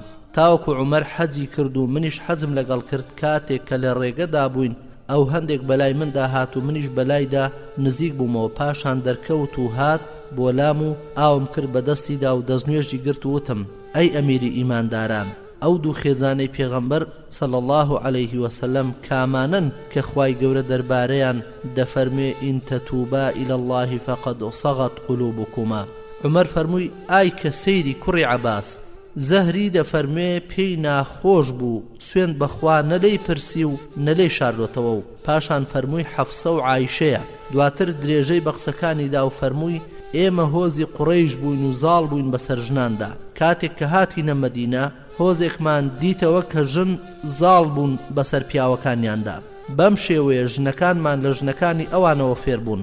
ماڵی من لە تیرەی ئومەیەی کوڕی زەید بوو لە عەوالی ڕۆژێک لە خێزانەکەم تووڕە بووم بینیم بەڕوومدا هەڵدەشاخێ. منیش تووڕەتر بووم وتم ئەوە چییە؟ وتی پێت سەیرە. من وا ڕووبەڕوو دەوەستمەوە سوێن بەخوا خێزانەکانی پێغەمبەر صلی الله عليه وسلم لە ڕووی پێغەمبەردا قسە دەکەن هەیانە بەیانی تا ئێوارە دەنجی لێدا دەبڕێن. عومەر دەفەرمێ بە خێرایی دەرچووم و خۆم گەیاندە لای حەفسە وتم ئایا لە ناو ئێوەدا کەس هەیە بەیانی تا ئێوارە قسە لەگەڵ پێغەمبەردا صلی الله عليه وسلم نەکا؟ وتی بەڵێ. منیش وتم ڕەنج بە خەسار زیانمەندە هەر کام لە ئێوە وای کردبێ. ئایا ناترسن لەوەی کاتێک ئێوە پێغەمبەری خوا صلی الله عليه وسلم تووڕە و زویر دەکەن خوای گەورە لێتان تووڕە و زویر بێت ئەو کاتەش ئیتر هەرگیز ڕزگاری نابێت و ڕەنجی بەبادا دەڕوات؟ لە ڕووی پێغەمبەری خوادا صلی الله عليه وسلم نەوەستیت و داوای هیچیشی لێ نەکەی هەرچیەکە دویست لە منی داوا بکە یاخی و سەرکەش نەبی لەبەر ئەوەی دراوسێکەت جوانتر و خۆشەویسترە لای پێغەمبەر صلی الله عليه وسلم کە مەبەستی عایشە بوو. پاشان فەرمووی من دراوسەیەکی ئەنساریم هەبوو بەنۆبەدا دەبەزینە لای پێغەمبەر صلی الله عليه وسلم. ئەوە ڕۆژێک دەهات و منیش ڕۆژێک دەهاتم. ئەو ڕۆژەی ئەو دەهات هەواڵی وەحی و چەند شتێکی تری دەدامێ و ڕۆژێکیش منیش بە هەمان شێوە ڕۆژێک قسەمان دەکرد و دەمانوت غەسان وڵاخەکانیان ناڵ دەکەن تا لەگەڵمان بە شەڕ بێن. ڕۆژێک هاوڕێکەم دابەزی و شێوان هاتەوە لە دەرگاکەیدا و بانجی کرد منیش هاتمە دەرەوە وتی شتێکی گەورە ڕوویداوە. وتم چییە؟ ئایا غەسان هاتووە بۆمان؟ وتی نا زۆر لەوە گەورەتر و گرنگترە. پێغەمبەر صلی الله عليه وسلم خێزانەکانی تەلاق داوە. منیش وتم حەفسە ڕەنج بە خەسار و زیانمەند بووە، دەمزانی شتێکی ئاواهای لە ڕێدایە. نوێژی بەیانیم کرد و خۆم توند و تۆڵ کردەوە و دابەزیم و چوومە ژوورەوە بۆ لای حەفسە بینیم دەگریا. وتم ئایا پێغەمبەری خوا صلی الله عليه وسلم تەلاقی داون؟ وتی نازانم. پێغەمبەر صلی الله عليه وسلم ئەوە تا گۆشەگیرە لەوێدا دانیشتووە. پێغەمبەر صلی الله عليه وسلم غوڵامێکی ڕەشتاڵەی هەبوو، بینیم واهات پێم گوت مۆڵەت وەرگرە بۆ عومەری کوڕی خەتاب لای پێغەمبەر صلی الله عليه وسلم. کوڕەکە چۆ ژوورەوە و هاتەوە دەرەوە بۆ لام، وتی باسی تۆم بۆ کرد بێدەنگ بوو. منیش ڕۆشتم تا گەیشتمە مینبەرەکە، کۆمەڵە خەڵکێک دانیشت بوون و هەندێکیان دەگریان. کەمێک دانیشتم خۆمم پێنەگیرا، دووبارە چوومەوە بۆ لای غوڵامەکە وتم مۆڵەت وەرگرە بۆ عومەر لای پێغەمبەر صلی الله عليه وسلم. ئەویش چۆ ژوورەوە و پاشان هاتە دەرەوە و وتی باسی تۆم بۆ کرد بێدەنگ بوو. لێمدا ڕۆشتم، غوڵامەکە بانجی کردم، وتی وەرە ژوورەوە پێغەمبەر صلی الله عليه وسلم ڕێگەی پێداوی. منیش چوومە ژوورەوە، سڵاوم لە پێغەمبەر صلی الله عليه وسلم کرد و بینیم لەسەر حەسیرێکی خۆڵاوی پاڵکەوتووە و شوێنەواری حەسیرەکە بەلاڕوومەتی پیرۆزیەوە دیارە. وتمەی پێغەمبەری خوا صلی الله عليه وسلم ئایا خێزانەکانت تەلاق داوە؟ سەری بەرز کردەوە فەرمووی نەخێر. منیش وتم الله ئەکبەر، ئەگەر دەمان بینی ئەی پێغەمبەری خوا صلی الله عليه وسلم ئێمە هۆزی قوڕەیشی بووین و بەسەر خێزانی خۆماندا زاڵ بووین، کاتێک هاتینە مەدینە تیرە و هۆزێکی لێبوون کە ژن تێیاندا بەسەر پیاوان زاڵ بوون، ژنانی ئێمەش لەوانەوە فێری ئەم خووە بوون. من ڕۆژێک لە ژنەکەم تووڕە بووم و ئەویش لە ڕوومدا وەستا. پاشان وتم بۆ وا دەکەی؟ وتی سوێن بەخوا خێزانەکانی پێغەمبەر صلی الله عليه وسلم بە هەمان شێوەن، هەیانە بەیانی تا ئێوارە قسە لەگەڵ پێغەمبەردا صلی الله عليه وسلم ناکا. منیش وتم هەر کام لەوانە ئەم کارەی کردبێ زیانمەند و ڕەنج بە خەسارە. ئایا ناترسن لەوەی خوای گەورە لەبەر تووڕەیی پێغەمبەر ئەویش لێتان تووڕە بێت؟ پێغەمبەری خۆشەویست صلی الله عليه وسلم پێکەنی و منیش وتم چوومە لای حەفسە و پێم وت وریا بەجارێکی تر ئێرەی نەبەی بەوەی کە هەوێکەت جوانترە و لای پێغەمبەری خۆشەویستیش صلی الله عليه وسلم خۆشەویسترا. عەرزم کرد ئەی پێغەمبەری خوا صلی الله عليه وسلم لە خزمەتتدا بمێنمەوە؟ فەرمووی بەڵێ. پاشان دانیشتم و سرم بەرز کردەوە، سوێن بەخوا لەو ماڵەدا هیچم تێدا بەدی نەکرد تەنها 3 پێستە نەبێ. وتم ئەی پێغەمبەری خوا صلی الله عليه وسلم لەخوا بخوازە و دوعا بکە تا خوای گەورە خێر و بەرەکەت بڕژێنێ بەسەر ئەم ئومەتەدا، ئەوە تا ڕژاندوویەتی بەسەر فارس و ڕۆمدا کە ئەوان خوددا ناپەرستن و مشریکیشن، ڕاکشابوو ڕاز بۆوە. دانیشت و فەرمووی ئایا گومانت هەیە ئەی کوڕی خەتاب ئەوانە گەلێکن خێر و بەرەکەت و خۆشیەکانیان لە دنیادا پێبەخشراوە و بۆیان پێش خراوە؟ عەرزم کرد ئەی پێغەمبەری خوا صلی الله عليه وسلم داوای لێخۆشبوونم بۆ بکە. پێغەمبەری خوش صلی الله عليه وسلم سوێندی خواردبوو، بەهۆی زۆر بێتاقەتی و بێزاریەوە بۆ ماوەی 1 مانگ نەڕوات بۆ لایەن تاوەکو خوای گەورە سەرزەنشتی کرد. خاڵێکی تر بەڕێزانم، چمچێک لە چاکە و پسپۆڕیەکانی عومەری کوڕی خەتاب کە دەبێت لە بەردەمیدا بوەستین و بەنیگایەکی تیژەوە بۆی بڕوانین کە ئەو پیاوە چەندە پسپۆڕ و شارەزا بووە لە چاکە و چاکەخوازیدا. عومەر بە دوای ئەبوبەکری سدیقدا هاتووە لە چاچیدا. عومەر دوای پێغەمبەران و ئەبوبەکر باشترین کەسی سەرزەویە. ئەمە جوا دەکات کە لەسەر بڕوادار پێویستە باوەڕی بەم فەزڵەی هەبێ کە ئەمەش یەکێک لە بنەماکانی ئیمانی ئەهلی سونە و جەماعە. هەر لەم بارەیەوە فەرموودەی زۆر و هەواڵی ڕاست و دروست هەن سەبارەت بە چاچی و پسپۆڕی عومەری کوڕی خەتاب خوا لێ ڕازی بێ لە ناو فەرموودەکاندا ڕەنجی داوەتەوە. خاڵی یەکەم باوەڕ و زانست و زانیاری و ئیمانەکەی. سەبارەت بە پلە و پایی ئیمانی عومەری کوڕی خەتاب عەبدوڵڵای کوڕی هاشم دەفەرمێ لە خزمەت پێغەمبەردا صلی الله عليه وسلم دانیشت بووین کە دەستی عومەری گرت. عومەریش عەرزی کرد ئەی پێغەمبەری خوا صلی الله عليه وسلم تۆ لە هەموو شتێک بۆ من خۆشەویستتری جگە لە خۆم. پێغەمبەری خۆشەویست صلی الله عليه وسلم فەرمووی نا، سوێن بەو کەسەی گیانی منی بەدەستە تاوەکو لە خۆت خۆشترت دەوێم. عومەریش پێی فەرموو ئێستا سوێن بەخوا تۆم لە خۆم خۆشتر دەوێت. پێغەمبەری خۆشەویستیش صلی الله عليه وسلم فەرمووی ئێستا ئەی عومەر، واتە ئێستا ئیمانەکەت تەواو و کامڵە. سەبارەت بە زانست و زانیاریشی پێغەمبەری خۆشەویست صلی الله عليه وسلم دەفەرمێت کاتێک خەوتبووم شیرم دەخواردەوە تاوەکو سەیرم کرد لە نێوانی پەنجەکانمەوە دەڕژێت. پاشان دامە دەست عومەر، وتیان ئەوە چۆن لێک دەدەیتەوە؟ فەرمووی زانست و زانیاری. هۆی لێکدانەوەی بەم جۆرە هاوشێوەی شیر و زانیاری لە زۆر ڕۆوە، لەوانە هەردووچیان هۆیەکن بۆ چاکسازی. شیر خۆراکی جەستەیە و زانیاریش خۆراکی مەعنەویە. لەم فەرموودەیەشدا فەزڵ و گەورەی تێدایە بۆ عومەر خەونی ژوا باشە نەبڕێت بەسەر زاهیردا ئەگەرچی خەونی پێغەمبەران وەحیە هەندێک جار خەون پێویستی بە شەرح و لێکدانەوە هەیە هەندێک جاریش بە زاهیرەکەی چۆنە هەروە باز دەکرێت مەبەست لە زانیاریش لە فەرموودەکەدا بەڕێوەبردنی حەکیمانەی کاروباری وڵاتە بە پێی قورئان و سنەتی پێغەمبەر صلی الله عليه وسلم ئەمەش بۆیە بوو بەهۆی ئەوەی کاروبارەکان لە سەردەمی عومەردا تایبەتمەندێتی خۆیان هەبێت ماوەی خەلافەتی لە ماوەی خەلافەتی ئەبوبەکر درێژتر بوو خەڵکیش زیاتر ملکەت و گوێدێر بوون بۆ نیسبەت عوسمانەوە ماوەی خەلافەتی ئەبوبەکر کەم و کورد بوو وڵاتان ئازاد نەکران و بیر و ئەندێشەی جۆرا و جۆر نەهاتنە ناو گەلانی مسلمانەوە بە پێچەوانەی سەردەمی عومەر لەگەڵ ئەوەشدا سیاسەت و بەڕێوەبردننی کاروبارەکانی هێندە حەکیمانە بوو بە جۆرێک کە هیچ کەسێک سەرپێچی نەدەکرد بەڵام لە سەردەمی عوسماندا خوا لێ ڕازی بێ کە وڵات بەرفراوان بوو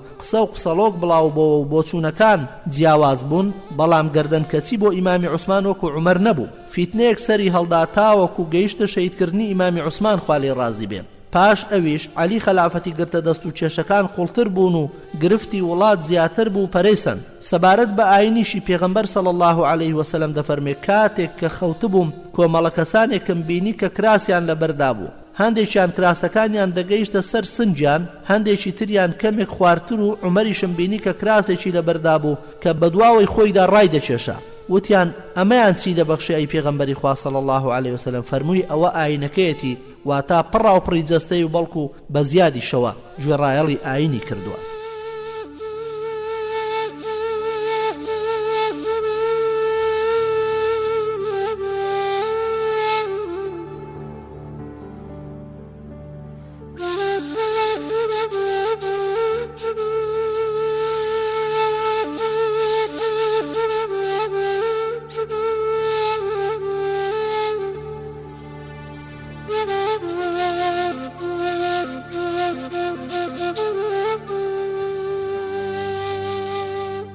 خاڵێکی تر خۆشەویستەکانم هەیبەت و سامی عومەر و ترسانی شەیتان لێی سعدی کوڕی ئەبوو وەقاس دەفەرمێ عومەر داوای لە پێغەمبەر صلی الله عليه وسلم کرد کە مۆڵەتی بدات بڕوات بۆ لای لەم کاتەدا پێغەمبەری خۆشەویست صلی الله عليه وسلم ژمارەیەک لە ژنانی قوڕەیشی لابوو کە قسەی بۆ دەکردن و ئەوانیش هەندێک جار دەنجیان بەرز دەکردەوە بەسەر دەنجی پێغەمبەردا صلی الله عليه وسلم کاتێک عومەر مۆڵەتی وەرگر ئافرەتەکان هەستان و خۆیان توند و تۆڵ کردەوە پێغەمبەر صلی الله عليه وسلم ڕێگەی بە عومەردا بچێتە ژوورەوە کە چوو بینی پێغەمبەر صلی الله عليه وسلم پێدەکەنێ عومەر فەرمووی پێغەمبەری خوا تەمەنت پڕ بکات لە پێکەنین ئەو پێکەنینەت لە چییە پێغەمبەر صلی الله عليه وسلم فەرمووی سەرسام بووم لەم ئافرەتانەی کەلام بوون کاتێک کە گوێیان لە دەنجی تۆ بوو هەستان و خۆیان توند و تۆڵ کردەوە عومەریش فەرمووی تۆ لە پێشتری کە خۆیان توند و تۆڵ بکەنەوە کاتێک کە لە خزمەتتدان ئەی پێغەمبەری خوا صلی الله عليه وسلم دوایی عومەر فەرمووی ئەی دوژمنانی خۆتان لە من شەرم دەکەن و لە پێغەمبەری خوا صلی الله عليه وسلم شەرم ناکەن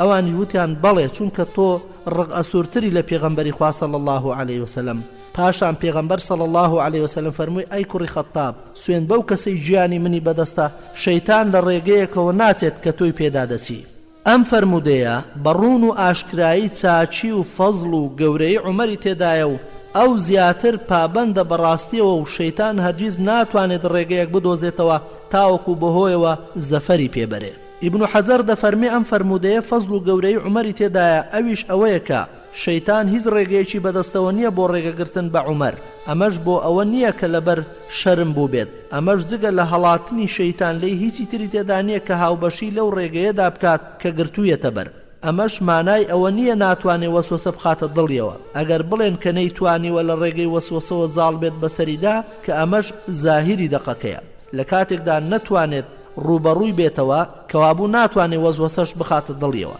ئەمە ژوا دەگەیەنێت کە مەعسووم بووە بەڵام وانە چونکە مەعسووم تەنها پێغەمبەرانن دەشکرێت تاکە کەسانێکیش هەبن کە ئەم عیسمەتەیان پێ ببەخشێت لە فەرموودەی حەفسەشدا هاتووە لای تەبەرانی لە ئەلئەوسەتدا بەم بێژەیە واتە بەم دەستەواژەیە فەرموودەکە هاتووە لەوەتەی عومەر موسڵمان بۆ شەیتان نەهاتۆتە ڕێگای بەڵکو لێی هەڵهاتووە دیارە ئەمەش بەڵگەیە لەسەر پتەوی عومەر لە ئیسلامدا و بەردەوامی ژیانی لەسەر ئەم ڕاستیە ئەوەی دەفەرمێ ئەم فەرموودەیە لە ڕووکارەکەیدا وا دیارە کە شەیتان ئەگەر عومەر ببینێت هەڵهاتووە عیاض دەفەرمێت دەکرێت کە ئەمە وەکو پەند و دڕکە هاتبێ. عومەریش گوێکەرەوەی ڕێگای شەیتان و ڕێگەی خوا بێ و ڕێبازی ڕاستەقینەی گرتووە و پێچەوانەی ئەو ڕەفتارانەیە کە شەیتان پێی خۆشە. ئیبن حەجەریش دەفەرمێ ڕای یەکەم ڕاستتر و لە پێشترە.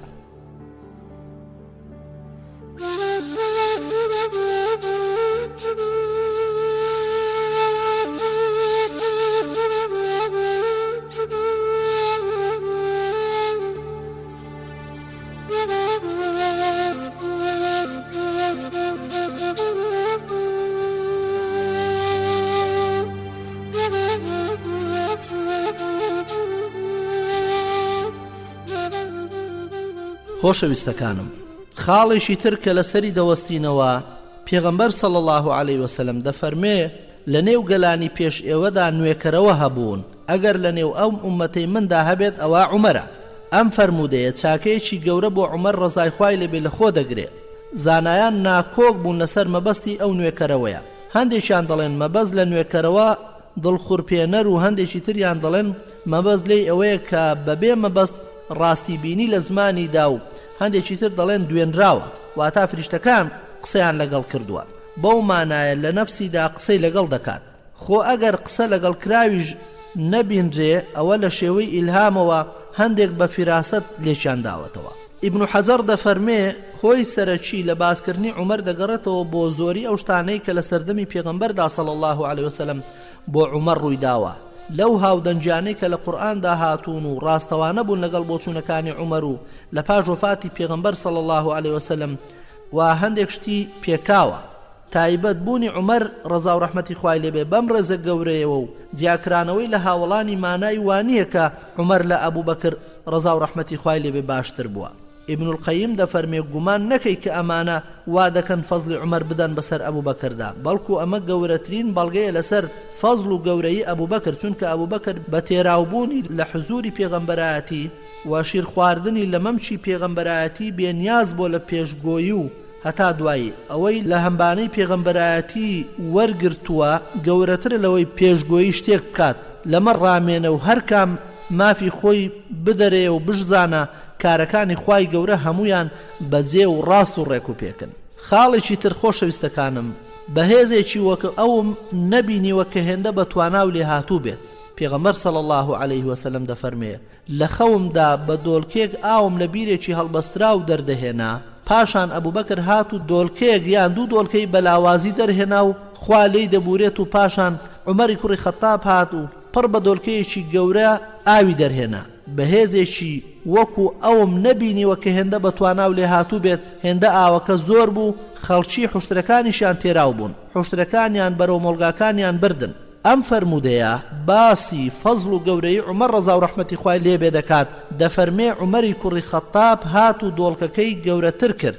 مانای گەورەتر بوونی دۆڵکەکە بەهێزی و دەسەڵات و توانای عومەرە. ئەم خەونەش کە پێغەمبەر صلی الله عليه وسلم بینیوێتی نمونەیەکی ڕوونە بۆ ئەوەی کە بۆ ئەبوو بەکر و عومەر ڕەزا و ڕەحمەتی خوای لێبێ ڕوویداوە لە سەردەمی خلافەت و دەرکەوتنی شوێنەواریان و سوودمەندبوونی خەڵکی لێیان.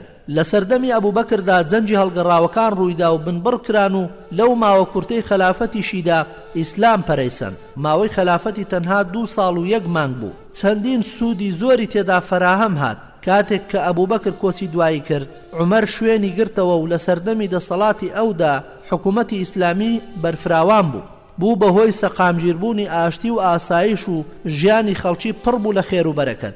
عومەر لە سەردەمی خلافەتیدا شاری بنیادنا و چەندین دیوانی دامەزراند و سنووری دەسەڵاتی ئیسلامی بەرفراوان بوو. چەندین وڵات هات نەژێر ڕچێفی ئیسلامەوە.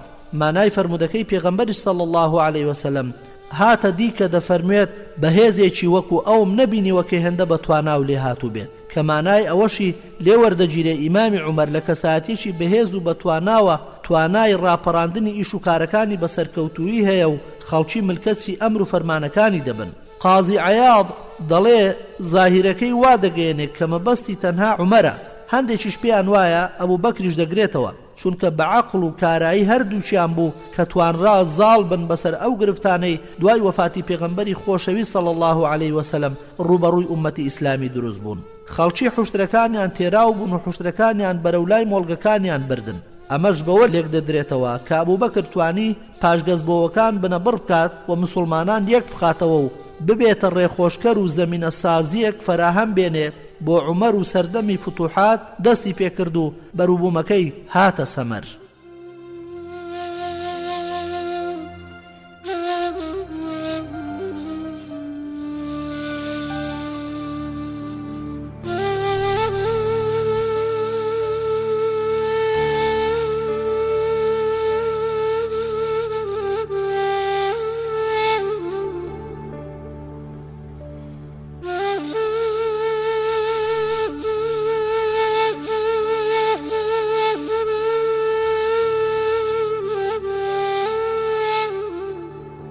بەڕێزانم، عومەری کوڕی خەتاب خوا لێ ڕازی بێ کەسێکی ئازا و چاونەترس بووە و پێغەمبەری خۆشەویستیش صلی الله عليه وسلم مزجێنی پێداوە بە کۆشکێک لە بەهەشدا.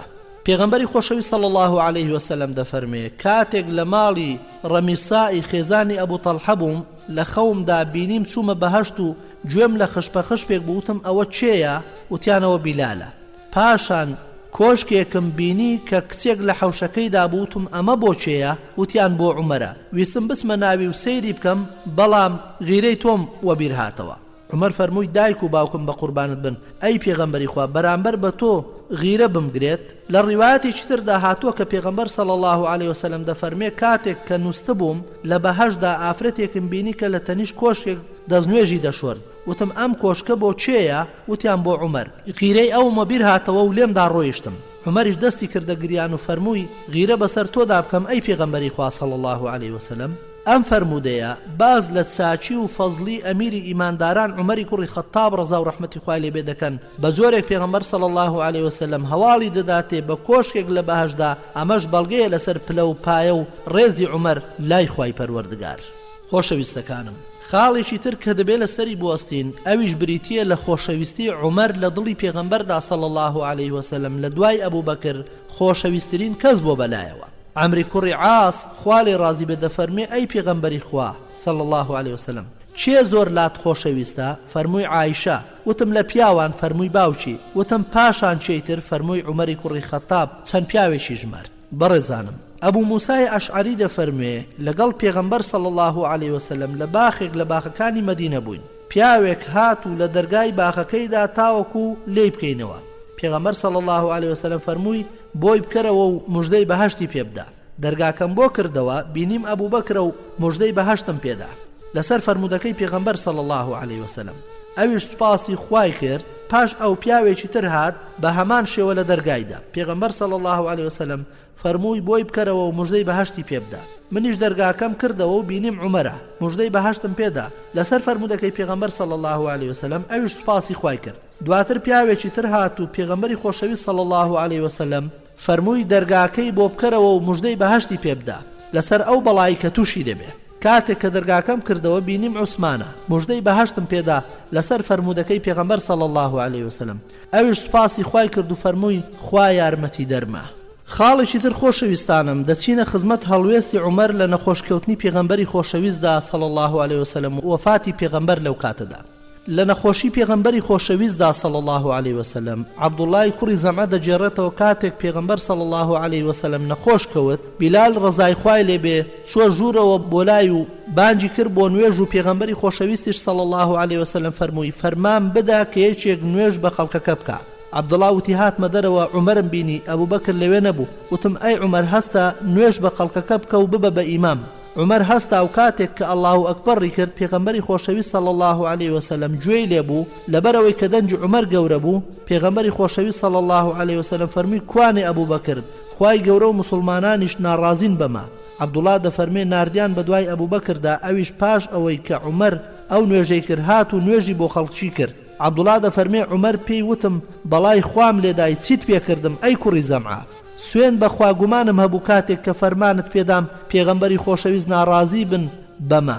فەرمانی بەمە داوە ئەگەر ئەوە نەبوایە نوێژم بۆ خەڵکی نەدەکرد. عەبدوڵا وتی سوێن بەخوا پێغەمبەر صلی الله عليه وسلم فەرمانی پێدام بەمە. بەڵام کاتێک کە ئەبوبەکرم نەبینی بینیم کە تۆ لە پێشتری لەوانەی کە ئامادەی نوێژن. ابن عباس دەجێڕێتەوە کاتێک کە نەخۆشی زۆری هێنا بۆ پێغەمبەر صلی الله عليه وسلم فەرمووی شتێکم بۆ بهێنن با نووسراوێکتان بۆ بنووسم کە لە پاشی سەرگەردان نەبن. عمەر ڕەزای خوای لێبێ فەرمووی پێغەمبەری خوا صلی الله عليه وسلم ئازارەکە زاڵ بوو بەسەریدا و ئێمەش قورئانمان لەبەردەستدایە.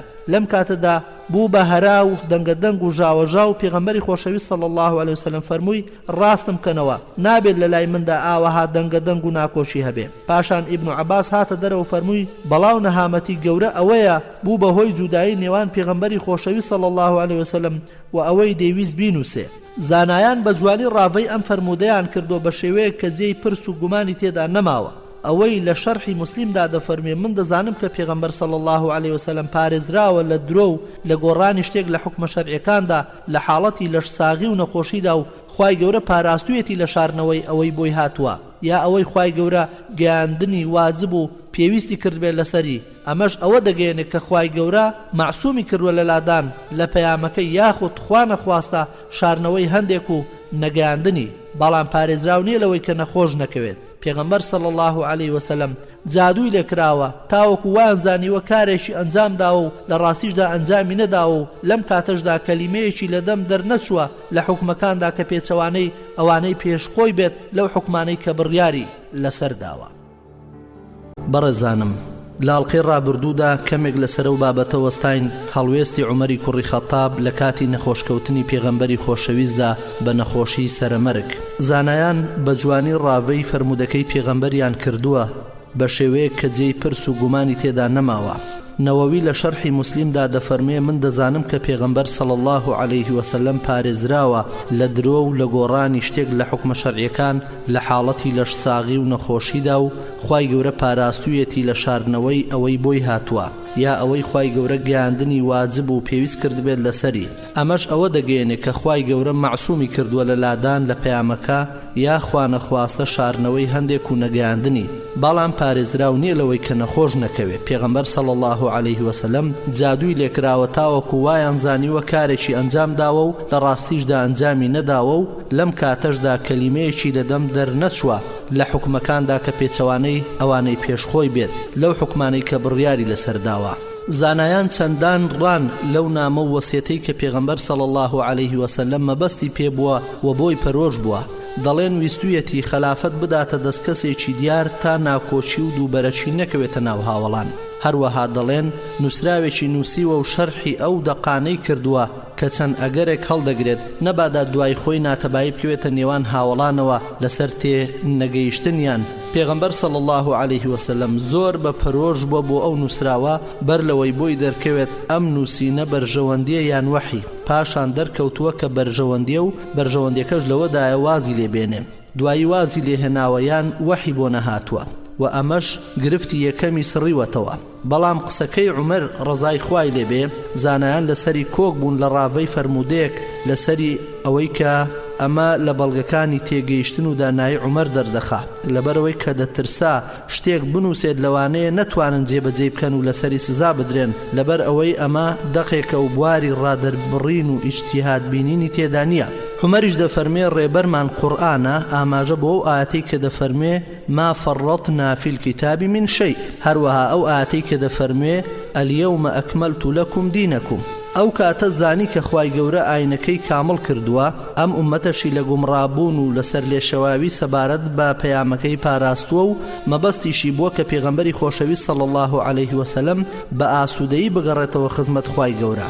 عومەر لەم کاتەدا تێگەیشتووتر بووە لە ئیبن عەباس و هاودەنگەکانی. خەتابی دەفەرمێن ناکرێت کە بەو شێوەیە سەیری ئەم قسەی عومەر بکرێت کە ئەمە ئەندێشەیەکی هەڵەیە لەسەر پێغەمبەری خۆشەویست صلی الله عليه وسلم یان گومانی خراپی بەرامبەر بە پێغەمبەری خۆشەویست صلی الله عليه وسلم هەبوو بێت، حاشا.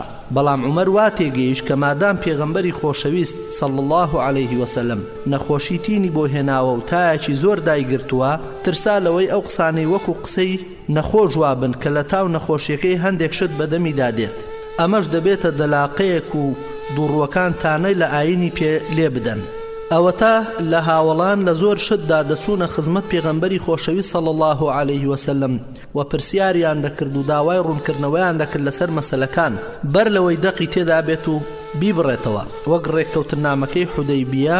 بەڵام دوای ئەوەی کە دەقێک هاتبێت و مەسەلەکەی یەکلایی کردبێتەوە ئیتر کەس قسەی نەکردووە هەموویان ڕازی بوون. قازی دەفەرموێ فەرموودەکەی پێغەمبەر صلی الله عليه وسلم ئەهیجر بەم شێوەیە لە صحیحی مسلم و ئەوانی ترشدا وا هاتووە ئەهیجر لە شێوەی پرسیاردا ئەم دروسترە لەو ڕیواتەی کە ڕیواەتی دەکات بەبێژی هیجر یەهجر لەبەر ئەوەی کە هەموو ئەمانە لە پێغەمبەر صلی الله عليه وسلم دروست نییە لەبەر ئەوەی مانای هیجر هەرزەگۆییە ئەمەش لە کەسێکەوە هاتووە کە مەبەستی پرسیاری نکۆڵیکردنە لەسەر ئەو کەسەی کەوتوویەتی منووسم بەمانای ئەوەی پشت لە ئەمری پێغەمبەری خۆشەوی صلی الله عليه وسلم مەکەن و فەرمودەکانی وەکو قسە و هەرزەگۆیی کەسانی تر مەخوێننەوە چونکە پێغەمبەری خۆشەوی صلی الله عليه وسلم شتی بێبایەق بەدەمیدا نایە ئەوەش کە عومەر ڕەزا و ڕەحمەتی خوای لێ بدەفەرمێ قورئانمان بەسا بەرپەرزدانەوەی ئەو کەسەیە کە مشتومڕی لەگەڵ عومەردا کردووە نەک ئەمرەکەی پێغەمبەر صلی الله عليه وسلم.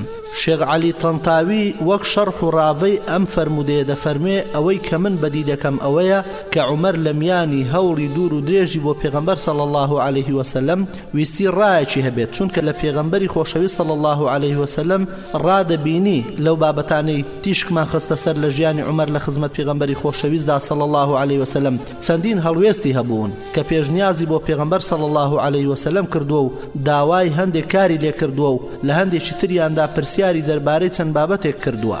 پێغەمبەری خۆشەوی صلی الله عليه وسلم ئەوەی چاک و ڕەوا بوو بێت وەریگرتووە و ئەوەشی بە نادروست زانی بێتی بۆی ڕاست کردوێتەوە. کاتێک کە پێغەمبەر صلی الله عليه وسلم داوای ئەوەی کرد کە شتێک بنووسێت عومەر لەسەر ئەو خوڕەفتارانەی کە گرتبووی فەرمووی تەنها قورئان بەسە. پێغەمبەر صلی الله عليه وسلم بێدەنگ بوو لەسەری خۆ ئەگەر پێغەمبەری خۆشەوی صلی الله عليه وسلم مەبەستی بوایە شتێک بنووسێ عومەری بێدەنگ دەکرد و نووسراوەکەشی دەنووسی و عومەریش تەسلیمی نووسراوەکە دەبوو. ئازیزانم یەکێک لەو هەڵوێستە جوان و ناوازانەی کە پێویستە ئێمە لە خزمەتی دابوەستین بریتێ لە هەڵوێستی عومەر ڕەزا و ڕەحمەتی خوای لێبێ لە ڕوانگەی پەرۆشی و بەخەمەوە بوون و خۆشویستنی پێغەمبەرە صلی الله عليه وسلم ئەویش لەو ڕۆژەی کە پێغەمبەری خوا صلی الله عليه وسلم تێیدا وەفاتی کرد. کاتێک کە هەواڵی وەفاتی پێغەمبەری خۆشەویست صلی الله عليه وسلم گەیشت خەڵکی مشت و مڕێکی گەورە لە ناویاندا ڕوویدا چونکە بەڕاستی کۆچی دوایی پێغەمبەر صلی الله عليه وسلم کۆستێکی یەجگار گەورە بوو بۆ مسلمانان و بە تایبەتیش عومەر. ئەبوو هورەیرە ڕەزا و ڕەحمەتی خوای لێبێ کە هاوڵێکی بەرز و بەڕێزە ئەم ڕووداوەمان بۆ دەجێڕێتەوە و دەفەرمێ کاتێک کە پێغەمبەر صلی الله عليه وسلم وەفاتی کرد عومەر هەستایە سەرپێ و فەرمووی کۆمەڵێک لە دووڕوان پروپاگەندەی ئەوە دەکەن کە پێغەمبەر صلی الله عليه وسلم مردووە. پێغەمبەر صلی الله عليه وسلم نەمردووە بەڵام ڕۆیشتۆ بۆ لای خوای گەورە هەروەکو چۆن موسای کوڕی عیمران بۆ ماوەی 40 شەو لە گەلەکەی دابڕا و پاشان گەڕایەوە بۆ لایەن پاژەوەی کەوتیان موسا مردووە. سوێن بەخوا پێغەمبەر صلی الله عليه وسلم دەگەڕێتەوە هەروەکو ئەوەی کە موسا گەڕایەوە دەست و پێی ئەوانە دەبڕێت کە پروپاگەندەی ئەوە دەکەن کە مردووە. ئەبوو بەکر کاتێک کە هەواڵەکەی پێگەیشت هات تاوەکو لەبەر دەرگای مزگەوت دابەزی و لەم کاتەشدا عومەر قسەی بۆ خەڵک دەکرد و ئەبوو بەکر ئاوڕی بۆ هیچ شتێک نەدایەوە تاوەکو چۆ لای پێغەمبەر صلی الله عليه وسلم لە ماڵی عایشەی کچیدا خوا لێ ڕازی بێت و پێغەمبەر صلی الله عليه وسلمی بینی کە لە گۆشەیەکی ژوورەکەدا داپۆشراوە و عەبایەکی بەسەردا دراوە. ئەبوو بەکر ڕۆیشتە پێشەوە تاوەکو عەباکەی لەسەر لادا و پاشان لی نزیک بۆەوە و ماچی کرد و فەرمووی دایک و بابم بە قوربانت بن ئەو مرنەی کە خوای گەورە لەسەری نووسی بووی ئەوە چەشتت پاش ئەمە هەرگیز دووچاری مەرگ نابیتەوە. پاشتر عەباکەی دایەوە بەسەر دەم و چاویدا و هاتە دەرەوە. عومەریش هەر قسەی بۆ خەڵکی دەکرد و فەرمووی لەسەر خۆ بە ئەی عومەر بێدەنگ بە. بەڵام عومەر هەر بەردەوام بوو لەسەر قسەکردن. کاتێک کە ئەبوو بەکر بینی بێدەنگ نابێت لە خەڵکەکە نزیک بووەوە. خەڵکی کاتێک گوێیان لە قسەکانی ئەبوو بەکر بوو لی هاتنە پێشەوە و وازیان لە عومەر هێنا و لی دوورکەوتنەوە. ئەبوو بەکر سوپاس و ستایشی خوای گەورەی کرد و پاشان فەرمووی ئەی خەڵچینە هەرکەس محەممەد دەپەرستێت ئەوە محەممەد مرد هەرکەس کە خوا دەپەرستێت ئەوە خوای گەورە نامرێت و پاشان ئەم ئاەتەی خوێندەوە کە خوای گەورە لە قورئانی پیرۆز و لە سوورەتی ئالی عیمران و لە ئاەتی 144 دا دەفەرموێ وما محمد إلا رسول قد خلت من قبله الرسل أفإن مات أو قتل انقلبتم على أعقابكم ومن ينقلب على عقبيه فلن يضر الله شيئا وسيجزي الله الشاكرين. ئەبوو هورەیرە ڕەزا و ڕەحمەتی خوای لێبێ دەفەرمێ سوێند بەخوا خەڵکی ئەوەیان لەمیر نەمابوو کە ئەم ئاەتە هاتۆتە خوارەوە تاوەکو ئەو کاتی ئەبوبەکر خوێندیەوە. فەرمووی خەڵکی ئەمەیان لە ئەبوبەکر وەرگرت بەڵکو هەر ئەوەش لەسەر زاریاندا بوو. ئەبوو هورێرە ڕەزا و ڕەحمەتی خوای لێ بێ دەفەرمێ عومەر فەرمووی سوێن بەخوا کاتێک ئەو ئاەتەم بیست کە ئەبوبەکر خوێندیەوە برینەکەم ساڕێژ بوو کەوتمە سەر زەوی و پێکانم توانای ئەوەیان نەما کە ڕامگرن و ئەو دەمەش زانیم کە پێغەمبەر صلی الله عليه وسلم وفاتی کردووە.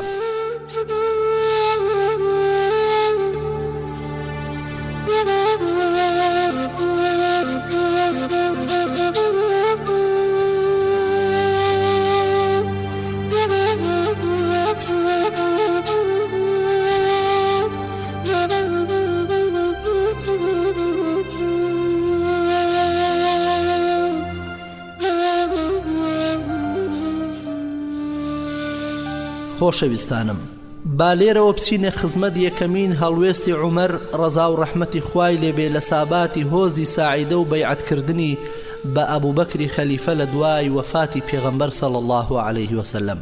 پاش وەفاتی پێغەمبەری خۆشەویست صلی الله عليه وسلم لە ساباتی بەنی ساعیدە بە سەرپەرشتی سەعدی کوڕی عوبادە پشتیوانان کۆبوونەوە گوتیان دەبێت لە ئێمە ئەمیرێک هەبێت و لە ئێوەش ئەمیرێک. پاشان ئەبوبەکر و عومەر و ئەبوو عوبەیدەی جەڕاح خوا لێیان ڕازی بێت چوون بۆ لای عومەر ویستی قسە بکات. ئەبوبەکر بێدەنجی کرد و عومەر فەرمووی سوێند بەخوا نەمدەویست لەم دەمەدا هیچم دەست بکەوێت جگەلەوەی کە خۆم ئامادە کرد بۆ چەند وشەیەک و ترسام ئەبوبەکر نەیانگەیەنێت و منیش بە قسەکانی خۆم زۆر سەرسام بووم. دواتر ئەبوبەکر هاتە قسە و لە قسەکانیدا خەڵکی ئاگادار کردەوە فەرمووی لە ئێمە ئەمیر و لە ئێوەش وەزیر. حەبابی کوڕی مونزیر وتی سوێند بەخوا کاری وا ناکەین، پێویستە لە ئێمە ئەمیرێک و لە ئێوەش ئەمیرێک هەبێت. ئەبوبەکریش فەرمووی نەخێر، ئێمە ئەمیرین و ئێوەش وەزیرن، دەی ئێوە بەیعەت بدەنە عومەر یان ئەبوو عوبەیدە. عومەریش فەرمووی نا، بەڵکو بەیعەت دەدەینە تۆ گەورە و باشترین مانی و خۆشەویستترین مانی لای پێغەمبەر صلی الله عليه وسلم. پاشان عومەر دەستی ئەبوبەکری گرت و بەیعەتی پێدا و مسلمانانیش بەیعەتی خۆیاندایە ئەبوبەکر. بەم شێوەیە عومەر خوای گەورە لێی ڕازی بێت کاتێک کە دەنگەدەنگ و ژاوەژاو لە ساباتەکە بەرز بۆوە عومەر ترسا لە دووبەرەچی کە سامناکترین و خەتەرناکترین دەردە بکەوێتەوە لە نێوان مسلمانان و لێی ترسا و پاشان مەترسی ئەوەی کرد کە بەیعەت بدرێتە یەکێک لە پشتیوانەکان و بەمەش فیتنەیەکی گەورە بەرپا بێت و لەبەر ئەوەش ئاسان نەبوو کە پاش ئەوەی بەیعەت درایە پشتیوانێک واتە ئەنساریەک بەیعەت بدرێتە یەکێکی تر.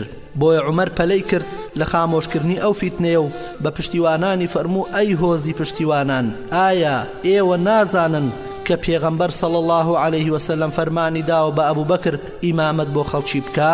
دەی چێ خۆی بە باشتر دەزانێت کە پێشی ئەبوبەکر بکەوێ؟ پشتیوانان گوتیان پەنا بەخوا دەگرین ئەگەر پێش ئەبوبەکر بکەوین. پاشان عومەر ڕەزا و ڕەحمەتی خوای لێبێ دەست پێش خەری کرد و بە ئەبوبەکری فەرموو دەستت بێنە. ئەویش دەستی بۆ درێژ کرد و سەرەتا عومەر بەیعەتی پێدا و پاشان کۆچکەرەکان و دواتریش پشتیوانەکان هەر هەمویان ئەوەی لەو ساباتەدا بوو بەیعەتیان پێدا. ڕۆژی سێشەممە کاتێک ئەبوبەکر لەسەر مینبەر بوو عومەر هەستا و پێش ئەبوبەکر کەوتە قسەکردن سوپاس و ستایشی خوای کرد لەسەر ئەو ناز و نیعمەتەی کە پێی داون. ئەوجا فەرمووی من دوێنێ شتێکم پێگوتن نە لە قورئاندایە و بەو شێوەیە و نەعەهد و بەڵێنێکیشە کە پێغەمبەری خۆشەوی صلی الله عليه وسلم بۆی نووسیبم یا ئەمری پێکردبم، بەڵام من وای دەبینم کە پێغەمبەر صلی الله عليه وسلم کارەکانمان بەڕێ دەکات و بەرنامەڕێژی بۆ کردبوو. خوای گەورە ئەو قورئانەی پێداون کە ڕێنمونی پێغەمبەری صلی الله عليه وسلم پێکردووە. ئەگەر ئێوە دەستان پێوەگرت ئەوە خوای گەورە ڕێنمونیتان دەکات بەوەی کە ڕێنمونیە بۆی. خوای گەورە کاری ئێوەی داوەتە دەست باشترین هاوڕێی پێغەمبەر صلی الله عليه وسلم. دووەمین کەس لە ئەشکەوتەکەدا بوو. دەی هەستن بەیعەتی پێ بدەن. دوای ئەوە خەڵکی هەستان و بەیعەتێکی تریاندایە ئەبوبەکر کە پاش بەیعەتی ژێر ساباتەکە بە بەیعەتی گشتی ناسرا. عومەر ڕەزای خوای لێبێ ورەی بە خەڵکی دەبەخشی و هانی دەدان لەسەر بەیعەتدان بە ئەبوبەکر تاوەکو خوای گەورە لەسەر ئەوەی کۆکردنەوە و خوای گەورەش لە دەستی دووبەرەچی و دەستە دەستی و فیتنە ڕزگاری کردن. ئەو هەڵوێستەی کە عومەر پێی قایل دەبوو لەگەڵ خەڵکیدا تەنها لە پێناوی کۆکردنەوەیان بوو لەسەر پێشەوایەتی ئەبوبەکر. ئەمە هەڵوێستێکی گەورە بوو لە گەورەترین ئەو هەڵوێستە پڕ لە حیکمەتانەی کە دەبوو بە ئاوی زێڕ بنووسرێتەوە. عومەر زۆر لە دووبەرەچی نێوان مسلمانان و هەڵگیرسانی ئاگری فیتنە دەترسا، لەبەر ئەوە دەست پێش خەری کرد بەیعەتیدا بە ئەبوبەکر. بەمەش ئاگری فیتنەی لە ناو ئومەتی پێغەمبەردا صلی الله عليه وسلم خامۆش کرد. ئەم کارەی عومەر هۆیەک بوو بۆ ڕزگارکردنی مسلمانان لە گەورەترین کۆست کە دەبێتە هۆی هەڵوەشانەوەی یەکڕیزی مسلمانان ئەگەر پاچی و بێگەردبینی عومەر و ڕاستی و ڕێچی سەرنجدانی نەبوایە لە دوای یارمەتی خوای پەروەردگار. بە هەزاران هەزار خێر و پاداشت و چاکە بۆ عومەری کوڕی خەتاب بچێتە تەرازوەکانیەوە خوای پەروەردگار لە پاداشتی ئەو چاکەی کە کردی لەگەڵ ئومەتی پێغەمبەردا و ژیرانە ئاگری فیتنەی خامۆش کرد. خوای پەروەردگار دەرەجە و پلە و پایی لای خۆی بەرزتر کاتەوە ئینشاءالله. خۆشەویستانم، ئەبوو هورەیرە ڕەزا و ڕەحمەتی خوای لێبێ دەفەرمێ پاژەوەی کە پێغەمبەر صلی الله عليه وسلم وفاتی کردو، ئەبوو بەکر کرا بە جێنشین و خەلیفە و هەندێک لە عەرەب لە ئاین وەرگەڕان. عمر فەرمووی ئەی ئەبوو بەکر چۆن جەنجی خەڵکی دەکەی؟ و پێغەمبەر صلی الله عليه وسلم فەرموویەتی فەرمانم پێکراوە کە جەنجی خەڵکی بکەم تاوەکو دەڵێن لا إله إلا الله. هەر کەسێک گوتی لا إله إلا الله ئەوا گیان و ماڵی لە من پارێزراوە و حیسابیشی لەسەر خوای گەورەیە. ئەبوو بەکر فەرمووی سوێند بەخوا جەنجی هەر کەسێک دەکەم کە جیاوازی بخاتە نێوان نوێژ و زەکاتەوە، چونکە زەکات مافی ماڵە. سوێند بەخوا ئەگەر کاژەڵەیەکی زەکاتیش بێت و ئەوان نەیدەن، یان ئەگەر کوێشتیرێک یان ئەگەر جیسکێک یان ئەگەر هەر شتێکی لەم بابەتانە بێ ئەوان نەیدەن لەگەڵیان بە شەڕ دێم لەسەری. عومەر فەرمووی سوێند بەخوا ئەوەش تەنها ئەوە بوو کە خوای گەورە ڕێنمایی ئەبوو بەکری کردبوو بۆ ئەو جەنگە و پاشتر بۆم دەرکەوت کە ئەبوو بەکر لەسەر حەقە. واتا عومەر لەگەڵ ئەو توندی و سەخت گیریەی خۆی ڕەزا و ڕەحمەتی خوای لێبێ پێی وابوو کە نابێ لەسەر زەکات لەگەڵ ئەوانە بە شەڕ بێ کە لە دوای وفاتی پێغەمبەری خوا صلی الله عليه وسلم هەڵگەڕانەوە و بڕیاریاندا زەکات نەدەن. کەسی ئەبوو بەکر لەگەڵ ئەو نەرمونیانی خۆیدا بڕیاری جەمکردنی ئەو جۆرە کەسانەیدا، چونکە هەڵگرتنی زەکات لە ناو دینی ئیسلام یعنی ڕوخانی دینەکە بە بەشێکی تەواوی یەکێک لە پایەگرنگەکانی ئیسلامەتی بریتیە لە زەکات. کاتێک هەندێک لە یاران پێشنیازی ئەوەیان خستە بەردەم ئەبوو بەکر کە سوپاکەی ئوسامە لە شوێنی خۆی بمێنێتەوە تاوەکو کەمێک بارودۆخەکە هێور دەبێتەوە، ئوسامە لە سەربازگەکەی خۆی عومەری بۆ ئەم مەبەستە نارد بۆ لای ئەبوو بەکر تاوەکو مۆڵەتی بۆ وەربگرێت بە گەڕانەوەی خەڵکەکە. وتی ئەم سوپایە گەورە پیاوان و لێهاتوانی هاوڵانم لەگەڵە و ترسم هەیە لەسەر خەلیفەی مسلمانان و پێغەمبەری خوش حرامی کردووە کە بێ باوەڕان مسلمانان بڕفێنن.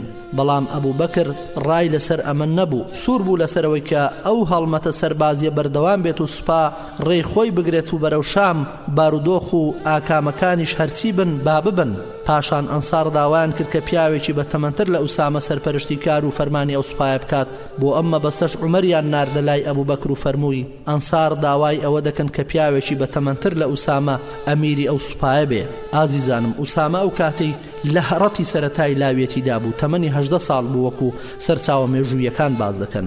ئەبوو بەکر ڕەزا و ڕەحمەتی خوای لێبێ هەستایە سەر پێ و ڕیشی عومەری ڕەزا و ڕەحمەتی خوای لێبێ بە توندی گرت و فەرمووی دایکت جەرگ بڕاو بێ.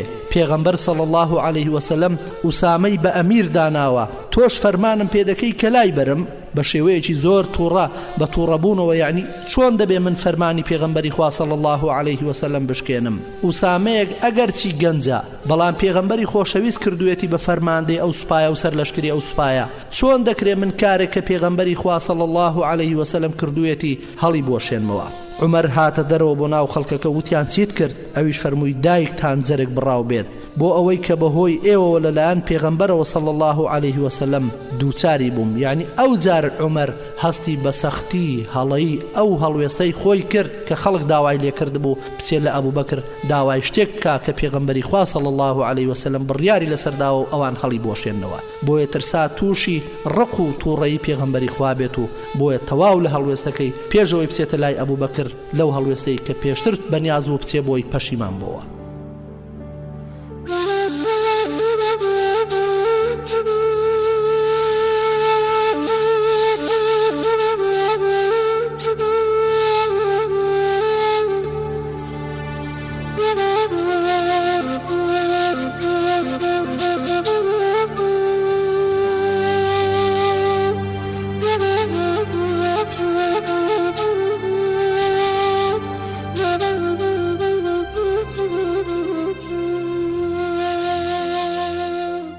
خۆشەویستانم، خاڵێکی تر کە دەمەوێت لەسەری بوەستین گەڕانەوەی موعاز لە یەمەن و فەراسەتێکی ڕاست و دروست بەرامبەر بە ئەبوو موسلیمی خەولانی ڕای لە دامەزراندنی ئەبانی کوڕی سەعید لە بەحرین.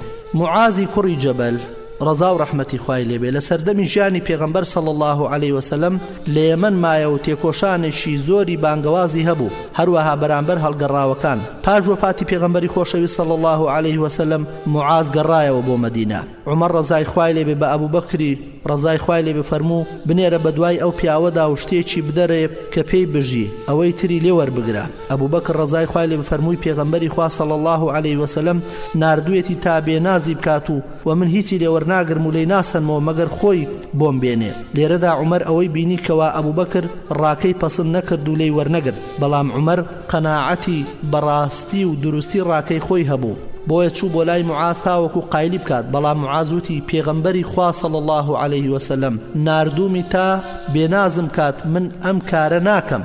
عومەر مەبەستی دەستدرێژیکردن نەبوو لەسەر دەسەڵاتی ئەبوبەکر، بەڵام چاکەی بۆ معاز و مسلمانان دەویست. معازیش ئامۆژگاریەکانی عومەر بەرپەرز دەداتەوە. عومەریش ئەوە دەزانێت کە دەسەڵاتی بەسەر معازدا نییە، لەبەر ئەوە بە بێدەنجی دەڕوات. بەڵام دواتر معاز دەبینێت کە ئامۆژگاریەکانی عومەر لە جێی خۆیدا و دەڕوات بۆ لای عومەر و پێی دەڵێ گوێڕایەڵیت دەکەم، هەرچی تۆ فەرمانم پێ بکەی من ئەوە دەکەم. من لە خەونمدا خۆم لە حەوزێکی ئاو دابینی خەریک بوو دەخنکام و تۆش هاتی ڕزگارت کردم. پاشان معاز چوو بۆ لای ئەبوبەکر ڕەزای خوای لێبێ و هەموو ئەمانەی بۆ باس کرد و سوێندی دا کە هیچی لێ نەشارێتەوە. ئەبوبەکری ڕەزای خوای لێبێ فەرمووی من هیچت لێ وەرناگرم و من بەخشیومە بە تۆ. عومەریش فەرمووی ئەمە ئەو کاتەیەک کە ڕەوا و باش بوو. لە ڕیوایەتێکی تردا هاتووە کە ئەبوبەکر بە معازی فەرموو حیسابی خۆت ڕاست بکەرەوە. معازیش فەرمووی ئایا هەردووچیان حیسابی خودا و حیسابێک لە ئێوە؟ سوێن بەخوا ئیتر هەرگیز کارتان بۆ ناکەم. جا ئازیزانم، عومەر ڕەزا و ڕەحمەتی خوای لێبێ خاوەنی فەراسەتێک بوو لە ژیاندا کە شێوەی دەگمەن بوو. ئەلمەزهەبی دەجێڕێتەوە کە ئەسوەدی ئەنسی لە یەمەن پڕۆپاگەندەی پێغەمبەراتی دەکرد. ناردی بە دوای ئەبوو موسلیمی خەولانیدا و ئاگرێکی گەورەی بۆ کردەوە و خستیە ناوێ و هیچ زیانێکی پێنەگەیان. بە ئەسوەد گوترا ئەگەر ئەم کابرایە دوور نەخەیەوە هەموو دواکەوتوەکانت لێ وەردەجێڕن و پشتت لێ دەکەن. ئەویش فەرمانی پێدا بەڕۆیشتن کە گەشتە مەدینە و لەسەر وڵاخەکەی هاتە خوارەوە.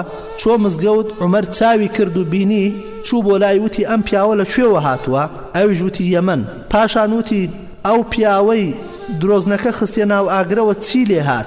ئەویش وتی ئەوە عەبدوڵای کوڕی سوەبە. دواتر وتی سوێندت دەدەم بەخوا دەبێت تۆ هەوبی. ئەویش وتی بەخوا بەڵێ. پاشان عومەر باوەشی پێدا کرد و گریا و بردی و داینیشاند و لە نێوان خۆی و ئەبوبەکردا. پاشان وتی سوپاس بۆ ئەو خوای کە زیندوی هێشتم تاوەکو لە ئومەتی محەممەد کەسێک ببینم کە ئەوەی بەسەر هات کە بەسەر ئیبراهیمی خەلیلدا هاتووە، ڕەزا و ڕەحمەتی خوای لێبێ. جا خۆشەویستانم، ئەگەر لە یادتان مابێ ئێمە لە ژیانی پێشەوە ئەبوبەکری ڕازگۆدا ڕەزا و ڕەحمەتی خوای لێبێ باسی ئەوەمان کرد کە ئەبوو موسلیمی خەولانی لەسەر دەستی ئەسوەدی عنسی لە یەمەن کە داوای پێغەمبەراتی دەکرد پاشان خوار و ڕەشی کرد. ئەو پیاوە ئەبوو موسلیمی خەولانی ڕەزا و ڕەحمەتی خوای لێبێ ئاگری بۆ کرایەوە، چونکە ڕازی نەبوو بە ئەسوەدی عنسی بڵێ تۆ پێغەمبەری، بەڵکوکتی تۆ درۆزنی، تۆ کەزابی. پاشان ئاگریان بۆ کردەوە و ئەو ئەبوو موسلیمی خەولانە هەڵدرا ناو ئاگرەوە، بەڵام خوای پەروەردگار ئاگرەکەی بۆ سار کردەوە و ئەبوو موسلیم بە سووک و ئاسانی لەو ئاگرە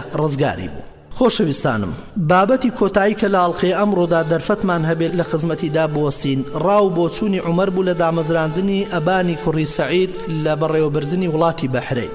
ئەبوبەکر ڕەزای خوای لێبێ ڕێبازی شورا و پرس و ڕاوێژی بڕیاردا بوو. عوسمان دەفەرمێ پیاوێک بنێرە کە پێغەمبەر صلی الله عليه وسلم ڕەوانەی کردووە و دەستپێشخەری لەسەری کردووە بە مسلمانێتی و ملکەتیان و ئەوانەی ناسیویانە، ئەویش دەیان ناسێت و شارەزای وڵاتەکەیانە، واتە عەلای کوڕی ئەلحەزرەمی.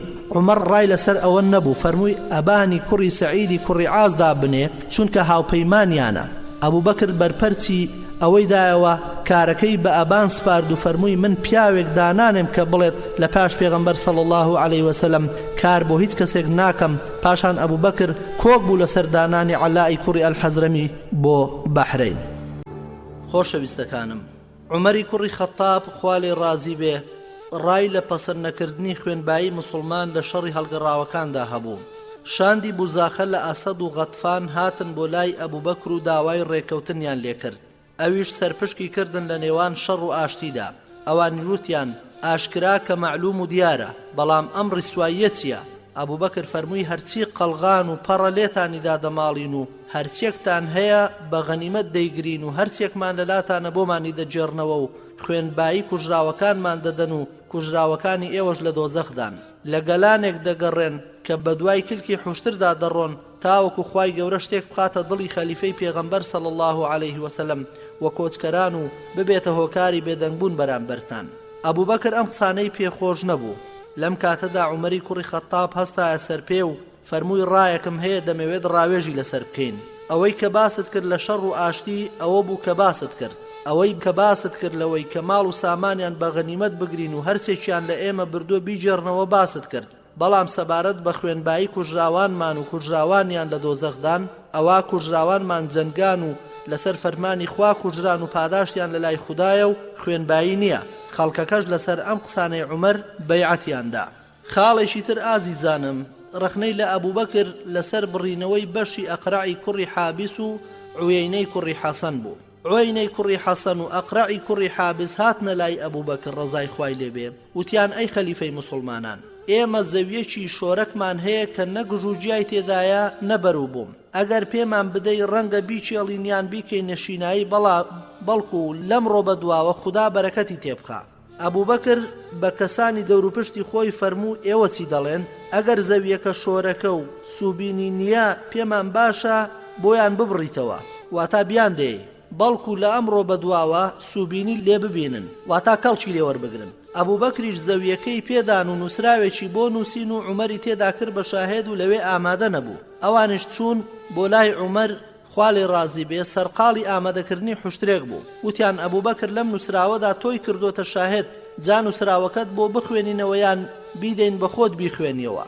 عومەر فەرمووی ئێوە من بەم شێوەیە دەبینن ئەگەر دەتوانن بۆمی بخوێننەوە واتا من خەریکی حوشترەکەم وەک بڵێ خەریکی کورتانکردن و ئەو جۆرەشتانەی بوو. ئەگەر ناچاوەڕێ بن تاوەکو لێ دەبمەوە و دەیخوێنمەوە.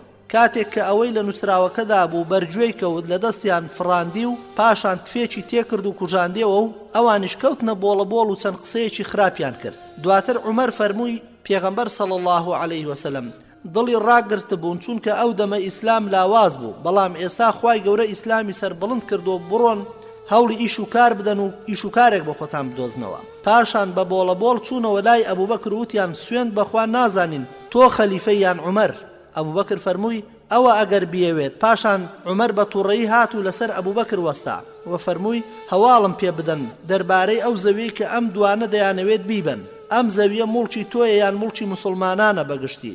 ئەبوو بەکر فەرمووی بەڵکو موڵکی موسڵمانانە بەگشتی. عومەر فەرمووی چی وای لێ کردووی کە ئەم زەویەی موسڵمانان بدەی بەم دوانە؟ ئەبوو بەکر فەرمووی ڕاوێژم بەمانەی دەوروبەرم کرد ڕاوێژەکەیان بەم جۆرە بوو. عومەر فەرمووی ڕاوێژت بەوانەی دەوروبەرت کرد هەموو موسڵمانان ڕاوێژ و ڕەزامەندیان بەرفراوان بووە. ئەبوو بەکر ڕەزای خوای لێ بفەرمووی من بە تۆ موت کە تۆ لەمەدا لە من بەهێزتری بەڵام سەرکەوتی بەسەرمدا. ئەم ڕووداوە خۆشەویستانم بەڵگەیەکی حاشا هەڵنەگرە لەسەر ئەوەی دەوڵەتی ئیسلامی لە سەردەمی خەلیفەکانی ڕاشیدیندا بە شورا بەڕێوە چووە. ئەمەش ئەوەمان بۆ ڕوون دەکاتەوە کە خەلیفەی پێغەمبەر صلی الله عليه وسلم سوور بۆ لەسەر ڕاوێژکردن بە موسڵمانان لە هەر کارێکی گەورە و بچووکدا هیچ کارێکی بەبێ ڕاوێژکاری براکانی ئەنجام نەداوە.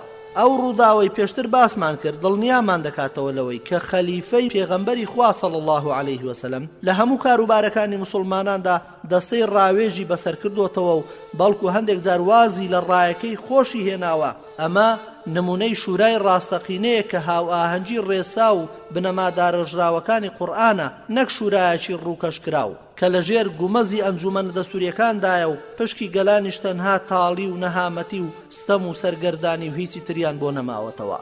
خۆشەویستەکانم یەکێکی دیکە لە بڕیارە ڕاست و دروستەکانی لە هەنگاوە جوانەکانی عومەری کوڕی خەتاب خوالی ڕازی بێ بریتی بوو لە نیەتی کۆکردنەوەی قورئانی پیرۆز. لە نێو شەهیدانی موسڵمانان و لە جەنگی یەمامە ژمارەیەکی زۆر لەوانە بوون کە قورئانیان لەبەر بوو.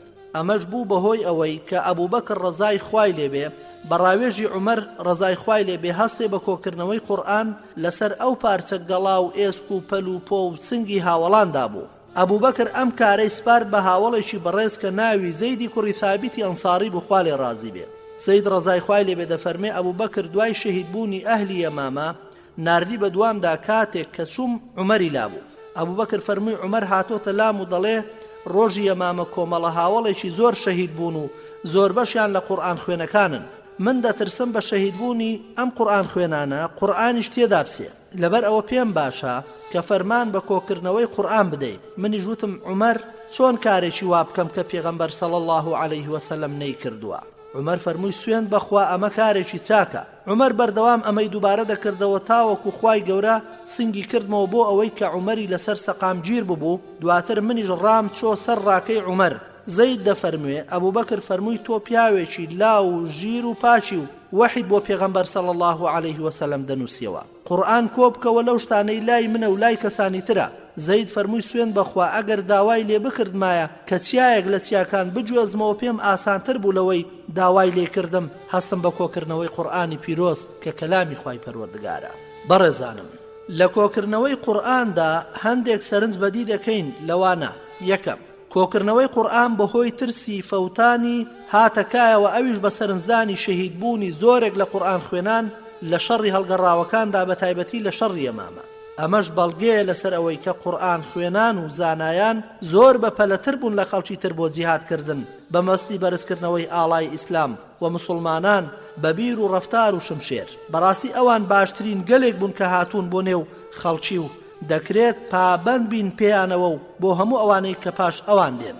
خاڵی دووەم، کۆکردنەوەی قورئان لەسەر بنەمای بەرژەوەندی بوو. بەڵگەش لەمە باشتر نییە کە عومەر بە ئەبوبەکر دەفەرمێ کاتێک ئەبوبەکر دەپرسێ پێغەمبەر صلی الله عليه وسلم کارێکی وای نەکردووە چۆن ئێمە بیکەین؟ عومەر دەفەرمێ سوێن بەخوا ئەمە خێرە. لە هەندێک ڕیوایەتدا هاتووە کە عومەر فەرموویەتی سوێن بەخوا ئەمە چاکەیەکە و بەرژەوەندی مسلمانانی تێدایە. ئەمەش دیارە هەمان وەڵامەکە ئەبوبەکر دەیداتە زەید کاتێک کە هەمان پرسیاری لێ دەکات. ئەگەرچی ئەو ڕیوایەتی وشەی بەرژەوەندی تێدایە ڕاست بێدیان نا، ئەوە دەستەواژەی وشەی چاکەیە هەمان واتای دەبێت کە بریتیە لە بەرژەوەندی مسلمانان لە کۆکردنەوەی قورئان. بەڕاستی کۆکردنەوەی قورئان بنیاد نراوە لەسەر بەرژەوەندی و لە سەرەتای کارەکەدا، پاشان کۆبوونەوەی بۆ سازدرا و هەمووان کۆک بوون لەسەر دانپێدانانی ڕاشکاوانەیان. ئەمەش خۆگرانە بوو. ئەمەش دەلالت دەکات لەسەر ئەوەی کە بەرژەوەندی دەکرێت یەکێک بێت لە پشتگیرەکانی کۆدەنجی واتە ئەلئیجماع بەلای ئەوانەی کە پێیان وایە دەکرێت بەڵگە بێت و کاری پێ بکرێت، وەک لە کتێبەکانی ئوسوڵ الفقهدا هاتووە. خاڵی سێم، لەم ڕووداوەدا ئەوەمان بۆ ڕوون بۆوە کە یاران لە کەش و هەوایەکی پڕ لە ئارامیدا کە خۆشەویستی و ڕێز لێنان باڵی بەسەردا گرتووە چۆن هەوڵ دەدەن و ئامانجیشیان لەوەدا دەستەبەرکردنی بەرژەوەندی گشتیە بۆ کۆمەڵی مسلمانان و هەمیشە هەوڵی ئەوە دەدەن کە بگەنە ڕای دروست و دڵنیایی بۆی واڵا دەبێت لە پاش قایلبوونیان و گەیشتنیان بە ڕای تەواو. ئەگەر قایلبوون بە بۆچوون و ڕایەک ئەوە بەرگری لێ دەکەن بەو شێوەی کە هەر لە سەرەتادا هاتووە. هەر بەم گیانەشەوە کۆبوونەوەکانیان بەسەرکەوتووی بەڕێوە چووە سەبارەت بە زۆرێک لە حوکمە ئیجتیهادیەکان.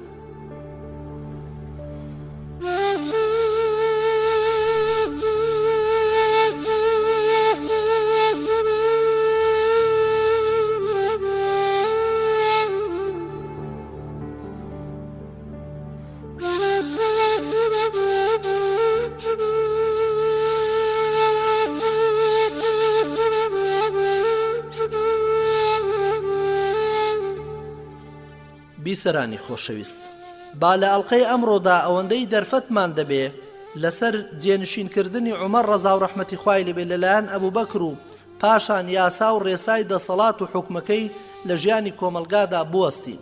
خۆشەویستانم، جێنشینکردنی عومەر لەلایەن ئەبوبەکرەوە کاتێک کە نەخۆشی فشاری بۆ ئەبوبەکر هێنا، خەڵکی کۆ کردەوە و فەرمووی ئەوە تا دەمبینن کە دووچاری نەخۆشیەکی ئاوا بووم و ئەوەی کە من گومان دەکەم تەنها ئەوەیە کە مردنم لە پێشە و خوای گەورەش بەیعەتی لە گەردنی ئێوە لابردووە و هیچ پەیمانێکتان بەرامبەر بە من لەسەرتان نەماوە و کار و فرمانتان دەکەوێتەوە دەستی خۆتان. دەی ئێوەش کەسێک بکەنە ئەمیری خۆتان کە خۆشتان دەوێت. ئەگەر لە ژیانی مندا کەسێک بکەنە ئەمیری خۆتان باشترە لەوەی کە لە دوای من دووبەرەچیتان تێکەوێ. هاوڵان هەمویان ڕاوێژیان کرد. هەر کەسە هەوڵی بۆ خۆی دەدا و داوای لە براکەی دەکرد کە ئەو شیاوە و ئەوی تێدا بەدی دەکات کە ببێ بە خەلیفە نەک بۆ خۆی. لەبەر ئەوە گەڕانەوە بۆ لای وتیان ئەی خەلیفەی پێغەمبەری خوا، سەرنجی ڕایەکەتمان دا. ئەویش فەرمووی لێم گەڕێن تا سەرنجێک بدەم و بزانم بەرژەوەندی ئاینی خوای گەورە و بەندەکانی بدەم و بیرێ بکەمەوە پاشان عەبدوڕەحمانی کوڕی عەوفی بان کرد و فەرمووی هەواڵم پێ بدە دەربارەی عومەری کوڕی خەتاب. عەبدوڕەحمان فەرمووی سوێند بەخوا ئەوەی کە تۆ پرسیاری لێوە دەکەی خۆت زیاتر شارەزاتری لێی لە من. ئەبوبەکر فەرمووی ئەگەر عەبدوڕەحمان وتی سوێند بەخوا ئەو زۆر باشترە لەوەی تۆ بیری لێ دەکەیتەوە پاشان لە سەرووی ئەوەشەوەیە ئەی ئەبوو عەبدوڵڵا. عوسمانیش فەرمووی خوای گەورە تۆ دەزانی ناسینی من بۆی ئەوەیە نهێنیەکەی لە ئاشکراکەی باشترە و لە ناو ئێمەدا یەکێکی تری هاوشانی ئەوی تێدا نییە. واتە ئەویش لێی ڕازی بوو. ئەبوبەکریش فەرمووی خوای گەورە ڕەحمت پێ بکات سوێن بەخوا ئەگەر دڵم ئاوی خواردبایەتەوە پاش تۆ پرسیارم لە کەسی تر نەدەکرد.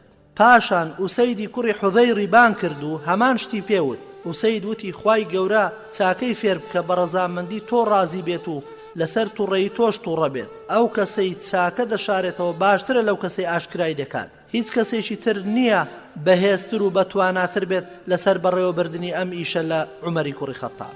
هەروەها ئەبوبەکر ڕاوێژی بە سەعیدی کوڕی زەید و ژمارەیەک لە پشتیوان و کۆچەرەکان کرد و هەموویان یەکدەنگ بوون جگە لە تەڵحەی کوڕی عوبەیدوڵڵا کەوتی بە ئەبوبەکر تۆ چی بەخوای گەورەت دەڵێی ئەگەر پرسیارت لێ بکات بۆ کەسێکی وا تووڕە و توندت بە خەلیفەیان هەڵبژار. ئەبوبەکر فەرمووی دامنیشێنن ئایا ئێوە بەخوای گەورە دەمترسێنن بێئومێد دەبێت ئەو کەسەی توێشوو بەستەمکردن لە ئێوە پڕ بکات. دەڵێم خوای گەورە لەسەر شوێنکەوتوانت باشترین کەسم جێنشین کردووە. پاشان باسی لە توند و تیژی و ڕقاستوری عومەری بۆ کردن فەرمووی لەبەرەوەی کە منی بە نەرمی بینیوە ئەگەر ببێتە کار بەدەستان ئەوە بەو شێوەیە نامێنێتەوە. پاشان پەیماننامەیەکی نووسی و لە مەدینە و شارەکانی تردا لە ڕێگەی فەرماندەی سوپاکانەوە دەخوێنرایەوە. ئەمەش دەخی ئەو نووسراوە بوو کە خەلیفە نووسی بووی. بەناوی خوای بەخشندە و میهرەبان. ئەمە ئەو بەڵێنەیە کە ئەبوبەکری کوڕی قوحافە لە دوایین کاتی ژیانیدا و لە کاتی لە دنیا دەرچوونیدا لەسەری ڕێک کەوتووە و ئەمەش یەکەمین پەیمان و بەڵێنی چوونە ژوورەوەیەتی بۆ دوڕۆژی خۆی بە جۆرێک بێباوەڕان هێور دەکاتەوە و خراپەکارانیش بێگومان دەکات و درۆزن ڕاز دەکات و باوەڕی پێدێنێت. من جگە لە چاکە هیچم بۆ خوا و پێغەمبەرەکەی خۆم و ئێوەش نەویستووە. ئەگەر ئەمە ڕاست و دروست بێت ئەوا گومانەکەم پێی و شارەزاییەکەم تێیدا تەواو بووە. ئەگەر گۆڕا ئەوا بۆ هەموو کەسێک هەر ئەوەیە کە فەراهەم بینی و چاکەم ویستووە و لە غەیبیش نازانم. وسيعلم الذين ظلموا أي منقلب ينقلبون. عمر دوایین چاکەی ئەبوبەکر بوو بۆ ئومەت. پێشوەخت چاوی بە دنیا هەڵێ نابوو لە نێو گەلەکەیدا نیازمەندێکی تەمەندار بوو کە هەستی پێدەکرد. ئەگەر ڕووی تێکەن ئەوە ئارەزوەکانیان دەبنە سەروەریان و بەمەش تێدا دەچن و ڕسوا دەبن. ئەمەش ئەوەیە کە پێغەمبەری خۆشەویست صلی الله عليه وسلم ئاگاداری کردوونەوە. پێغەمبەری خۆشەویست صلی الله عليه وسلم دەفەرمێت سوێن بەخوا لە هاژارکەوتنتان ناترسم بەڵام دەترسم لەوەی کە دنیا باڵی خۆی ڕاکێشێت بەسەرتاندا هەروەک گەلانی پێش ئێوەش چێبڕچێی لەسەر بکەن هەروەک ئەوەی کە ئەوان کردویانە لە ناوتان دەبات بەو شێوەی کە ئەوانی لە ناو بردووە. ئەبوبەکر هەستی بە نەخۆشی ئەوان کرد و چارەسەرێکی سەرکەوتووی بۆ دانان. چیایەکی سەرکەشی بۆ هێنان ئەگەر دنیا بەو شێوەیە بیدی باە ئەوە هەموو کارسازیەکی خۆی بۆ لا دەدا. عومەر هەر ئەو پیاوەیە کە پێغەمبەر صلی الله عليه وسلم دەربارەی دەفەرمێ ئەی کوڕی خەتاب سوێن بەو کەسەی کە گیانی منی بەدەستە. شەیتان لە ڕێگەیەکدا پێت ناگات ئەگەر هاتە ڕێگات ئەوە ڕێگایەکی تر دەگرێتە بەر واتە هەرگیز ناتوانێت بەرەو ڕووی تۆ بێ.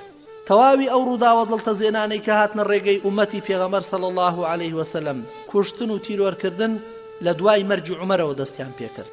ئەم بە پیتی و فەڕیا شاهدن لەسەر پەی پێبردنی ئەبوبەکر و پێشبینی لەو سەردەمەدا بۆ عومەر. عەبدوڵای کوڕی مەسعود ڕەزای خوای لێ بێ دەفەرمێ فەراسەت زانان سێ کەسن. یەکێکیان ئەو ئافرەتە و کە بە باوکی وت لەبارەی موسا پێغەمبەرەوە سەلامی خوای لێ بێ کە فەرمووی قالت إحداهما يا أبت استأجره إن خير من استأجرت القوي الأمين. هاوڵەکەی یوسف کە دەفەرمێ ئەکریمی مەثواه عسى أن ينفعنا أو نتخذه ولدا لە سوورەتی یوسف ئاەتی 21. ئەبوو بەکریش کاتێک کە عومەری کردە جێنشین عومەر ئەو بربەستە بەهێزە بوو کە بوو بە بەهێزترین بربەست لە نێوانی ئومەتی ئیسلامی و شەپۆل و ئاژاوەکان و فیتنەدا. هەر بەم شێوەیە خۆشەویستانم عومەر ئاگادار کرایەوە سەبارەت بە هەنگاوەکانی داهاتووی. عومەر کاتێک کە چوو بۆ لای ئەبوو بەکر دەست بەجێ هەستی بە عەزیمەتێک کرد ئەویش قایل نەبوو کە پەسەندی بکات بۆیە ئەبوو بەکر بە شمشێرەکەی هەڕەشەی لێ کرد و بەم شێوەیە هیچ لە بەردەم عومەر نەمایەوە ئەوە نەبێت کە داواکەی پەسەند بکات.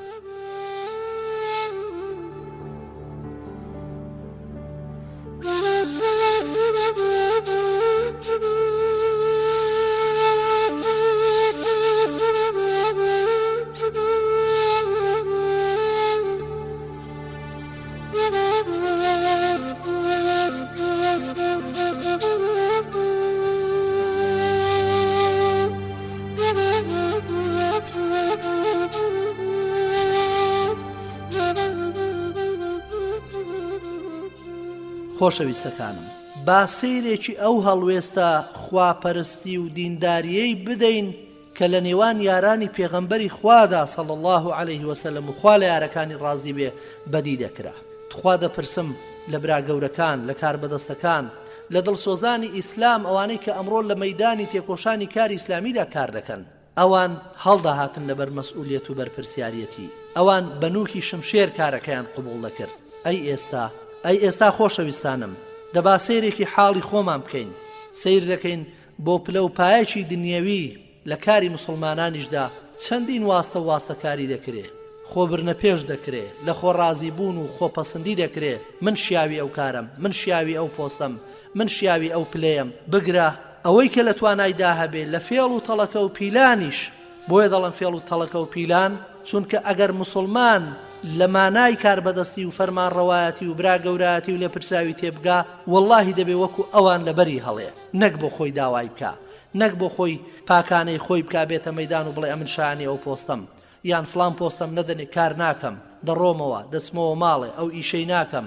ئازیزانم، ئەوە هەڵوێستی مسلمانانی سەردەمی پێغەمبەر و یارە ئازیزەکانی پێغەمبەر بوو لە بەرامبەر پۆست و فەرمان ڕەوایەتی کەچی بەداخەوە ئێمە ئاسمان و ڕێسمانمان لەگەڵ ئەواندا جیاوازیمان هەیە و زۆر بەداخەوە. بەڵێ ئازیزەکانم، ئەبوو بەکریش دەویست بە زمانێکی هێمنانە و عاقلانە ئاگاداری خەڵک بکاتەوە تاوەکو هیچ چەواشەکاریەک ڕوو نەدا. پاشان ئەبوو بەکر سەرپەرشتی خەڵکەکەی کرد و پێی فەرموون: ئایا قایل دەبن کەوەی کە کردم بەجێنشین بەسەرتانەوە؟ سوێن بەخوا من بەڕای خۆم دام نەناوە، خزم و خوێشی خۆشم نەکردە خەلیفە. من عومەری کوڕی خەتابم بە خەلیفە بۆ ئێوە هەڵبژاردووە، دەی ئێوەش گوێی لێ بگرن و ملکەتی بکەن. ئەوانیش هەموو بە یەک دەنگوتیان بیستمان و گوێڕایەڵ بووین. پاشان ئەبوو بەکر پاڕایەوە و ڕووی کردە خوای گەورە و داوای لێ کرد کە ڕزگاری بکات و پەنهانیەکانی ناخیشی پاک بکاتەوە و دواتر فەرمووی: خوای گەورە، من بەبێ فەرمانی پێغەمبەرەکەت عومەرم کردە خەلیفە. بەمەش جگە لە چاکەی مسلمانان هیچی ترم مەبەز نەبووە، ترسام فیتنە ڕوویان لێ بنێت و بەڕای خۆم هەوڵم بۆدان باشترینیانم لێ کردۆتە کار بەدەست و ئەویش سوورترینیانە لەسەر ڕێنماییکردنیان لە فەرمانی تۆ ئەوەی ئامادە بوو، دەی منیش بکەرە شوێنکەوتەیان چۆن ئەوانیش بەندەی تۆن. پاشان ئەبوو بەکر ڕەزا و ڕەحمەتی خوای لێ بێداوای لە عوسمان کرد کە ئەم پەیمان و بەڵێننامەیە بخوێنێتەوە بۆ خەڵکی و پێش مردنی خۆی بەیعەتیان بۆ عومەر لێوەربگرێت. پاش تەواوکردنی زۆرێک لە ئەرک و ئەنجامدانی کارەکان بەبێ بەجێهێشتنی هیچ شوێنەوارێکی خراپ، عوسمانیش بە خەڵکەکەی فەرموو: بەیعەت دەدەنە ئەو کەسەی کە لەم نووسراوەدا هەیە؟ وتیان بەڵێ. پاشان هەمووان دانیان پێدانا و پێی قایل بوون. دوایەوەی کە عوسمان نووسراوەکەی خوێندەوە خەڵکەکە پێی قایل بوون و پەسەندیان کرد و بەیعەتیان پێدا. ئەبوو بەکر و عومەر پێکەوە دانیشتن و ئەبوو بەکر بە چەند ڕاستپاردەیەک ئامۆژگاری عومەری کرد بۆ دەربڕینی ئەستۆپاچی خۆی لە هەر شتێک تاوەکو بە ئەستۆپاچی و پاژەوەی کە ئەو پەڕی توانای خۆی بەکارهێنا بگەڕێتەوە لای خوای گەورە. لە وەسیەتەکەدا هاتووە کە ئەی عومەر لە خوددا بترسا، ئەوەش بزانە کە خوای گەورە چەند کارێکی لە ڕۆژدا هەیە کە شەو وەریان ناگرێ و چەند کارێکیشی لە شەودا هەیە کە لە ڕۆژدا وەریان ناگرێت. سونەتت لێوەر ناگرێت تاوەکو فەرزەکانی بۆ بەجێنەهێنی. هەر کەس تای تەرازوەکەی قورس بێت بە شوێنکەوتنی حەق، ئەوە مافی خۆیەتی سبەینێ تایەکەی قورس بێت. هەر کەسیش بە شوێنکەوتنی پوچەڵ و بێباوەڕی هەڵبژاردنی تای تەرازوەکەی سووک دەبێت، ئەوەش پاداشتی خۆیەتی. خوای گەورە باسی بەهەشتیانی کردووە بە چاچی کارەکانیان و واسێنانیان لە خراپەکان. کاتێک باسییان دەکەم دەڵێم دەترسم پێیان نەگەم. کاتێک باسی ئەهلی دۆزەق دەکات بەهێنانی خراپترین کردەوەیان و وەرنەگیرانی چاکەکانیان باسییان دەکات. کە بیر لەوانە دەکەمەوە دەڵێم ئومێد هەیە کە لە ناو ئەوانەدا ناوم نەنووسرابێت تا بەندەکان بە ویست و ئارەزووی خۆیان ڕێبازی ژیان هەڵبژێرن. کەس بە تەمەڵی و هیواوە پاڵی لێ نەداتەوە کەسیش لە ڕەحم و میهرەبانی خوای گەورە نائومێد نەبێ. ئەگەر تۆ ئەم وەسیەتەی منت لەبەر کرد ئەوە هیچ نادیاریەک لە مردن لێت پەز نابێت و تۆش کەنارگیری ناکەی. هاوکار لەگەڵ کۆچی دوایی ئەبوبەکردا ڕەزا و ڕەحمەتی خوای لێبێ. عومەر ڕەزای خوای لێبێ وەک خەلیفەی مسلمانان دەست بەکار بوو. لێکۆڵەر کاتێک سەرنجی ئەوە دەدات هەڵبژارنی عومەر ڕەزای خوای لێبێ لەلایەن ئەبوبەکرەوە ڕەزای خوای لێبێ دەستوری نەبووە، چونکە دەبێت ڕای زۆرینەی لەسەر بێت ئەو کات یاسایی و دەستوریە. ئەمەش هاتە بینی ئەو دەمەی ئەبوبەکر خەڵکی سەرپشک کرد لەوەی بسن و خەلیفەیەک بۆ خۆیان هەڵبژێرن. ئەوانیش کارەکەیان بەخۆی سپارد و پێیان گوت ئێمە ڕای تۆمان پێ باشە. لەگەڵ ئەوەشدا ئەبوبەکر کەسی دەستنیشان نەکرد تاوەکو ڕاوێژی بە هەندێک لە هاوڵەر سەرڕاست و دەمڕاستەکان کرد و هەر یەکەش بە تەنها پرسیاری لێکردن. کاتێک کەزانی یەک دەنگن ڕای خۆی بە هەڵبژاردننی عومەر ئاشکرا کرد و هەڵبژاردننی عومەریش لەلایەن ئەبوبەکرەوە لە خوێندنەوەی ئەبوبەکر لە شارەزاییانیەوە سەرچاوی گرتووە و ئەمەش مانای وابوو کە هەڵبژاردننی خەلیفە ڕەوایی یاسایی وەرگرتووە و هیچ سەرپێچی و لادانێکی لە دەستور و یاسادا تێدا نەبووە. ئەمەش مانای ئەوەیە کە هەڵبژاردننی حاکم مافێکی ئوممەتە و خەلیفەش بە وەکیلی ئوممەت و گەل و نەتەوە پێویستە ڕەزامەندی تەواوی لەسەر بێت. لەبەر ئەوە ئەبوبەکر ڕووی کردە هاوڵان و پێی فەرموون ئایا قایل دەبن بەو کەسێک کە کردومەتە خەلیفە؟ سوێن بەخوای گەورە من لە تێکۆشانی ڕام نەکە سوکار و نەخزم و دۆستی خۆم دانەناوە. من عومەری کوڕی خەتابم کردوتە خەلیفە. ئێوەش گوێڕایەڵی و ملکەچی بن. ئەوان جوتیان ئەوە گوێڕایەڵ و ملکەچ بووین. لەم لێکدانەوەی ئەبوبەکردا هاتووە کە ئایا قایل دەبن بەوەی کە کردومەتە خەلیفەتان؟ ئەمەش ئاماژەکردنێکە بەوەی کە فەرمانی ئوممەتە و ئەمەش خاوەنی پسپۆڕیە. عومەر ڕەزای خوای لێبێ بە هاودەنگی ئەهلی حەل و عەقد خلافەتی گرتە دەست، چونکە هەر ئەوان بوون لە هەڵبژاردننی ئەبوبەکر بۆ خلافەت دەسەڵاتیاندایە و کردیان بە خەلیفەی خۆیان. ئەویش بە هەمان شێوە ڕاوێژی کرد و پاشان خەلیفەی دەستنیشان کرد. پاشتر ئەم دەستنیشانکردنەی خستە بەردەمیان و دواتر بۆی خوێندنەوە و ئەوانی ژواژۆیان کرد و لەسەری یەکدەنگ بوون. ئەهلی حەل و عەقد بریتین لە نوێنەرانی گەل و ئوممەت، کەواتە جێنشینکرانی عومەر ڕەزای خوای لێبێ لەسەر باشترین شێوازی ڕاوێژی و دادپەروەرترینیان بووە. بەڕاستی هەنگاوەکانی ئەبوبەکر بۆ هەڵبژاردننی خەلیفە لە دوای خۆی لادان نەبووە لە شورا، بەڵکو هەمان شێوازی وەرگرتنی دەسەڵات بوو کە پێشتر ئەبوبەکر خۆی پێی بوو بە خەلیفە و دەسەڵاتی گرتە دەست. بەم شێوەیە پەیمانی خلافەت بۆ عومەر ڕەزای خوای لێبێ کۆتایی پێهات بە ڕاوێژ و ڕێککەوتن و مێژوو هیچ خلافەتێکی تری بەخۆیەوە نەدیوە پاش ئەمە کە لە هەڵبژاردننی خەلیفەکەیدا ڕوویدا بێت و کەسێکیش نەبووە کە لە سەردەمی عومەردا لێی هەڵسابێت و دژاتی کردبێت، بەڵکو دەنگ و کارێکی بە کۆمەڵ هەبووە لەسەر بە خەلیفە بوونی و ملکەتی لە کاتی فەرمانڕەوایەتیدا و هەموانیش تەنها هەر یەک بوون، واتە خاوەن یەک هەڵوێز بوون لە بەرامبەر بوونی عومەری کوڕی خەتاب خوا لێ ڕازی بێ بە خەلیفە بۆیان.